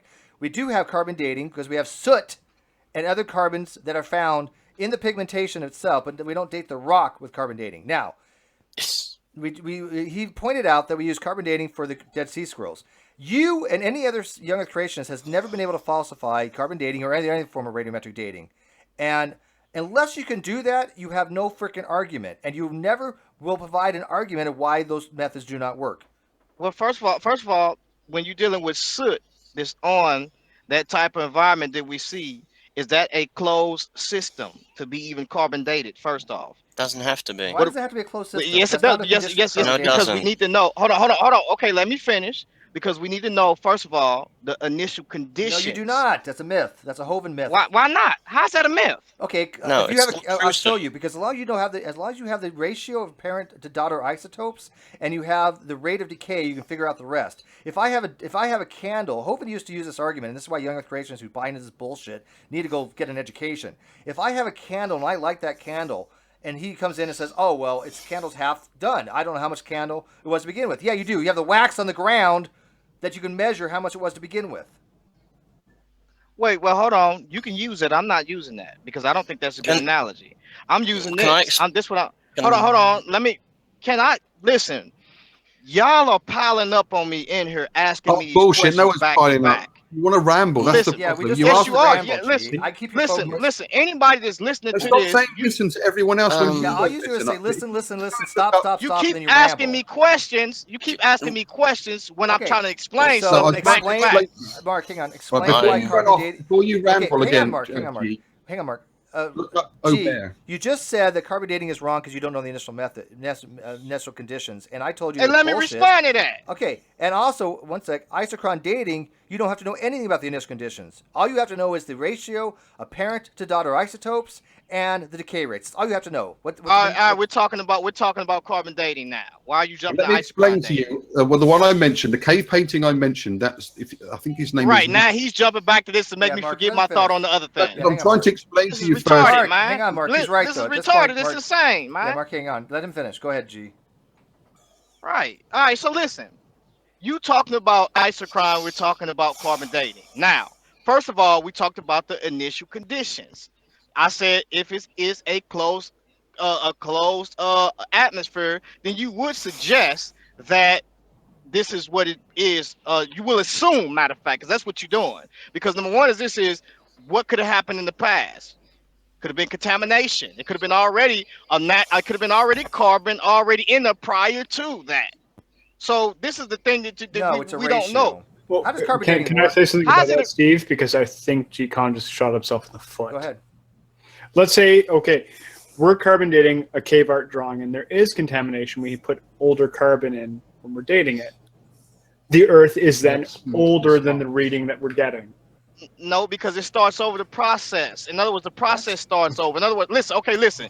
When a rock solidifies, I'm sorry, when this carbon or it solidifies in this cool or whatever the case may be, right?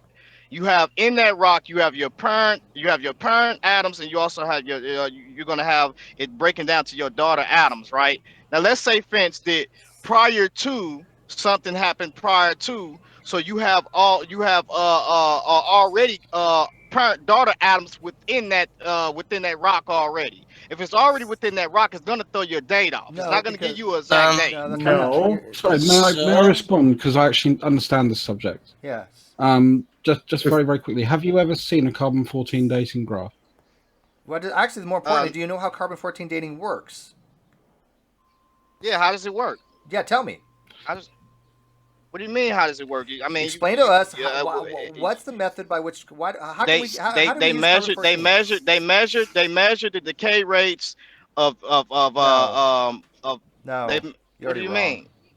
Why would we measure decay rates? We already know the decay rates of carbon 14. It's 5,000. No, I'm saying when they first. No, I'm saying when they first. 40. Right, but what I'm saying is they look at the half lives. It has a half life of what 5,700, where when it breaks down from the parent to the daughter element, and once it breaks down, they look at they can use those rates to determine how long how long it's been The dead at amount that of time carbon-14 that's left in the sample. Right, because what's going to happen is once it breaks down from the parent to the daughter, it should have more. It should have, if it's been dead a long time, it should have, I believe, more daughter atoms than it does the parent. I believe so. That's a very So convoluted explanation. Anyway, just getting back to the point, when you look at a carbon-14 dating graph, you'll normally notice there'll be three main spikes sitting on it, which is your high, medium, and low. One of the things that you will find in a contaminated sample is that will be a very wide variance. It means you've not got a good sample, because rather than having maybe a period, because it's a percentage based over the age of the sample you're measuring. So you're saying the box like, plot. If you do it on a box plot, you're going to have an average mean, but you're going to have a much smaller. So if your variance between your high and low average is very, very wide, you've got a bad sample. Yeah. If I can go back briefly to the cave painting that I mentioned, the oldest one that's been found, the 40,000 years old one.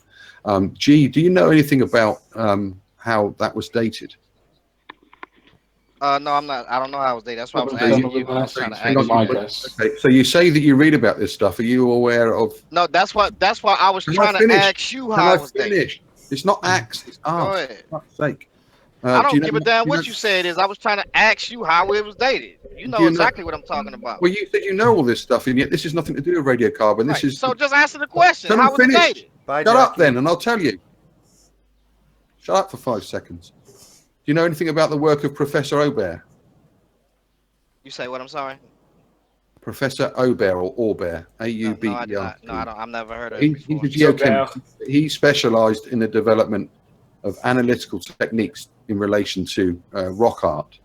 So it's all about, I think he pioneered the application relating to uranium series with multi-collector ICP mass spectrometer to date milligrams of calcium associated with the rock art. So it's not just the rocks, it's the artwork itself. He's also, I think his work, I'm looking out now, his work has led to the oldest rock art dates in various parts of the world. In 2014, Science magazine ranked his discovery amongst the top 10 most important scientific breakthroughs of that year.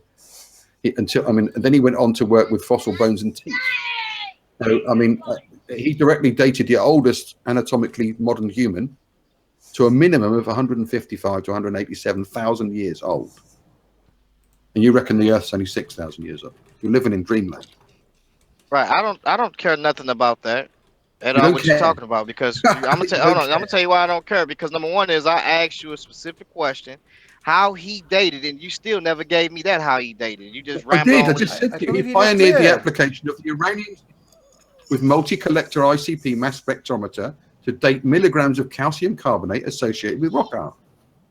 Okay, you said calcium what? Calcium carbonate, chalk. Which has carbon in it. Right. And where was it? Where was it found? It was found in bones. You said it was around the area of the rock art. No, I said he found that the cave painting is in Indonesia. Okay, it's I said where it was before. It's Sulawesi. It's an island called Sulawesi in Indonesia.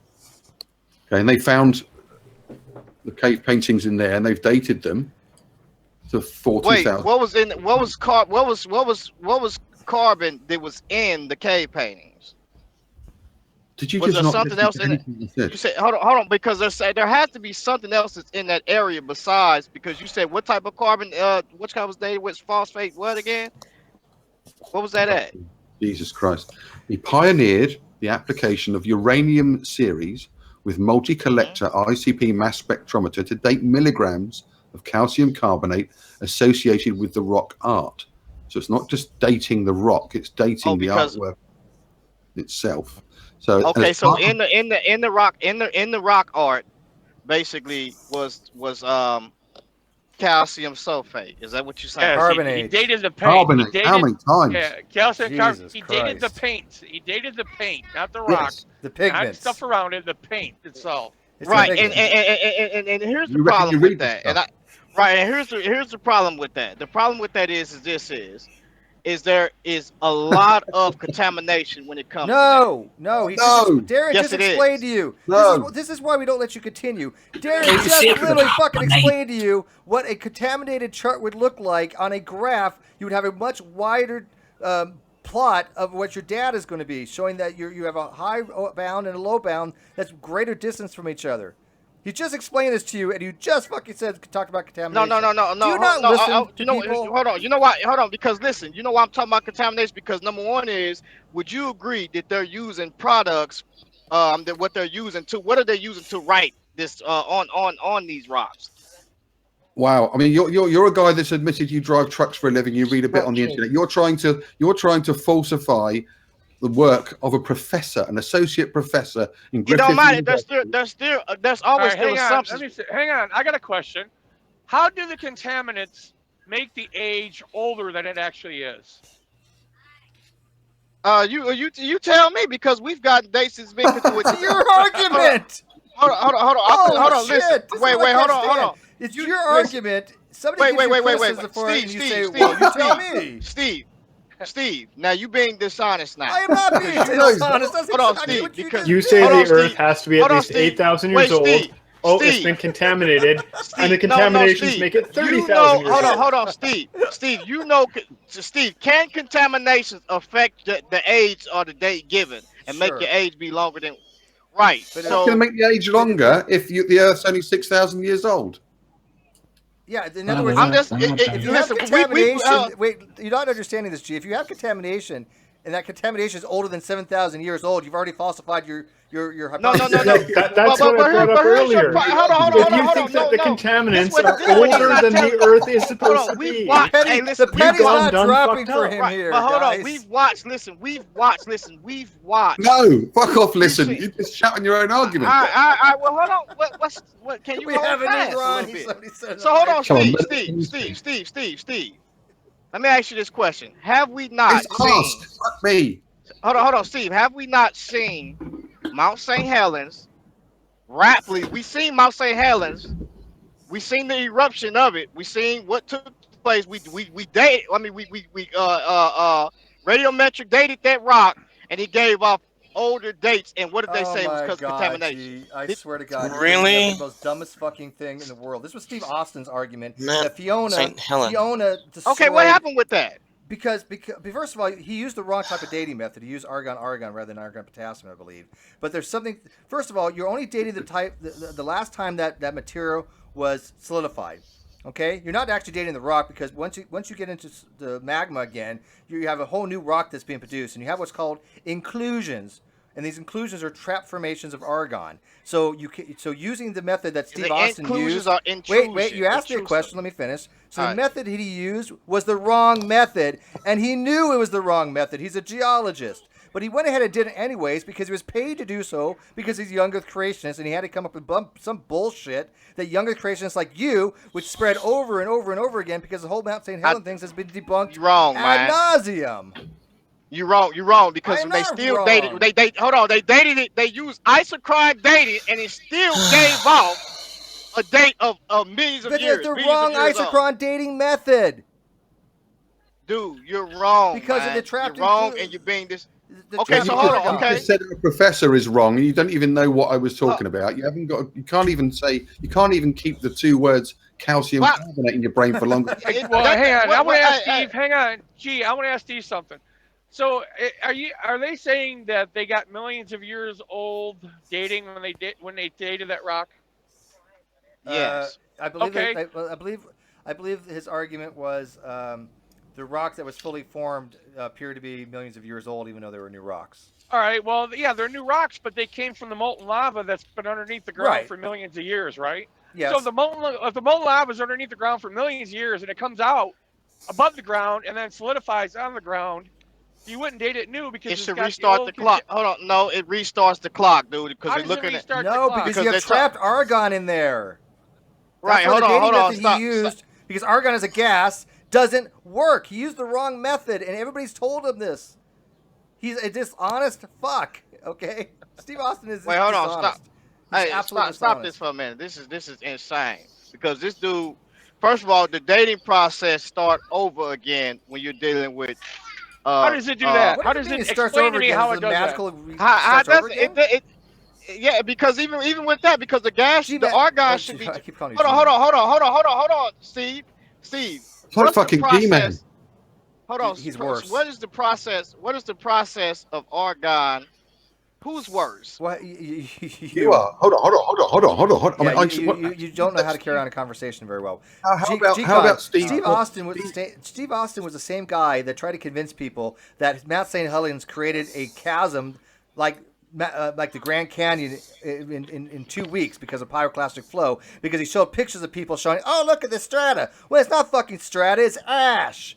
How about Steve? Honest people in the younger creationist how about Hey, Steve, what's the process of argon? Steve, why wouldn't you say the clock starts over again? What's the process of argon being trapped? How about Steve tries to get hold of this professor, associate professor? I've talked to all of them. No, this guy I'm talking about, Maxime Aubert, Aubert.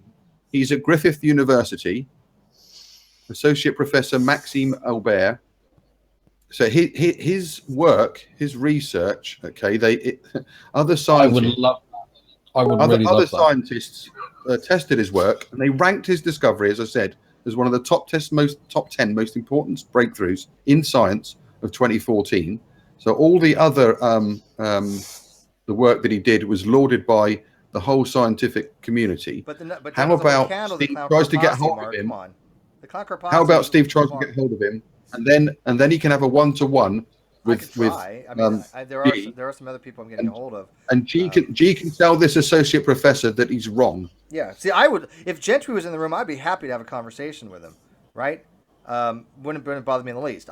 We've invited Dr. Tompkins on. We've invited Snellings on.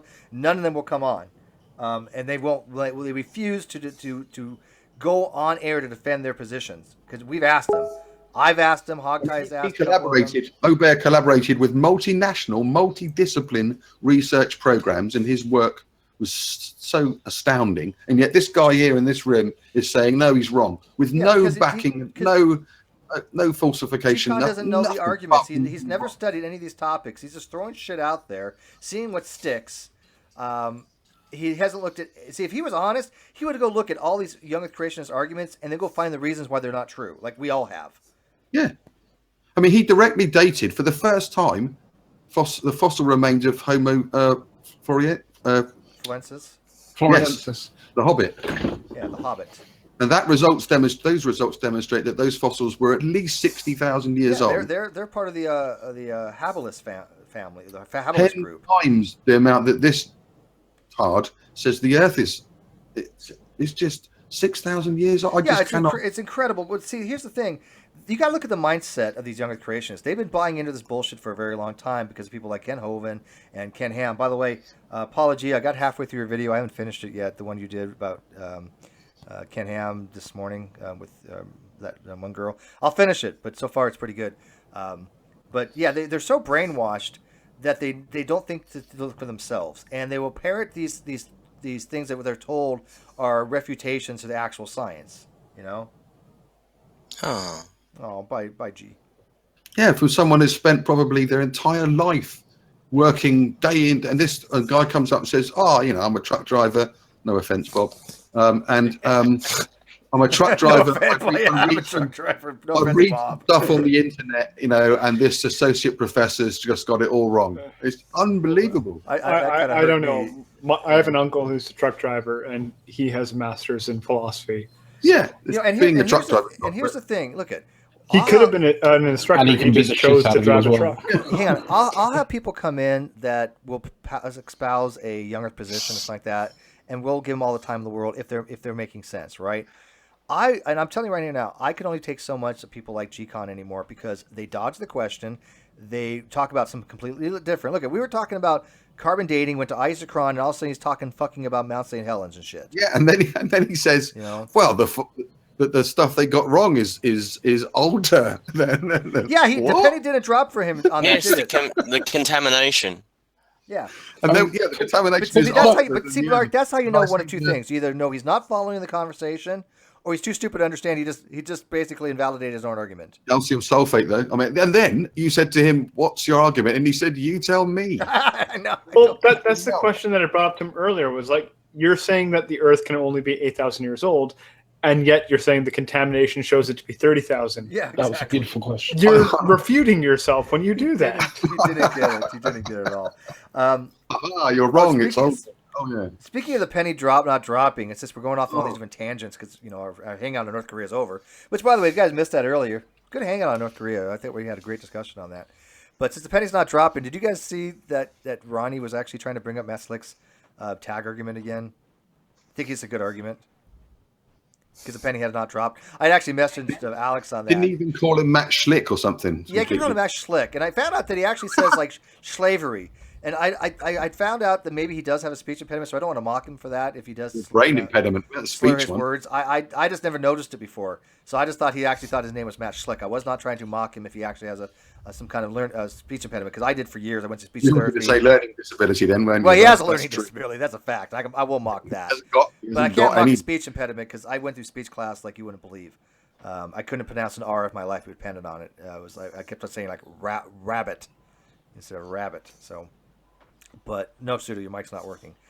But Ronnie still doesn't get the fact that Matt Slick's argument is not really a great argument. It's just a simple tautology that's trivially true. So, Hey, so let me ask you a question, Steve, because I had cut out. So when you the guy talked about argon dating, right? yes. So how does that work? There's different types How of methods. wouldn't the clock restart from potassium to argon dating? because there's different types of dating methods, and there's argon, potassium, and argon.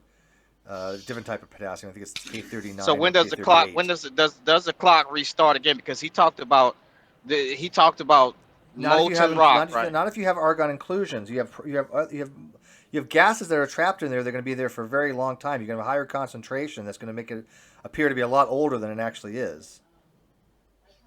But if you really want the detailed explanation on it, talk to Fiona. She did a huge paper-like thing on this very subject. So right, and the only reason why I'm stating it is because we're measuring the parent from daughter. So we're measuring the parent from daughter. It has this process starts when an argon is a gas. So we know that it starts when it solidifies and it cools. But you're dealing with ratios, and let's make it even simpler. Forget Mount St. Helens. There are 12 different isochronic dating methods that all show the age of the Earth. Okay, 12. Now, the Rates Project, headed up by Humphreys and headed up by Sarfati, had something to do with it, but he didn't head it. They all agreed that the Rates Project all agreed that these isochron dating methods did indicate all to have a consilience around 4.5 billion years. Do you agree with that or disagree? You said they all said what again? How many billions of years would say? That all 12. You not even listen to anything. Hold on, can you let him finish? Go ahead, Steve. That all 12 dating methods, isochron dating methods, indicated a period of about 4.5 billion years, and that the dating method was valid. I would agree that they gave millions of years or billions of years, but they wasn't the same. They wasn't the same though. They was different rates. Well, what do you mean? Well, they all have different decay rates. Right. They should have been the same though. No, different elements have different decay rates. No, I'm saying that when they did isochron dating and they did their study on the same rock, all of those things should have yielded the same dates. 4.5 billion years. Where are you reading this from, G? What site are you reading this stuff from? I'm not reading from any site. Okay, it's all in your memory. If I'm doing a test, hold on. Listen. If I'm doing a test on a rock, right, and when I'm doing a test on the rock, it should yield the same date. No, if it's because on it may the not same have any rock. lead in it. How can you do lead if there's no lead in it? How can you do strontium rubidium if there's no strontium in it? Okay, but listen for the No. Gee, you just said they all should have the same results. You're now assuming that they have all the same elements in there. No, this is what I'm saying. If you're dealing with isochron dating, what is isochron dating? What is it? It's a type of relative dating system where you use 3 different types of elements, 2 daughters and 1 parent, to come up with a ratio, and you use what's called geochrometric dating systems and these formulas to determine what the initial amount was and the age of the Earth based upon that. Because everything else factors out of it. It's based upon a Taylor series, which is a series used in mathematics. Right. So with this isochron dating, they should yield the same dates on the same rock. Why do they yield different dates? Because you don't have the same elements in there. It doesn't matter. They still one type of dating method. Lead's another. How are you going to have lead give you the same result if it doesn't have any lead in there? I mean, it depends on what type. What do you mean by? You're assuming that they have the same materials in the rock. You assuming that the lead, which is natural element, was not already in the rock. This is like dealing with somebody who's too stupid to know they're fucking stupid. Can you just give us the evidence that the Earth is only 6,000 years old, G? Can you just do that? Anyways, I'm not even talking to you. I'm asking. Link to get MJ is just pointed us in there. That's the great debate thing. You know where to find it from there. But G, okay, but let's get back to my point though. Rates, the young Earth creationists, actually said that the isochron dating method worked. They said one of the assumptions that they challenged. Okay, do you know what assumptions they challenged? And I've had this discussion with Sarfati himself. What was the one assumption that they challenged? Mic check. Yes. Okay. Hello. Okay, so he doesn't know. Hey, The one Jay. assumption they challenged was the decay constants being actual constants. Okay? Now, their version was they called accelerated decay rates. Okay? The problem with accelerated decay rates is you have what's called a heat problem. You need to account for a large amount of energy in a very quick period of time, a very short time duration. Okay? The amount of energy released would have caused a liquefaction or vaporization of the mantle or the crust of the crust of the Earth. And they have not figured a way around that yet. So they're positing, that we have accelerated decay, but if this accelerated decay is true, it would destroy the Earth. Well, it Do you not see a depends problem on with what that, G? it depends on what was in the earth. For instance, it depends on certain. We know there's certain elements in the earth, far as when you're dealing with iron and certain metals, they conduct heat. So they would have conducted that heat. A lot of these Okay, elements. so would you are so it officially one of the most depends. retarded We people I've ever don't- met in my life. Yeah. Well, you have reached, G-Con. How am I critical retarded? proportion of stupidity. Seriously. G-Con, How am I retarded? If I can, Steve, G-Con, you have now Okay, so hold on, let me Ronnie. ask Steve. You've Okay, so let ascended me past ask Ronnie Steve. at your level of incompetency right now. Oh, all right. So hold on, Steve. You said there would have been a heat problem, right? That's what you Oh, said. bullshit after bullshit. Yeah, a heat problem. Is that meaning what you said? you have a large amount of energy you have to account for. That heat is going to be the enthalpy, like for example, of steam, right? There's energy that can be extracted from it. That's called enthalpy. It's the amount of internal energy of the system times the product of pressure times volume. Velocity. I'm sorry, I'm doing the formula in my head. It's the internal energy plus pressure times velocity. That is the enthalpy. That's the amount of usable energy in the system. Okay, so if you have to account for all this energy that's being supposedly released in such a short period of time, the heat generated would have melted the Earth. The crust of the Earth would have been melted. Period, and all life would have been destroyed. Okay, that's fine. Okay, Well, hold so on for younger a minute now. creationists have to get Would you around agree- that. Hold but on, they hold say- on. Would wait, you wait, hold let on? me Would finish. you agree? They say we don't know how it got around that yet, except for intervention from God. Well, you know what? Sorry, that's not science to me. Well, hold on. Would you agree? Would you agree that that when we start looking at the heavy metals, they are good heat conductors? What does that As far got to as do with iron is- anything?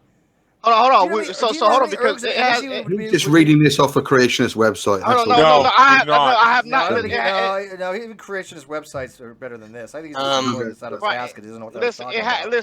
listen. Okay, listen. If we know what the initial Earth, if we know what it was made up of, right, and we know we know that it would have that heat and conduct it. Do we know how heavy metals was actually made? That's the thing. How do we come into what we start dealing with What heavy do metals? heavy metals today? have to do with anything that I'm talking Because about? heavy metals Literally because you fucking hold on, nothing. listen, hold on, G. listen. If I hold on, wait. G. Let me ask you this. Hold on, okay, let me G. say this. Okay, G, let I me have let me an answer. G. right, hold on. I'm gonna let you listen, but I want to respond to him. You're just going off in all different directions. Then you would say, "Oh, All right, well, hold on. Okay, listen. If I have a iron engine in my car, we use iron engines Fucking because they hell. conduct heat good. If I have an aluminum engine, I have What? to.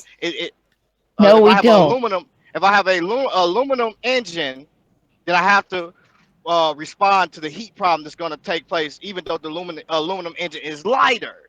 But there's No, going to be a G-Con, heat do you know why issue. you put aluminum engine blocks in your car? Why? Gas mileage. They're lighter. I just said that. I said No. because it's lighter. Dumbass, it's not heat, it's weight. Wait, hold on. No, wait. Listen. Listen. Hold on. Wait. Hold on. Stop G. for a minute. Let's call it engine. Anybody that know? Hold on. Anybody that know anything about aluminum engine? Because I deal with cars. Stupid. Well, you don't deal with anything else." Hold on. Aluminum cars. I mean, aluminum heads. It generates a lot of heat, idiot.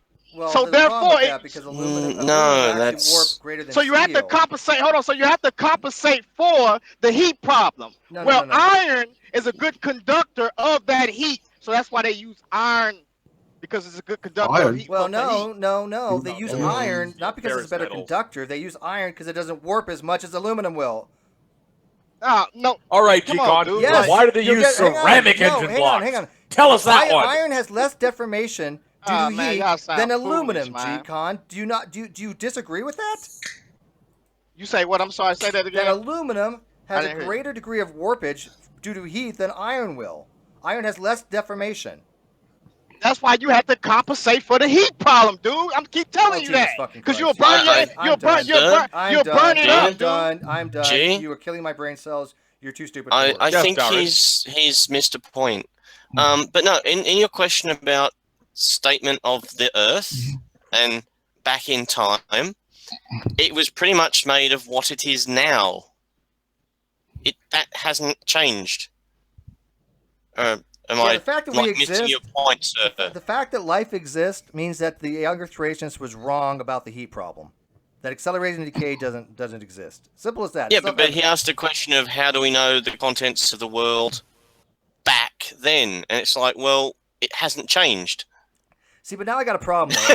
Because I was going to go for Steve Brown for Dumb Fuck of the Year, but G-Con, you gave him a run for his money, and I don't know what I'm going to do now. Now I'm in a he's bit got of to be on the quandary. list. Undoubtedly on the list. Top 3, top 5. But which one do I go with, man? He's got to be in the he's got to be in the nominations come the end of the year. Oh, he's definitely a nomination. Oh, that's a given. Yeah, definitely a given. I mean, just the amount of just rambling bullshit that comes out of a younger creationist's mouth is mind-boggling to me. That they can and then actually think tells they you, make a coherent hold on, wait, like G-Man, and then just changes the subject and spouts some other load of shit. Yeah, well, they gish gallop all over the fucking place. Well, hold on, Steve. Let me ask you. There we go Steve, again. If you do that, Steve, listen, I'm telling you right now, if you guys do that nomination, I'm gonna go. I'm real good at comedy, dude. Like I'm gonna go in, especially on you, Steve. I doubt it. Because Steve, I heard. Listen, Steve, I heard. Most of what you I say heard is about your. Listen, Steve, I heard Mm-hmm. about your calorie problem. My I will go calorie in on you. problem? Yes. What's my calorie problem? You like to have a little extra calories, I heard. I like sweet stuff actually nowadays. Somebody told me you one Snicker away from your belt size being the equation. Dude, I'm a 34. I'm probably a 34 or 36 right now. Right, that ain't what I heard, dude. Dude, I heard that. Have you seen my pictures on Facebook? What did you hear? What did you hear? I heard the picture what you got up on your Facebook. Oh no, Steve! What are Oh you my going to God! do? Don't go robotic now. Oh no! First of all, even if I was fat, why should it fucking matter? Second of all, I got pictures on my Facebook. I was just out with Jackie the other day. Jackie, do I look like I have a 42? She's not here. Steve looks like an anorexic Santa Claus. Steve, I mean now the secret's out, Steve. I Everything wear you've ever 34 said. pants, wrong. dude. And is that where we want to go? Fat shaming? Excuse me, fat lady What here. the fuck is that? Fat lady here. Shit. That was how rather retarded offensive. Is that? Everything you've ever said What is a wrong, dildo, Steve, no because shit. you're a fat bastard. But I'm not shamed because I'm not fat. But it pisses me off that he would actually to try to mock somebody because they are overweight. I find that to be disgusting. And yet I wear 34 pants and I'm disgusted by it. I was just literally out with Kevin and Jackie, and they can tell you right now that I literally and pretty well look like a white skinny Santa. Well, Steve, you know what why you're he's basically doing saying that. is if you No, put him on the list, he's mocking. you're done for. That's the only thing he can mock you about. He can't mock you about your intelligence, right? 'Cause he knows you're I mean, smarter than him.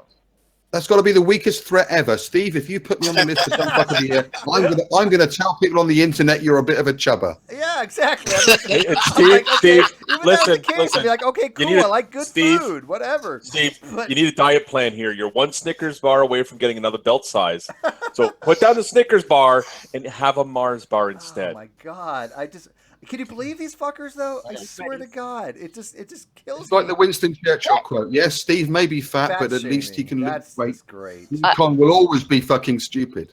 And what's worse is I'm not fat. I mean, 34 is not a fat person. know. I'm sorry. Hey, G, make ridiculous. fun of me because I'm a G. Conscious, make fun of me. I'm a fat bastard. Go ahead, make fun of me. Hey, I find it odd that y'all say y'all can go in and Jada mentioned to say something, calling me the dumbest whatever of the Well, year. you are But stupid, when I G. start- You gotta accept well, this, okay, man. that well, hold on. Well, listen, you gotta accept your weight. I 34. I If weigh you want to 100. listen- He does accept his got weight. I'm like. I'm Okay, like take your camera off right. Take your camera off right G, now. G, Take your I'm- camera off right now. Hey, G, Gee, I I'm want, 5 I like, foot. hey, Hang G. on, Conscious, hang on. wait, I'm hang 5 foot hang on. 11 Come and a on, give me a half. second here. I just got weighed when I went into the hospital a few months ago. I weighed 199 pounds at 5 foot 11. That's not too bad. Hey, well, hold on. G. Take your Conscious, camera off hey, right G, now. hang on, G. Listen to me, G. I like how, Steve's insulting your intelligence, right? But you can't insult his intelligence. You have to go to his weight. Really, dude? No, because listen. Yeah. Well, hold on. First of all, It's the You thing know about he's having smarter D than in you. it, mate. Listen, It's the D thing. You know, Listen, you know he's fucking smarter than you. You know he's more intelligent. Well, hold on. You can't go to the intelligence. And You go you guys, some other way. G-Con, they've seen my Facebook. Jade, you're on my Facebook. Do I look like I've ever been fat in my life? I've never seen you before on the Facebook.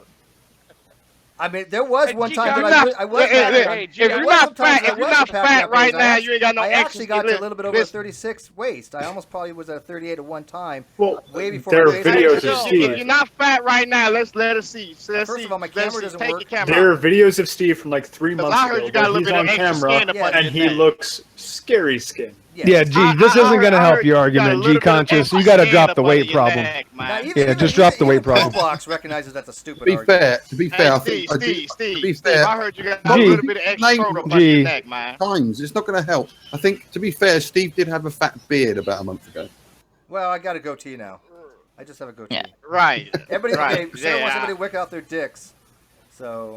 Hey, man, take that camera off, man. That's all. G, listen, G, you got to start backing your claims with some text or books or some sort of sources of information. You're not going to be able to beat them at a fat contest. This is what I hold on. Wait. This is what I'm telling you. If y'all, if you want to go, listen. If you want to go the distance, if you want to go the distance, and you want to make all of these. Well, hold on. If you want to go to distance, you want to make all of these videos talking about I'm done. I'm gonna go to distance with you. But there's a difference. I'm speaking the truth. You just made shit up out of your ass. No, G conscious, you need a lifeline. G, let me give you a lifeline. G, you need a lifeline. I got a lifeline for you. I swear. I got a lifeline for you. Take Phone a Pillbox's friend. lifeline because you just lied. Listen to this, and then now watch this though. G, like, listen, you got to get some credentials, not fat shaming. Okay, we can make fun of fat people later. Go ahead, go online, buy the evolution book, Futayama, 2009. Turn to page 619 and read what it says about refuting creationist arguments. There's actually a part in this evolution book that talks about, getting at creationists and literally attacking creationist points. It's a nice study on page 619. It says right here, nothing. Go against that. Right, no, but watch. Wow. No, G, but listen. Remember, you got to study the enemy's books, right? So watch this, page 619. Right here, it says evolution cannot be proved is a claim from creationists, right? Well, that's not going to be accepted by evolutionists. So the evolutionists have retorted. One thing at a time, Pillbox. One thing at a time. Watch this. I just want to read this. It says nothing in science is ever absolutely proved. Facts are a hypothesis in which we can have very high confidence. So they don't believe in science or facts anyway. G conscious. Conversation over.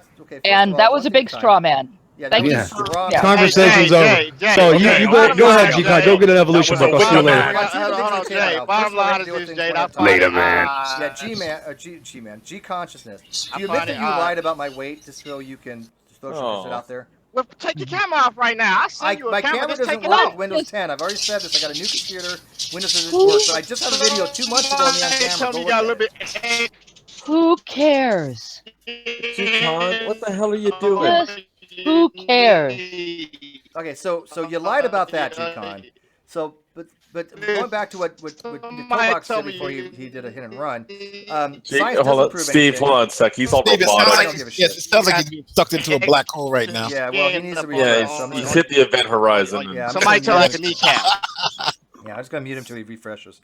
Can you guys hear me now? Am I Yeah. No, we can't. You're all robotic. No, Welcome back out of the black hole. Go refresh again.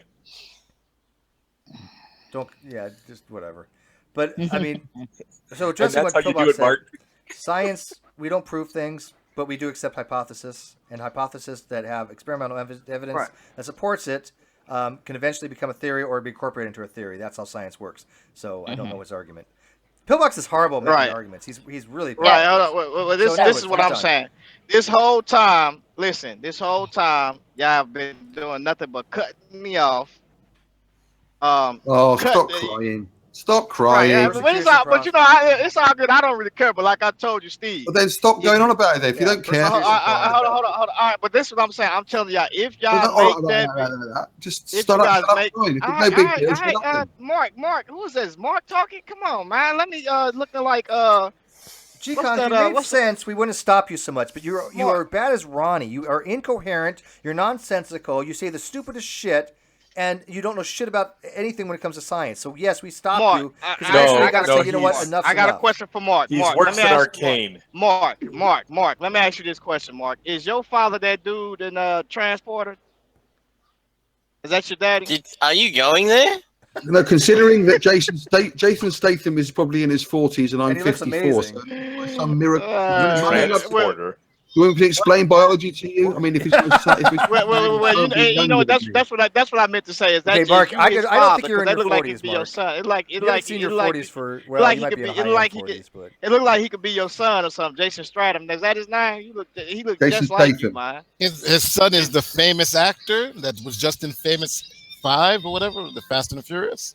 I'm saying, do they tell you that though? Because you look just like the dude. I mean, he looked like he could be your son. For Oh, real. G-Con, your game is weak today, dude. Wow. Yeah, Your game is real very weak. weak. Yeah, this is kind of Hey, going listen. control, man. But anyways, I'm gonna tell you this right now, Steve.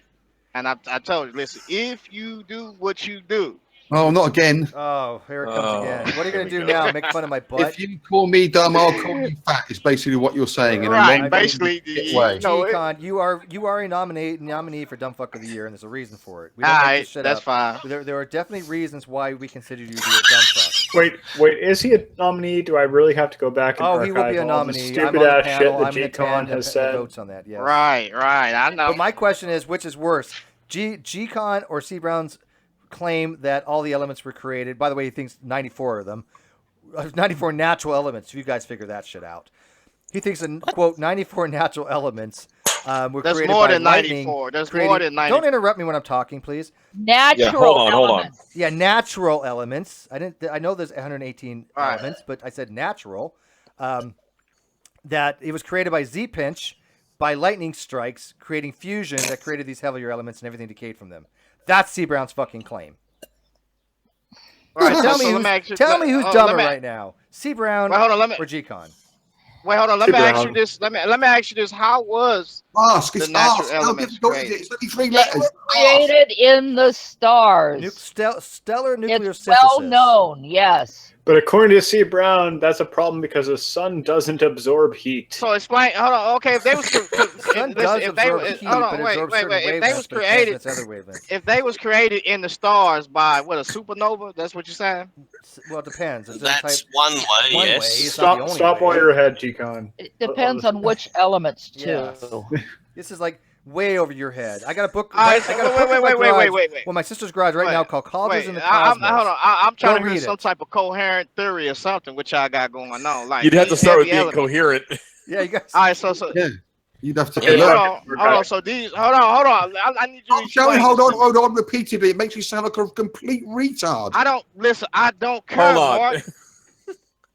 Mark, you think I care about that? You know exactly what I'm talking No, about. you so it don't seem doesn't to matter, care about man. much. Wait, don't. wait, You have G-Con, no you don't self-awareness. care about We're looking like a talking moron. about Mark. stellar fusion. Mark. Yeah. Please go. Stellar fusion. Okay. All right. So let's talk about it. So you said it came from stellar fusion. Is that what you said? That's where all the elements come from, yes. We come from Okay. the So what's the stars. right? So what's the process of that? How does that? Fusion? They explode, elements get created. It's Fusion. not Do you know what a rocket carbon science. nitrogen oxygen cycle is, or a proton reaction is, G-Con? Good God. So hold you're- on. you're Okay. So you're asking- asking people to explain to you concepts that are so woefully above your head. Again, I have a book called Cauldrons in the Cosmos. I've had it for 20 years. This is what I'm going to pull a Jade thing. I was reading this book 20 years ago, and it's very in-depth on stellar nuclear synthesis. I didn't understand the math. Still don't. The math is a little bit much. But the concepts in it are amazing. Go find it. You can get it on Amazon for $5. It's called Cauldrons in the Cosmos. Great fucking book on stellar nuclear synthesis. So I'm gonna ask you, are they able to produce that when you talk about, What? you know? Yes, we can Are produce you fusion. saying- We know how fusion They- works. We have fusion reactors. So don't talk about to produce the heaviest We don't produce supernovas. You can barely say the word, let alone understand it. Yeah, what's an isotope, G-Con? I missed the question though, G-Con. Are you asking because we can't potentially supernovas. make the heavy elements, then stellar fusion theory is wrong? And you're wondering why we're voting you for Dumb Fuck of the Year. Or have I missed, have I missed It should be self-evident. If you know what, Have G-Con, I missed hang your on, question, hang on, G-Con? G. G-Con, if you said right now, you know what, I realize I'm being stupid, and at least you have that much degree of self-awareness, I'd probably take you off the list. But since you don't even have that degree of self-awareness, this is why I think you probably will win. For fuck's That sake. means, I'm getting the that means best. you're fat. Can, No, no, no. can you guys? You can't Sorry. even operate fucking broadband at the moment, let alone understand science. I'm lucky my broadband's doing any good. And I Yeah, just had he's a video explaining It's all uphill isotopes, from here. by the way. He's in Australia on the land. All you you know, had to the do was land. watch my last video. I explained isotopes in like, what, 4 or 5 seconds? So, Gcon, what's your question about stellar fusion in relation to heavy elements? I think he has to refresh. Oh. I think he's trying to say that you can't get the heavier elements just through stellar fusion. So he's talking about like maybe type two supernovas and neutron star collisions. Yeah, but what's funny was C. Brown the other day quoted.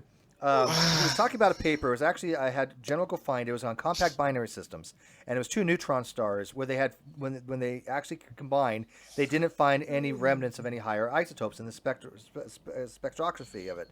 And C. Brown was saying, well, we've never seen heavier elements in spectral lines, and I'm like, you're full of fucking bullshit. Of course we've seen spectral lines. We know there's elements in the stars. We can see them, but this particular compact binary system didn't produce it because of complete annihilation. And he was extrapolating that because he had read it on some creationist page that we've never seen heavier elements, the spectral lines of them. But he didn't realize it was only talking about that one observation of the 2 neutron stars. Jade, your point, sorry? Yeah, there's 2 types of neutron capture, Jade. There's slow and fast. Right, but what I'm saying is it's not the lighter elements up until iron are formed by fusion. After that, it's the supernova. It's neutron capture and supernova. It's not a fusion reaction. Right. Ah. Right. That's the point. Yeah. Yeah. The fusion will only take you to And lead yet most we of the can time. still Because see what you it. have proton cycles that there's a 4-step process that converts hydrogen into helium, and then you have helium into lithium, then you have beryllium 7, beryllium 8, then you start going into the higher ones, which is called a carbon, nitrogen, oxygen cycle. Then you start producing really heavier ones like neon, but once you get to iron, it takes more energy to fuse iron than it does the energy you get out of it. So the star starts dying at that point. Yeah, up until iron, you're actually producing energy, but after iron, it needs energy to create which and is as why soon as you it get starts a getting supernova toward that and iron, flat. it's actually using its fuel much more rapidly because it has to burn a lot more material to keep it the same balance between the gamma pressure inside and the gravitational force of the stars collapsing. Hey, Steve. We observe this happening. Absolutely. We're actually it's called the able to Helmholtz mechanism. We see that happening, yeah. balance. Hey, Steve, did you read C. Brown's link supporting his views on how fusion occurs with the Z pinch? I mean, I saw what he posted on my thing that you reposted. Yeah, on your thread. Oh yeah, dude, I sent that to Antonio. Oh, Antoine. Yeah. I archived that. And I was wondering, does this maybe make more sense in its original language? Oh so no, I this guy translated thinks this guy is the dumbest fuck on the planet. Yeah, That's why no, he can't I wait to translated it back to Ukrainian, and I read through it. It made even less sense. Yeah, so in 2 weeks right now, if you guys didn't see my post, I actually have Dr. Antoine Brett. I'm pretty sure that's how you pronounce his name. He's an astrophysicist, PhD, specializing in plasma physics, former professor at Harvard, now works in Madrid, and he thinks C. Brown is a complete and utter dumb fuck. And he's been happy to come on and explain to C. Brown why Z Prince will never do what he thinks is fucking supposed to do.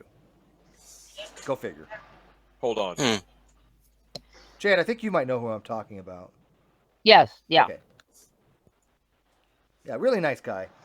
And he's like, That's he good. even said That's to me, gonna be he's like, cool. Steve, he's like, nothing surprises me anymore with young Earth creationists about how far they'll go to maintain their position. He actually directly said that, so I agree with him. Yeah. Funny thing is, I originally came in because you guys were talking about radiometric dating, and you mentioned argon, and I've read all Dalrymple's books and papers. So Oh, hey, you know what? Let me ask you then, because I'm not as hip on the argon dating as I should be. I will admit that. And we started off on North Korea, and we moved to this topic now. Right. It's great. This is what happens in my hangouts, guys. But they said let's keep it open. I don't know. It's better than the side chat. I have no idea. I have no idea what the fuck is going on there. I've been paying I attention haven't to the looked site over there chat. for a while. The Oh, outside Okay, yes, no. Justin, can you mind explaining what the hell Mick Morley experience showed Earth with stationary gravity is the universal law even means?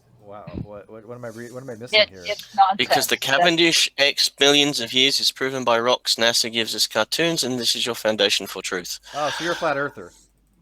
I don't know what he is. No. That would explain the Oh. grammar and No, punctuation no, issues. Justin's a flat earther.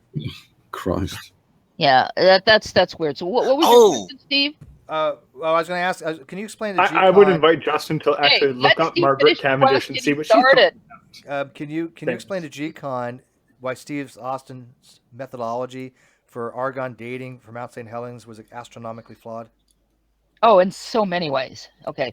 First of all, he used potassium argon dating. There's two kinds of argon dating: potassium argon and argon argon. We no longer use potassium argon. We now use argon argon. Okay. So, there are many things wrong with what he did, starting with the way he prepared his samples. Steve, I noticed you mentioned inclusions. This is something Dalrymple's talked about, and G. Brent Dalrymple, B-R-E-N-T, Dalrymple, D-A-L-Y-R-M-P-L-E, is an expert on potassium argon dating, and he is actually badly quote mined at one of the creationist sites. I can't remember which one it is. It's actually hilarious. They have a little chart showing a bunch of different volcanic eruptions that's happened in lifetimes, like Pompeii and what have you. And next to the chart, it shows the potassium argon dating for the number of the age of those particular explosions, and they credit Dalrymple, one of Dalrymple's papers down below. I have Dalrymple's papers. It is not for the ages of these volcanic eruptions. They actually have the amount of material tested. They copied from the wrong column. That's how bad these creationist websites are. They don't even have the age down. They put down for the age the amount of material tested. So in moles, I guess, I forget. So anyway, so the first thing is you actually have to physically examine the material because it may have inclusions. Inclusions are just simply rocks that have been picked up along the way. We've all seen volcanic lava at some time in our life, and you see how it rolls rocks and it covers stuff, and it's where some people will put stuff in the lava at Hawaii and then film it so you can watch it like a Coke can crumble or whatever.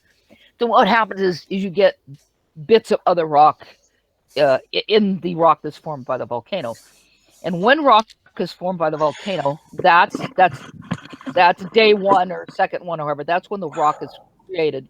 This is why we can use radiometric dating to date igneous rock, only igneous rock, because it exists. That rock begins to exist at the time of the volcanic eruption. Obviously, we can't get it down to a day or a week or something like that, but you get a pretty close thing. Pick up other inclusions, and that's something you can actually physically look for. You take thin slices, look at it under a petrographic microscope, and see if it has any inclusions. To begin with, Steve Austin was not careful in preparing his samples to make sure there weren't any inclusions. But here's oh god damn it! Sorry, my hand. A little problem here. Anyway, so he sent this to a lab. I usually can remember the name of the lab. Doesn't make that much difference. You can look it up. This lab advertised, made it very clear, both online and in its other material, that it could not date anything with potassium argon dating that was under 1 million years old, that was suspected to be under 1 million years old. So sends his samples to this lab, Geochron some Associates or something. He sends his samples to a lab that says they can't date anything that's suspected to be under 1 million years old.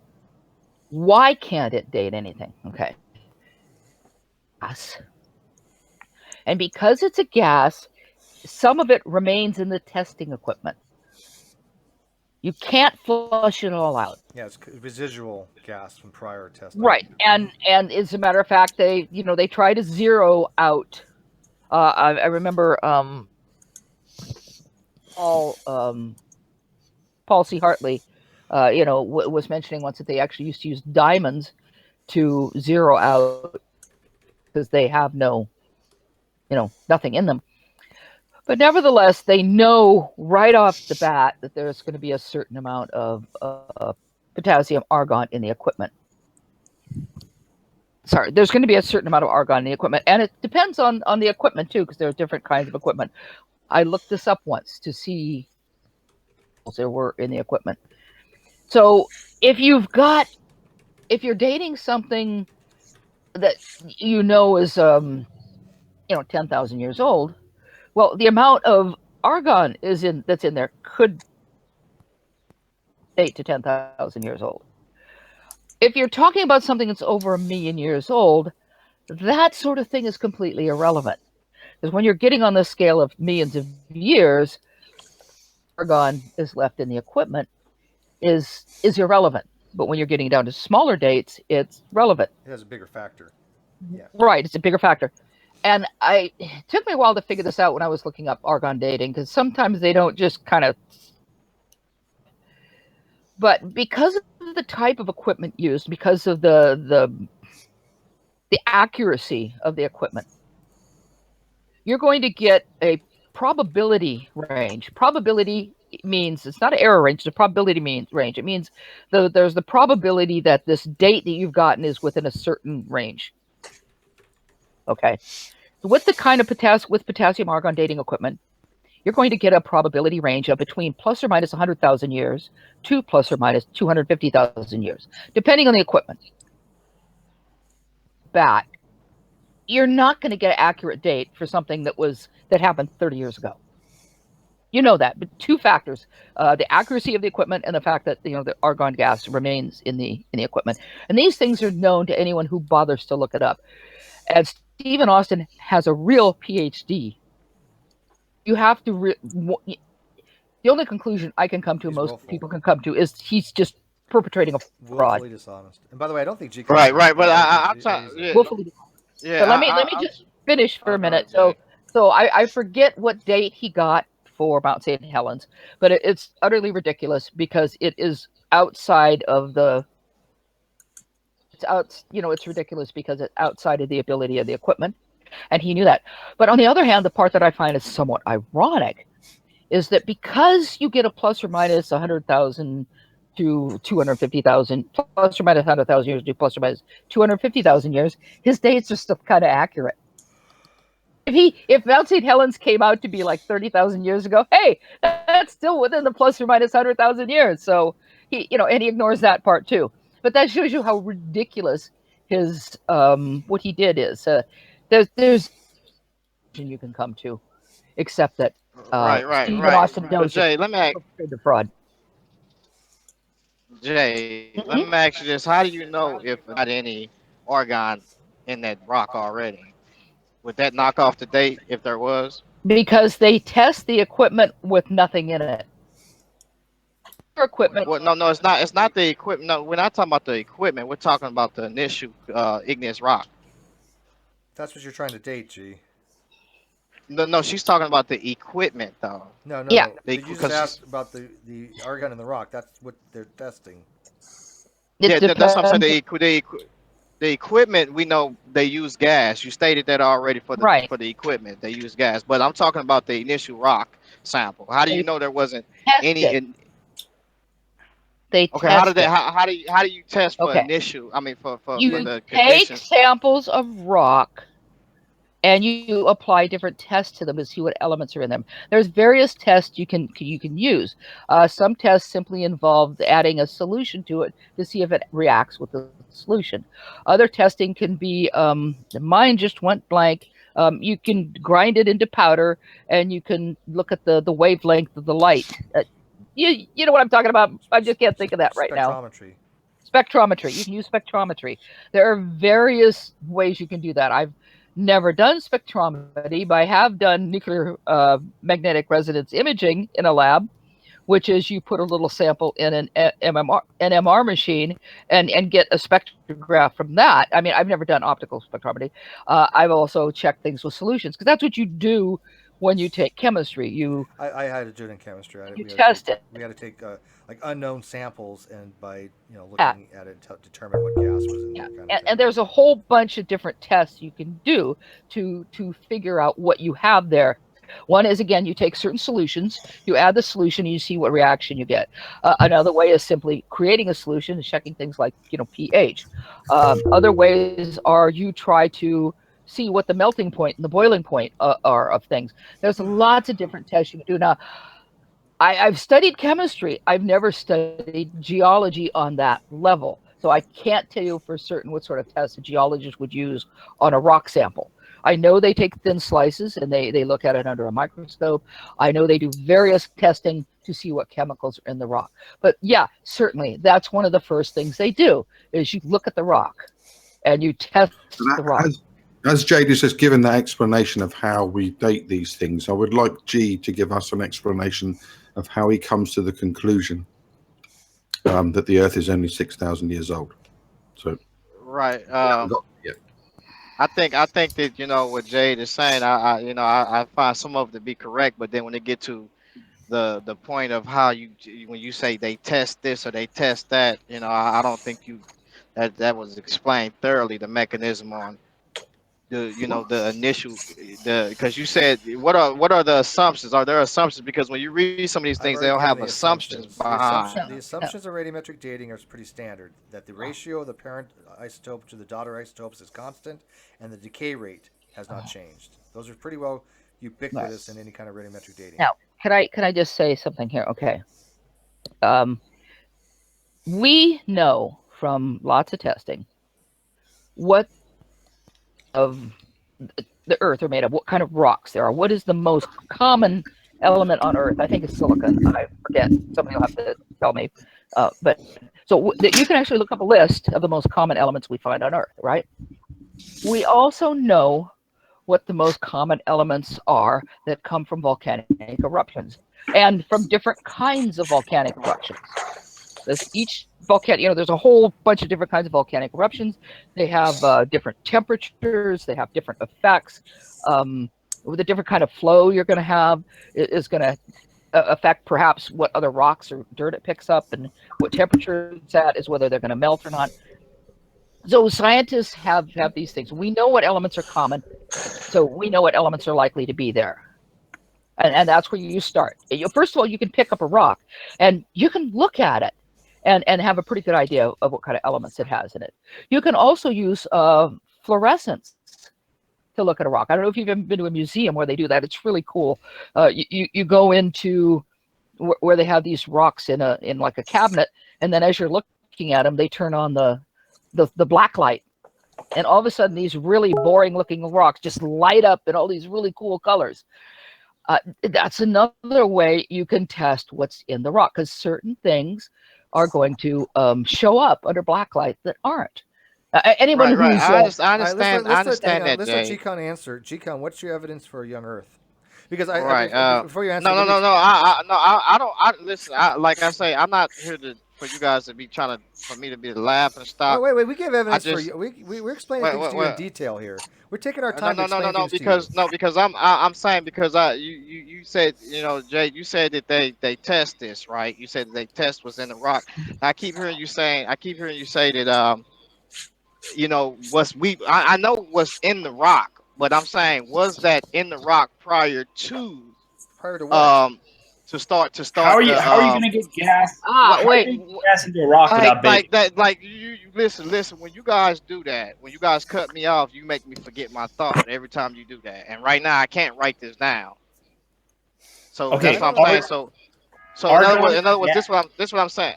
Okay, listen. I understand argon is a gas. Right. So how's it going to get into a rock? As she stated before, the rock cools and it solidifies, right?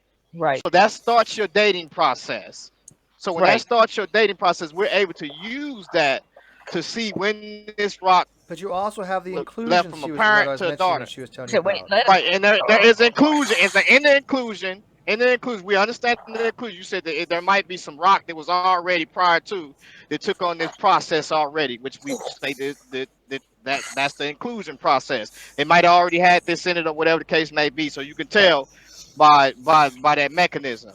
Now I'm asking you because we know when you say this dating method you're talking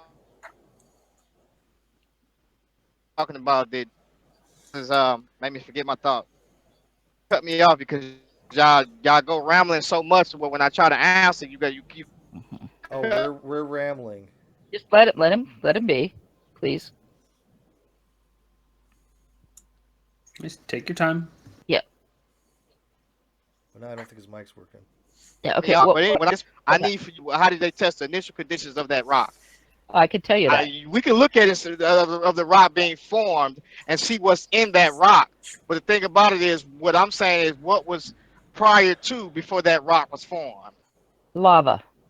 Actually, that's not the Right. correct term, and I know somebody will correct me. Magma. Thank you. It was magma, right? Okay. How do we do that? It's simple. We take samples of the magma. People take samples of the magma, cool it down themselves, and test what's in it. You don't get inclusions until after the magma has left the volcano and starts rolling down. It picks up all that shit that's like on, Right. on the side Now, there. some of the stuff it picks up, it's just going to burn up, and it's just going to go off in, in gases. And some of the stuff it's picked up. See, as it rolls downhill, it gets cooler, right? So when it first rolls downhill, first of all, it's just going to be going too fast to pick up anything. But as it rolls downhill, it gets cooler. As it gets cooler, it will start to pick up some other rocks and won't melt them completely or evaporate them, because in some cases you're going to be literally turning certain things into gas, certain elements. That's when you get inclusions, but they're going to be very small because the magma's really hot. And that's why they have to. So look where are you testing the magma from? Where is this magma coming from? Take it from the volcano itself. Okay, let's like recent. Okay. Yeah. Okay. So if you have a flow, like just recently, what was it that went up? The big volcano on Sicily. I'm thinking, what happens to me is I think of a volcano and my mind immediately goes to the wrong flipping volcano. Mount Etna. Mount Etna. Thank you very much. Yeah, my mind was going Stromboli, and I'm going, no, it's not that one. Mount Etna. Okay, so Mount Etna periodically flows. So what they do is you go and they have these devices, and they dress up in these, fireproof suits. And even then, it's sometimes really dangerous. I saw a video of them testing it once, and as they walked away, you could see their boots were melting, even though these were like really thermal boots. So they reach into the magma because the top, as the flow is going down, right, the top hasn't touched anything. It's coming fresh out of the volcano. And they reach in there and they grab that and they test it. And they've been doing this for years. Now, clearly, there are some cases, depending on the type of flow you're talking about, where you can't do that because it's explosive. It's like the one at Mount Etna. And in Hawaii, you can test those because they're just rolling down the hillside. So we test those. In other cases, they have to wait literally till something lands, because if it's explosive and it lands, they watch for it and they grab it. But again, they know that if you've got like a lump that's just flung out of a volcano and it lands, the scientists know that the bottom part of that is already going to be contaminated. So you might take the whole piece, because it's more convenient and you're trying to avoid being hit by stuff, but you only test the top, because the top will tell you what came out of the volcano in a pure form. But they do testing of the magma itself before. Okay, yeah. So yeah. All right. So what you, if you can, put that in the back chat, because I'm gonna look into that, because there are I want to videos. look into that. Yeah. Right. If you can you put that in the back chat? Give me a direct source for that, because I'm going to study it and I'm going to look into that. And I'm going to get back with you to see if testing the magma can basically tell what was in that before it crystallized and formed. And this is how, actually, one thing you can look up. I'm actually getting into my little notebook here, getting it open to make a note for that, because I do this. Yeah, I was wandering looking at the etymology of OUGH earlier, so I've got that here. I do the strangest things sometimes. One of the things you can look at is, how do scientists discover what the molten part of the Earth is?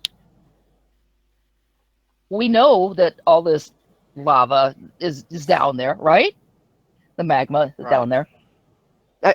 Unfortunately, I'm stuck with the word lava because when I was a kid, that's what everybody said, lava, lava, lava, even though it's the wrong word. Yeah, it's lava So when it's how do we- outside. It's magma when it's Yes, it's magma inside. But again, I said, you know how it is when you get something in your head from a little kid? So we know that there are these reservoirs under the earth that are filled with magma. We know that there's a lot of it under, under Yellowstone. That's a super volcano. And it's something we're watching, especially since it's been bulging a bit. Yeah, but it's still not that bad bulging. But no, and there are it's other gonna be a few ways for it to 100,000 release years, pressure. 10,000 years before it goes. There are other ways for it to release pressure besides having a gigantic super volcano explosion. We have evidence that it's burped in the past without a major eruption. It's just like an earthquake. You could have a lot of little it's supposed to earthquakes. go up every 600,000 years, though, Jade. And the Yeah. last eruption Oh was yeah, 640,000 Well, years yes. ago. So, but so one of the ways we figure this out is by testing magma from all over the world. So you can look into how do we know what the magma under the earth is? What is the earth?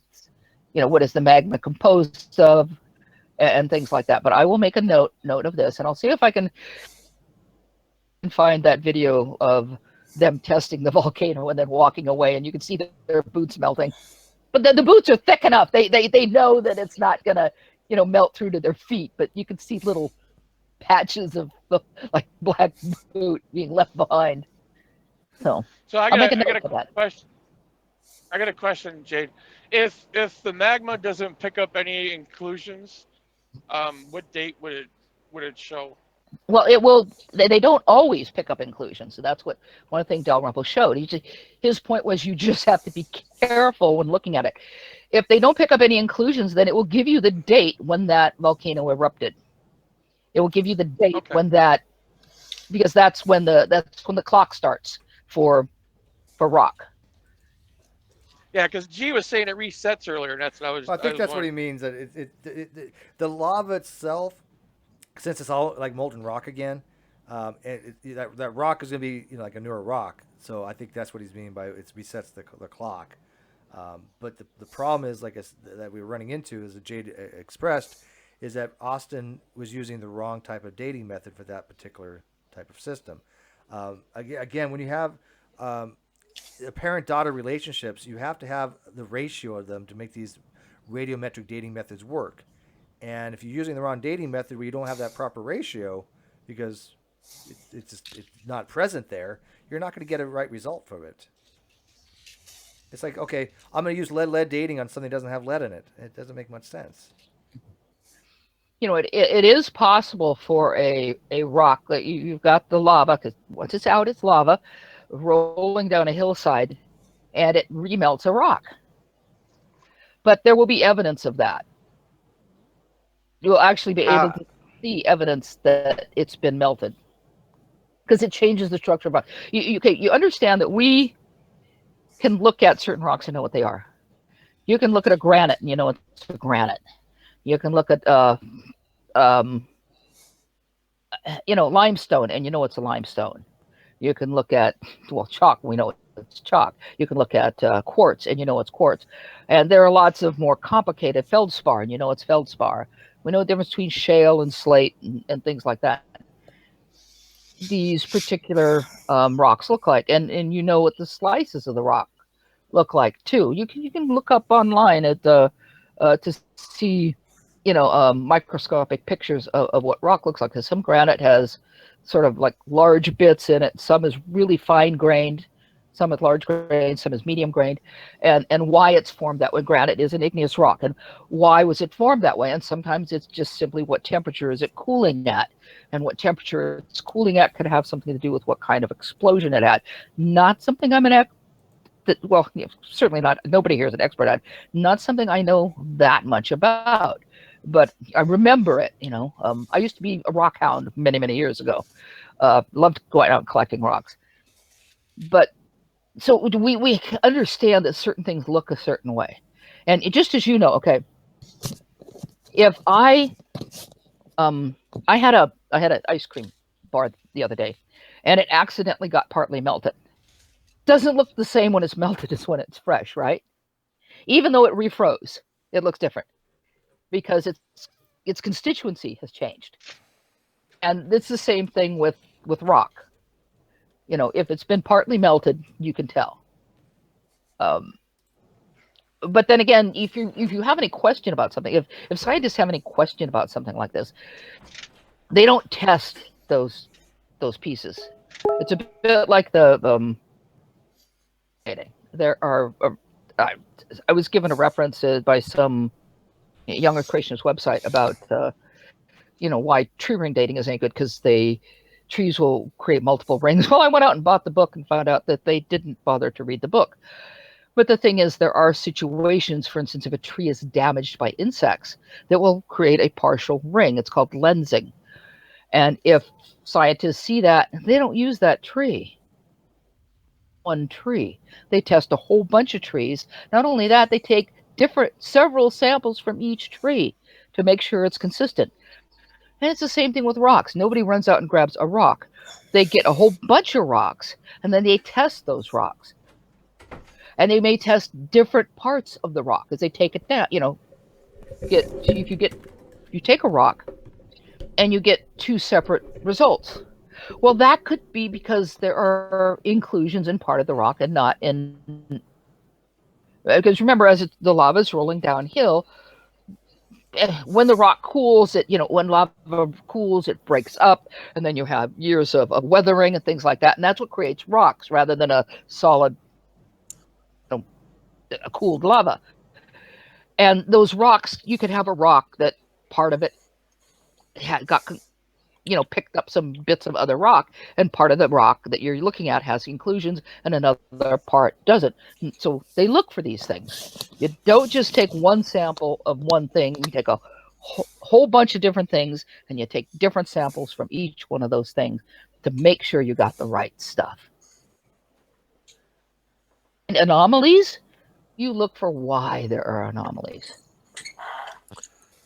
All right, because I was thinking that we tested lava, and I didn't know we tested magma too. I thought we was testing lava, not. Well, we tested. I suppose it's technically. Well, no, actually, they do actually take tests from in a volcano. The caldera where the lava is just sitting in there and hasn't come out yet, where it's bubbling. Can we just say this, Jade, that there's tens of thousands of actual experts that do this, as to every one North creationist who says they're wrong. Yes. Right. I'm not. Well, hang on, G. So you have somebody like Steve Austin, who I believe deliberately put out this information because he is an actual PhD. He cannot be this incompetent, especially when he puts out shit like, oh, these pyroclastic flow. Oh, it's strata. No, it's two pyroclastic flow, and those are not layers of rock. Those are layers of ash. But the photo looks like rock, and he didn't care. He basically said, nobody's going to, these are people that buy into this bullshit. They're just going to say, oh, look, it's rock. But if you actually do the research on it, you'll find out that that Mount St. Helens did not create something like the Grand Canyon. So for every one young creationist, you have tens of thousands of actual scientists that know what the hell they're doing. And yet I find it odd that a young Earth creationist would rather believe the one person who you can see is being dishonest than the tens of thousands of experts that are saying, no, it's not like that. I just find it to be weird. If you're going to accept any young Earth creationist who's, scientist, do not accept anything from Dr. Stephen Austin. He's the worst. Because it's clear that he is perpetrating a fraud, a deliberate fraud. There is no other explanation except perhaps brain damage. I don't know, but that is really, really bad. I mean, it's the highest level of deception, and I find it objectionable as a Christian that he is perpetrating a fraud on other Christians. There's no excuse for that, none. And like I said, Fiona has a really good write-up on this too. Maybe she does. She's better at it than I am. She really looked into this particular claim in depth, a lot more than I ever did. Because geology is not my best area by any means. I mostly know the potassium argon dating part of it. Fiona knows more about the preparation. Well, that's the one he used, but that's one he shouldn't have used.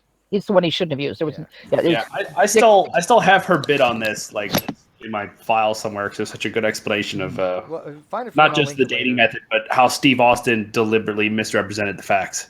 And we And need we've to also find got that. people in the live chat still asking for GCon to give his reasons and evidence why the Earth is young, because he hasn't answered yet. See, if somebody would have done a super chat, I would have pointed that out earlier. Just saying. Just saying. Yeah, Scott Spengler. I was just going to say we should. If you donate $2 a super chat, Steve will give you mods. You already set the precedent. $5 thing. Yeah. Or is it $5? Actually, Mike, no. Mark. I will tell you, I will not give people mods no matter how much they do for super chat. Modding is a very.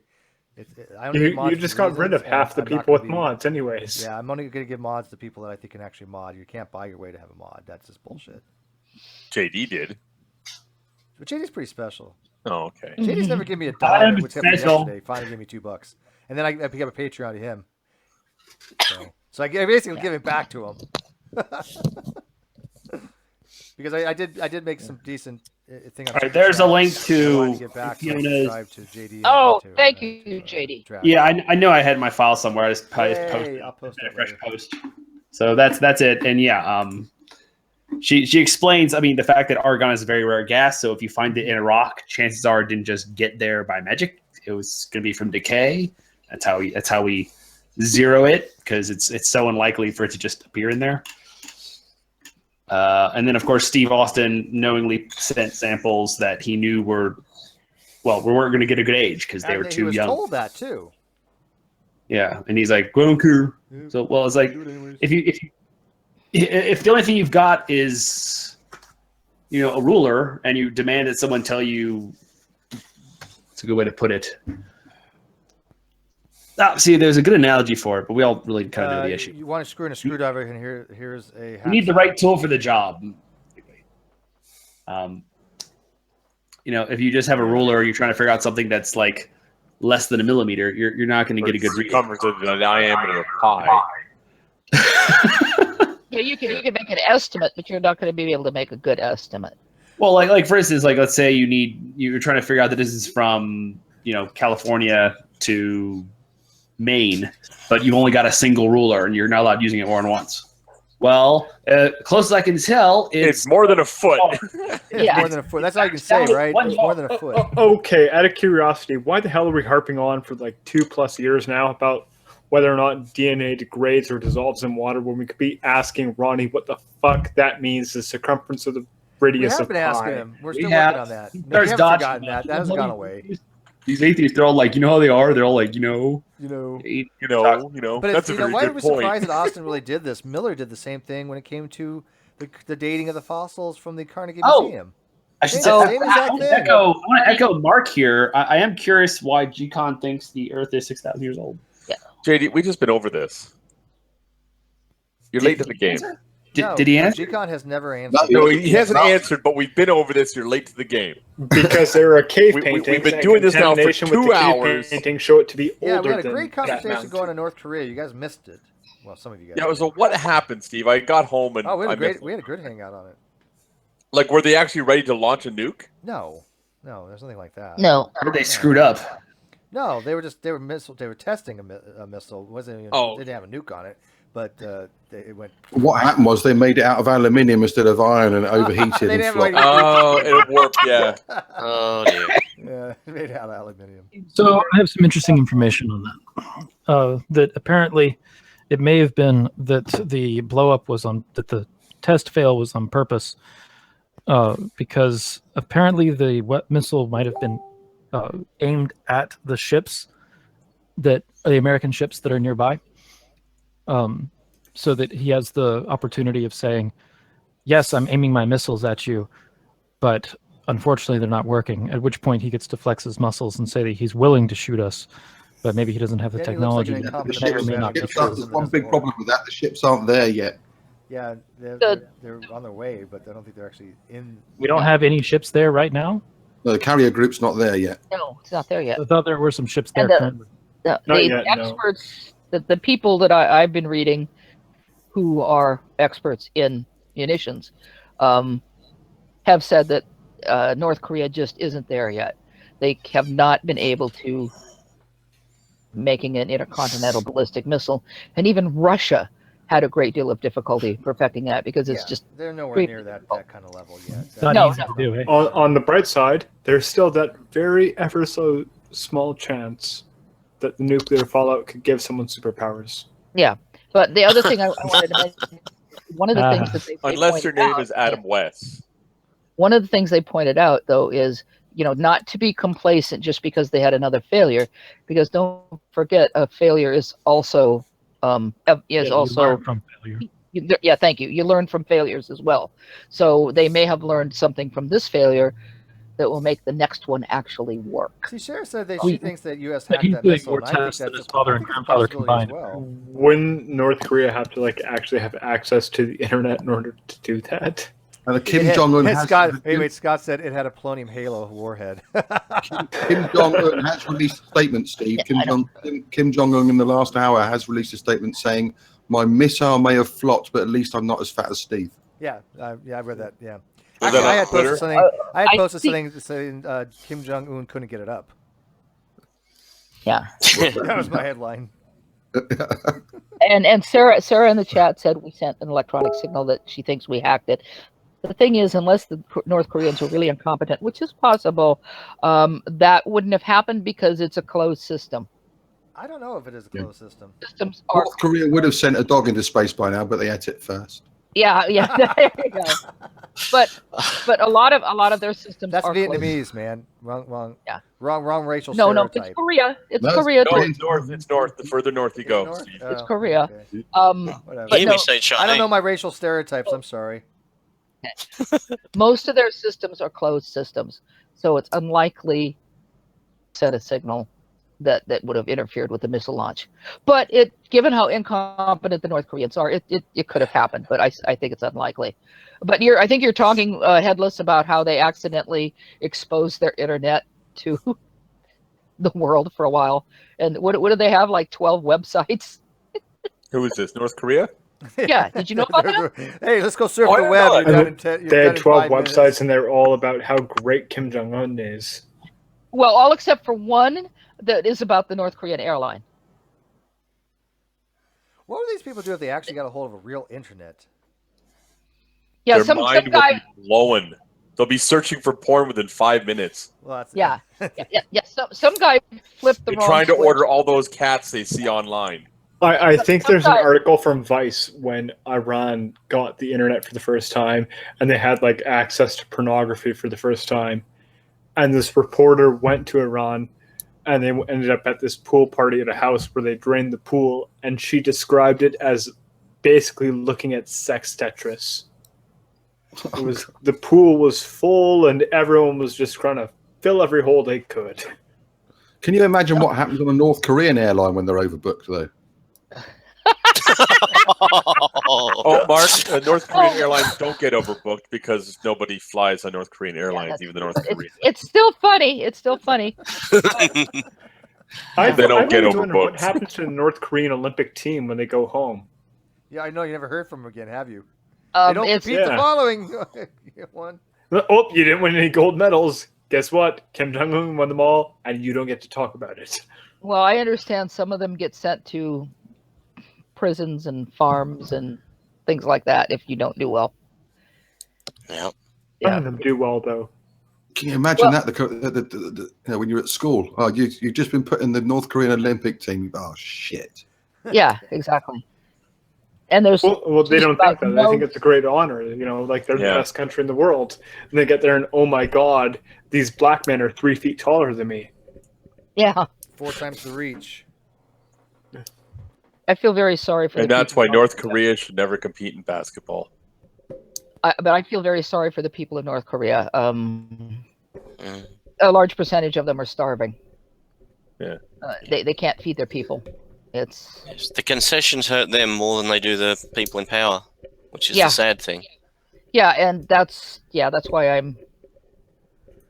Of course, if we did send food or whatever, and there have been attempts, there have been a peace different peace groups that have just literally sent balloons over North Korea with food. There was a thing about They that. won't eat it though because that's propaganda. It could be poison because it's from the south Well, and from America. No.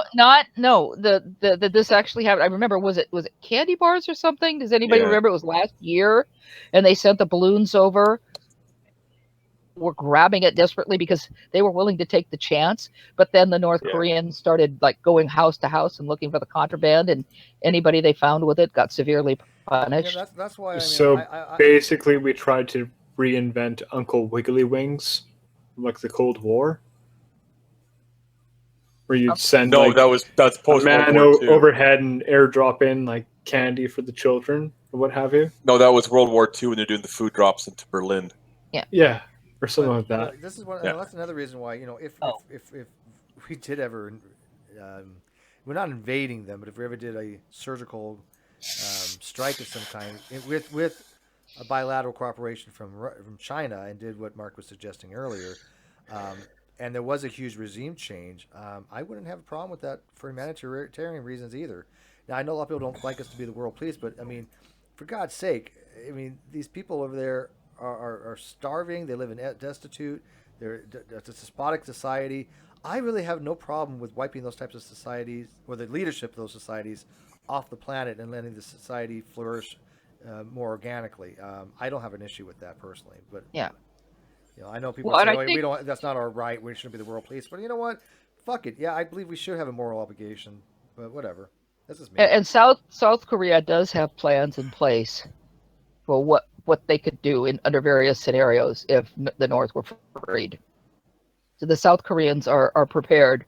Now, of course, or at least they're as prepared as best they can. They know that there's starvation there, and it would really take the UN going in there with a lot of people from different countries all over the world with a massive humanitarian but it effort. could be done. I mean, yes, it could be done. The Berlin Wall fell one time, so I mean, the collapse of North Korea wouldn't be outside the realm of possibility. Yeah. I mean, even Russia. And by the way, the Berlin airlift was mentioned, and if you ever bothered to look that up, it's astonishing. It worked because the Russians thought, well, we'll just cut off East Berlin and they'll starve because they cut off the roads. West Berlin. Through. East Berlin from West. I like Trump's. They cut off West Berlin. You're right. I'm sorry. They cut off West Berlin. They cut off the roads, and we said, well, fuck that. You have to look it up. That the planes were landing every few seconds, literally, and everyone thought it was an impossible feat. Well, I'm sorry, Mark. What? Right, Trump was. I'm just reading it. Trump was at the annual White House Easter egg hunt on Monday, which is yesterday for me. Yeah. Apparently, that one of the press said, "Have you any message for North Korea?" And Trump said, "Just behave." Oh God, wouldn't it? But anyway, so look up the Berlin airlift sometime and see what an incredible feat that was. How they had, and the way the planes had to land, and they had to land quickly, and then they had to take off. But some of the planes would, as they would go low, they would drop candy for the kids from the planes. But it's an amazing feat, and there was never an accident. It's just astonishing. But talking about Trump, did you hear about what he did with the kids' caps? Some kid gave him his cap, Trump's cap. He gave Trump his cap to sign. Trump signed the kid's cap and then took the kid's cap and threw it in the crowd. And then he grabbed another kid's cap, signed it, and threw it in the crowd. That's brilliant. It's just, and the crowd was going, no! I say it every time that Trump's brought up. Remember when George W. Bush was the bottom of the barrel? Mm-hmm. Was what? Remember when George W. Bush was the bottom of the barrel? Oh, yeah. Yeah. Oh, how nostalgic those days feel. Which Bush? Both of them are just the son? George W. Bush. W. Fool me once, shame on you. Fool me twice. Can't be fooled a second time. One of these days, you're going to be saying, talking about President Ivanka Trump. So just bear in mind. Not likely. No. Hush. No. There'll be President Macaulay Ivanka's Culkin hot. before that happens. Oh God. One good-looking woman, man. Yeah, she's sticking her foot in her mouth all the time now too. Oh my goodness, none of them can say anything right. Well, I don't think any of them should go into politics, but whatever. No, they're not. Literally elected a reality star as your president. There You you go. can't really get much lower than that. Well, And the only reason he became a Richard reality Ronald Reagan. the only reason he became a reality star is because he was going broke. I like The Apprentice though, and I like the Celebrity Apprentice. I didn't like this last season with Arnold. I didn't care for him at all. I mean, I think he made the right decisions, but I didn't care for him. Yeah, well, I didn't never like the watched American it. version of it. I like the British version of it. I've watched the British version a few times. That's with He'll be back. Sir. God damn it! What the fuck is his name? What's that? All you British guys are alike. What's his name? Lord Sugar. He was Sir Alan Sugar, The but fuck are you he's talking about? There's yeah. only one Brit in this room. Lord Sugar now. He's Lord Sugar. Oh. Yeah. Well, Jade, how did you feel when also did a Reagan wonderful was voted appearance in on, as president? You know, he was an actor. Since he was our governor and he was a horrific governor, I was very upset. He was a terrible governor. I worked for the welfare department when Reagan was governor. What he did to people in the state. And it took Jerry Brown to fix it. What about the Terminator? Yeah. He They should wasn't have so had bad. Arnold. It's a shame he wasn't born in America. I would have liked to have seen Arnold as president just for the lols. You know what? I think Didn't he say probably you would've- I think he would've beaten Trump. Korea. Do you think he would? Yeah, every time he obviously gets he the can't win. press He can't- conference, he he just can't say, because he's "I'll not be American back." born. But if they lifted that rule for whatever reason, or if he could have run, do you think he would have beaten Trump? Don't know. I do. But If just to Arnold see- Schwarzenegger would have beaten Trump in an election, Steve, there are people who would have voted for Schwarzenegger just so when he has to get on the presidential helicopter, we get a meme Exactly. of get to the chopper. Exactly. Yeah. I was just about to say that. Okay. See him on the lawn every when you think time. about like Trump's main, Korea, hasta hasta la vista, the baby. people who were like, And then when he gets his all the second term, neo-Nazis. it's I'll be back. Well, if you think about all the neo-Nazis who like are in favor of Trump, Arnold Schwarzenegger is from Austria. It doesn't get much more neo-Nazi than that. True. Do you have a message for North Korean President Schwarzenegger? Fuck you, asshole. We bomb you. We bomb you now. It's fuck you, asshole. He would be badass, man. Just for the helicopter bit alone, every time you can imagine the Get to the Secret top Service. Every time he gets on the presidential helicopter, And you this- know it. And the Secret Service going, "Oh, not again." You do know that would just become like a GIF that would just be Don't say repeated over and over and over. It would just be him Well, going, have you- "Get to the chopper." Have you heard Running that on the Trump and his family are wearing out the Secret Service? Yeah, well, yeah, Yes. because they're going all over the place. They don't have the manpower. They're spending a shit ton of money. I mean, yeah, I don't know what No, the fuck's going on. and Trump is insisting that his adult children are covered by the Secret Service as well. Well, same for every other president, surely.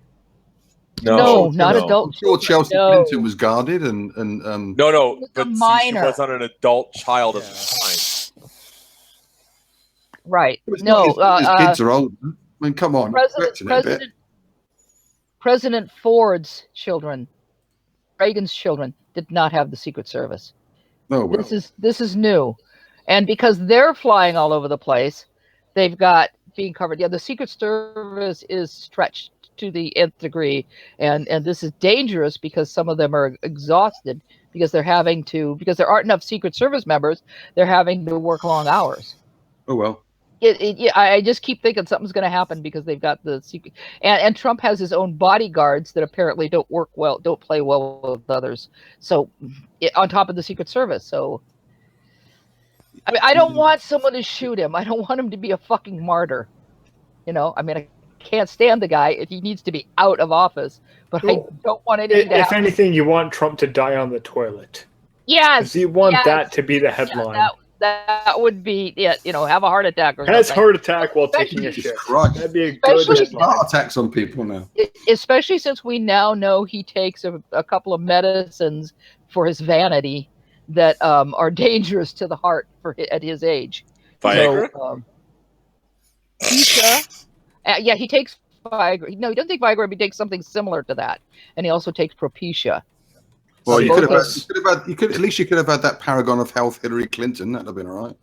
No, actually, she's fine. Oh, yeah, right. No, she is. Her health is good. That's a bunch of bullshit. I mean, there are other problems with Hillary, but her health isn't one of them. Well, come on. If you're Sorry, Jade. It's just the way you said it. oh well, yeah. But I mean, if you're She's my a age, disgusting human being, but she's But her healthy. health, she's healthy. You're right. That's right. But I mean, when you're her age, she's a few years older than I am, and you have to travel all over the country. It's gonna be stressful on your health. It's stressful on all of the candidates.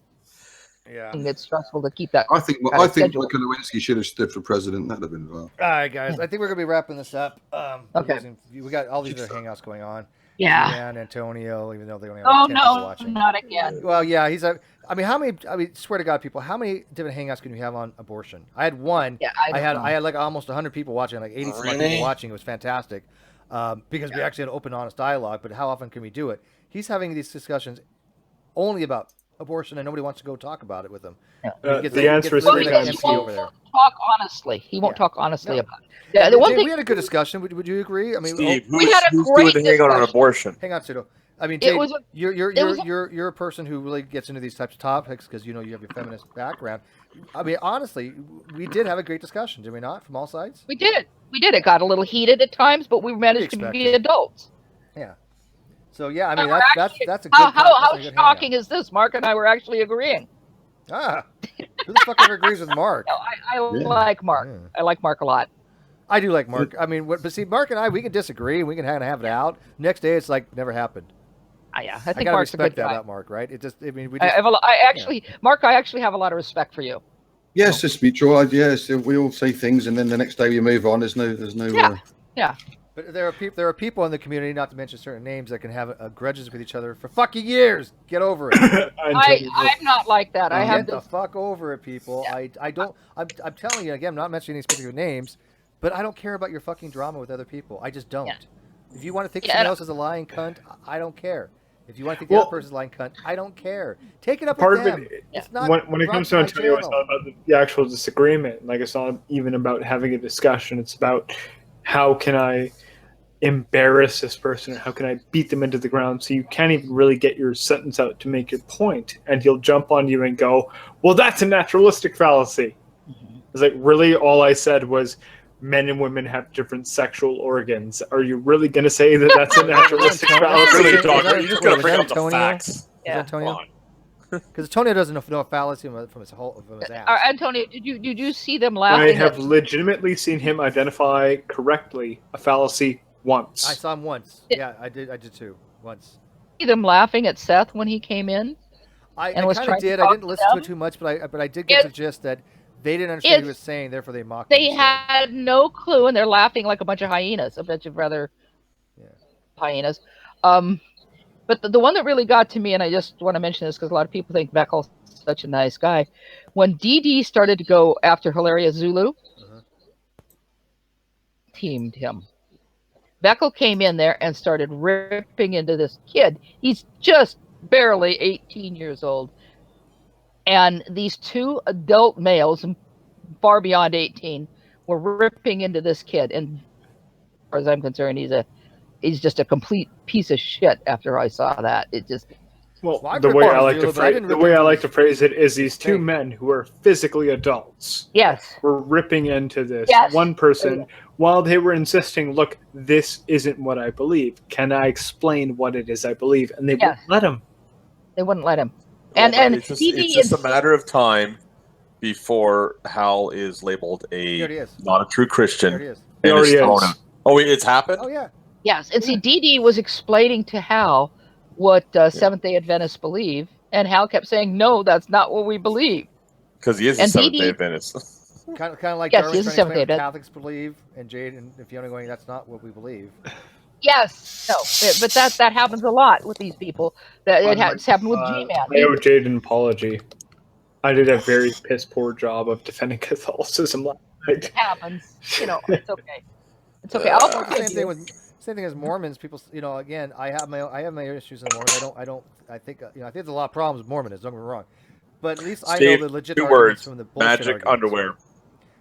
Well, it yeah, really there's bullshit isn't magic underwear. Yeah, there's no such thing. as Magic underwear. 2 words. Yeah, but they'll say stuff like that. But that's again, bullshit. So I mean, I know the Well- legit arguments, against Yeah. the knowledge argument. To make You it wanna- to you get wanna the full say, effect, you have to say "Magic Underwear" with the song "There's a Party in My Pants" playing in your head. but again, it's just like anything else. If you say Mormons believe this and they don't, I'm going to say, well, you're full of shit. Go find out. And sure enough, people go, yeah, I went over there. You're right. They don't actually believe that. Well, no shit. Well, yeah, it's one thing if somebody jokes with you about it, like Headless bringing up magic underwear. He's not serious. But it's when people bring it up seriously that it gets really annoying. And it's the same thing with G-Man has said a couple of times that he wants to talk to me about Catholicism, but he doesn't know anything about Catholicism. What are you talking about? He took 2 years of Catholic school. He's an G-Man doesn't know expert. anything and left it at that. When he was in elementary school, and given G-Man, he probably doesn't remember any of it. But somebody asked me why I wouldn't discuss it with him. If I could just finish. Thing. Okay. Okay, go ahead. Here's the funny thing, and no, this is not doxing because nobody actually knows where G-Man lives. I'm not giving out the address. I know where he lives. Well, I'm not giving out an address, so it's not doxing. Down the street from where he lives, there is a Catholic church, and on the same street, just down a little bit, there is a daycare run by nuns. Mm-hmm. That's his old address. Well, that's the address. That's the area I know, so I'm not going to worry about any. No, he moved. No, I'm last not 3 going there, months. doctor, because that falls Yeah. into doxing if they know he's moved. I ain't gonna give out his address, but It's no, okay. you don't know where he But I'm lives. just saying, that general neighborhood where I knew where he was, he is surrounded by things that are Catholic. Right. Yeah, he knows nothing about them. Well, But the somebody funny thing asked about it me- is he told me in a hangout once that, like, oh, he's an expert on all things Catholicism because he took 2 years of Catholic school. In elementary And school. in elementary school, and I told him, well, prior to kindergarten, like my daycare, all the way to grade 12, and even my transition period, like grade 13, basically in Canada, from high school into university, was entirely in Catholic school. So how much more of an expert does that make me over you? Yeah. And G-Man would not accept that I knew more about Catholicism than he did. And even then, I don't know that much about Catholicism. I really don't give a shit about it. Yeah. Well, and the thing is, somebody asked me, says, well, why don't you have a talk with him about Catholicism? And I said, the problem is I'd spend the entire time going, no, no, and no, no, no, and no. And G-Man's retort would be, hold on, you're over-talking me, hold on. Yes, but that's I'd spend the entire time just simply saying, no, you're wrong. And there wouldn't be any conversation because everything he said is just crazy. Yeah. Okay. Anyways, we're gonna be ending this. I think so. I want to thank everybody for watching. Sorry, guys. Hey, we only got 46 people watching now, and I just knocked my video cable. So they told my video would come back on because it's doing this little thing. But anyways, what, Jay? I was just gonna say the last thing I was gonna say is I can't freaking believe that Ronnie actually did an 8-hour hangout. Wait, what? What? Marathon. True Empiricism did an 8-hour hangout. Are you sure it wasn't my mistake and he just fell asleep? No. He did an 8-hour marathon, but I was listening to a little bit of it. I just, you know what? I just find nothing of interest in it. How long does it take to explain how to put pickles on a bun? I really don't know. You have no idea when it comes to true empiricism.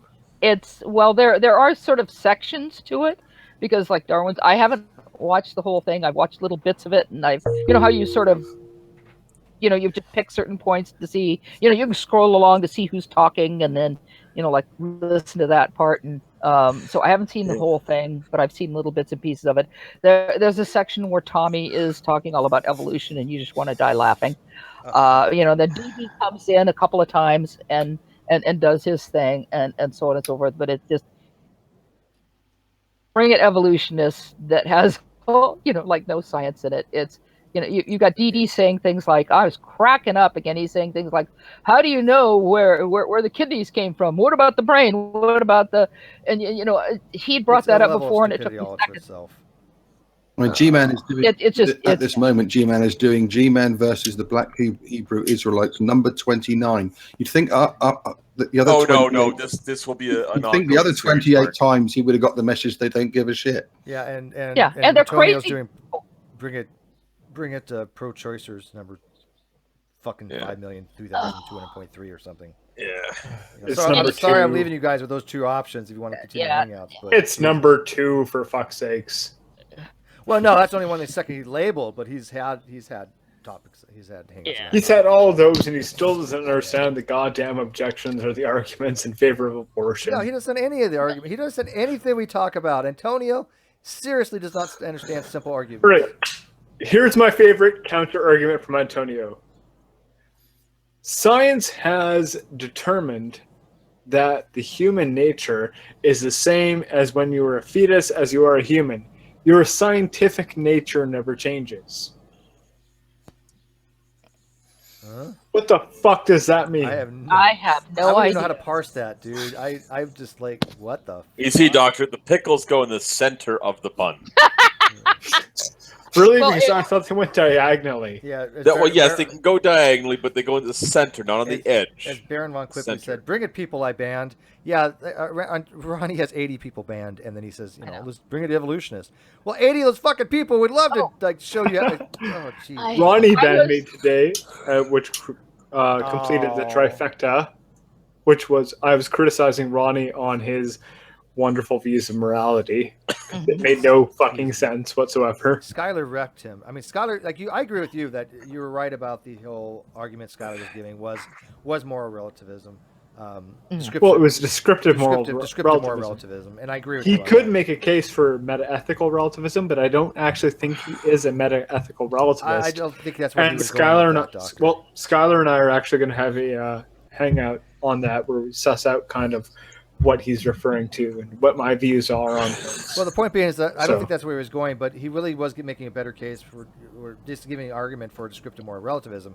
And Ronnie still doesn't understand the difference between objective and subjective morals. And he keeps on thinking that Skylar doesn't know what the fuck he's talking about. And it's like, no, Skylar's got this down. You're fucking clueless. Well, I said it was kind of doubly sad when I messaged Skylar last, but it's even more sad now because if you go back and watch that hangout, what Ronnie is describing is descriptive moral relativism, that all these different people had these different conceptions of what would be objectively moral, and none of them agreed. That's descriptive moral relativism. I can say one thing that's entertaining about Ronnie's Hangouts, especially sometimes when he gets going, is to watch the live chat and watch everybody's alts or socks pop up. Because I was in there, and I was in there with my Hangout channel. That's the one that shows a big gorilla on it instead of my usual one. I mean, my channels all look alike. They all look like they say Miliagris Felis, but the spelling is different. It's just because of the font that YouTube uses. They all look the same. Because I'm banned on my regular channel. Fiona's in there with horse tricks. Other people were. What? I'm banned on both my.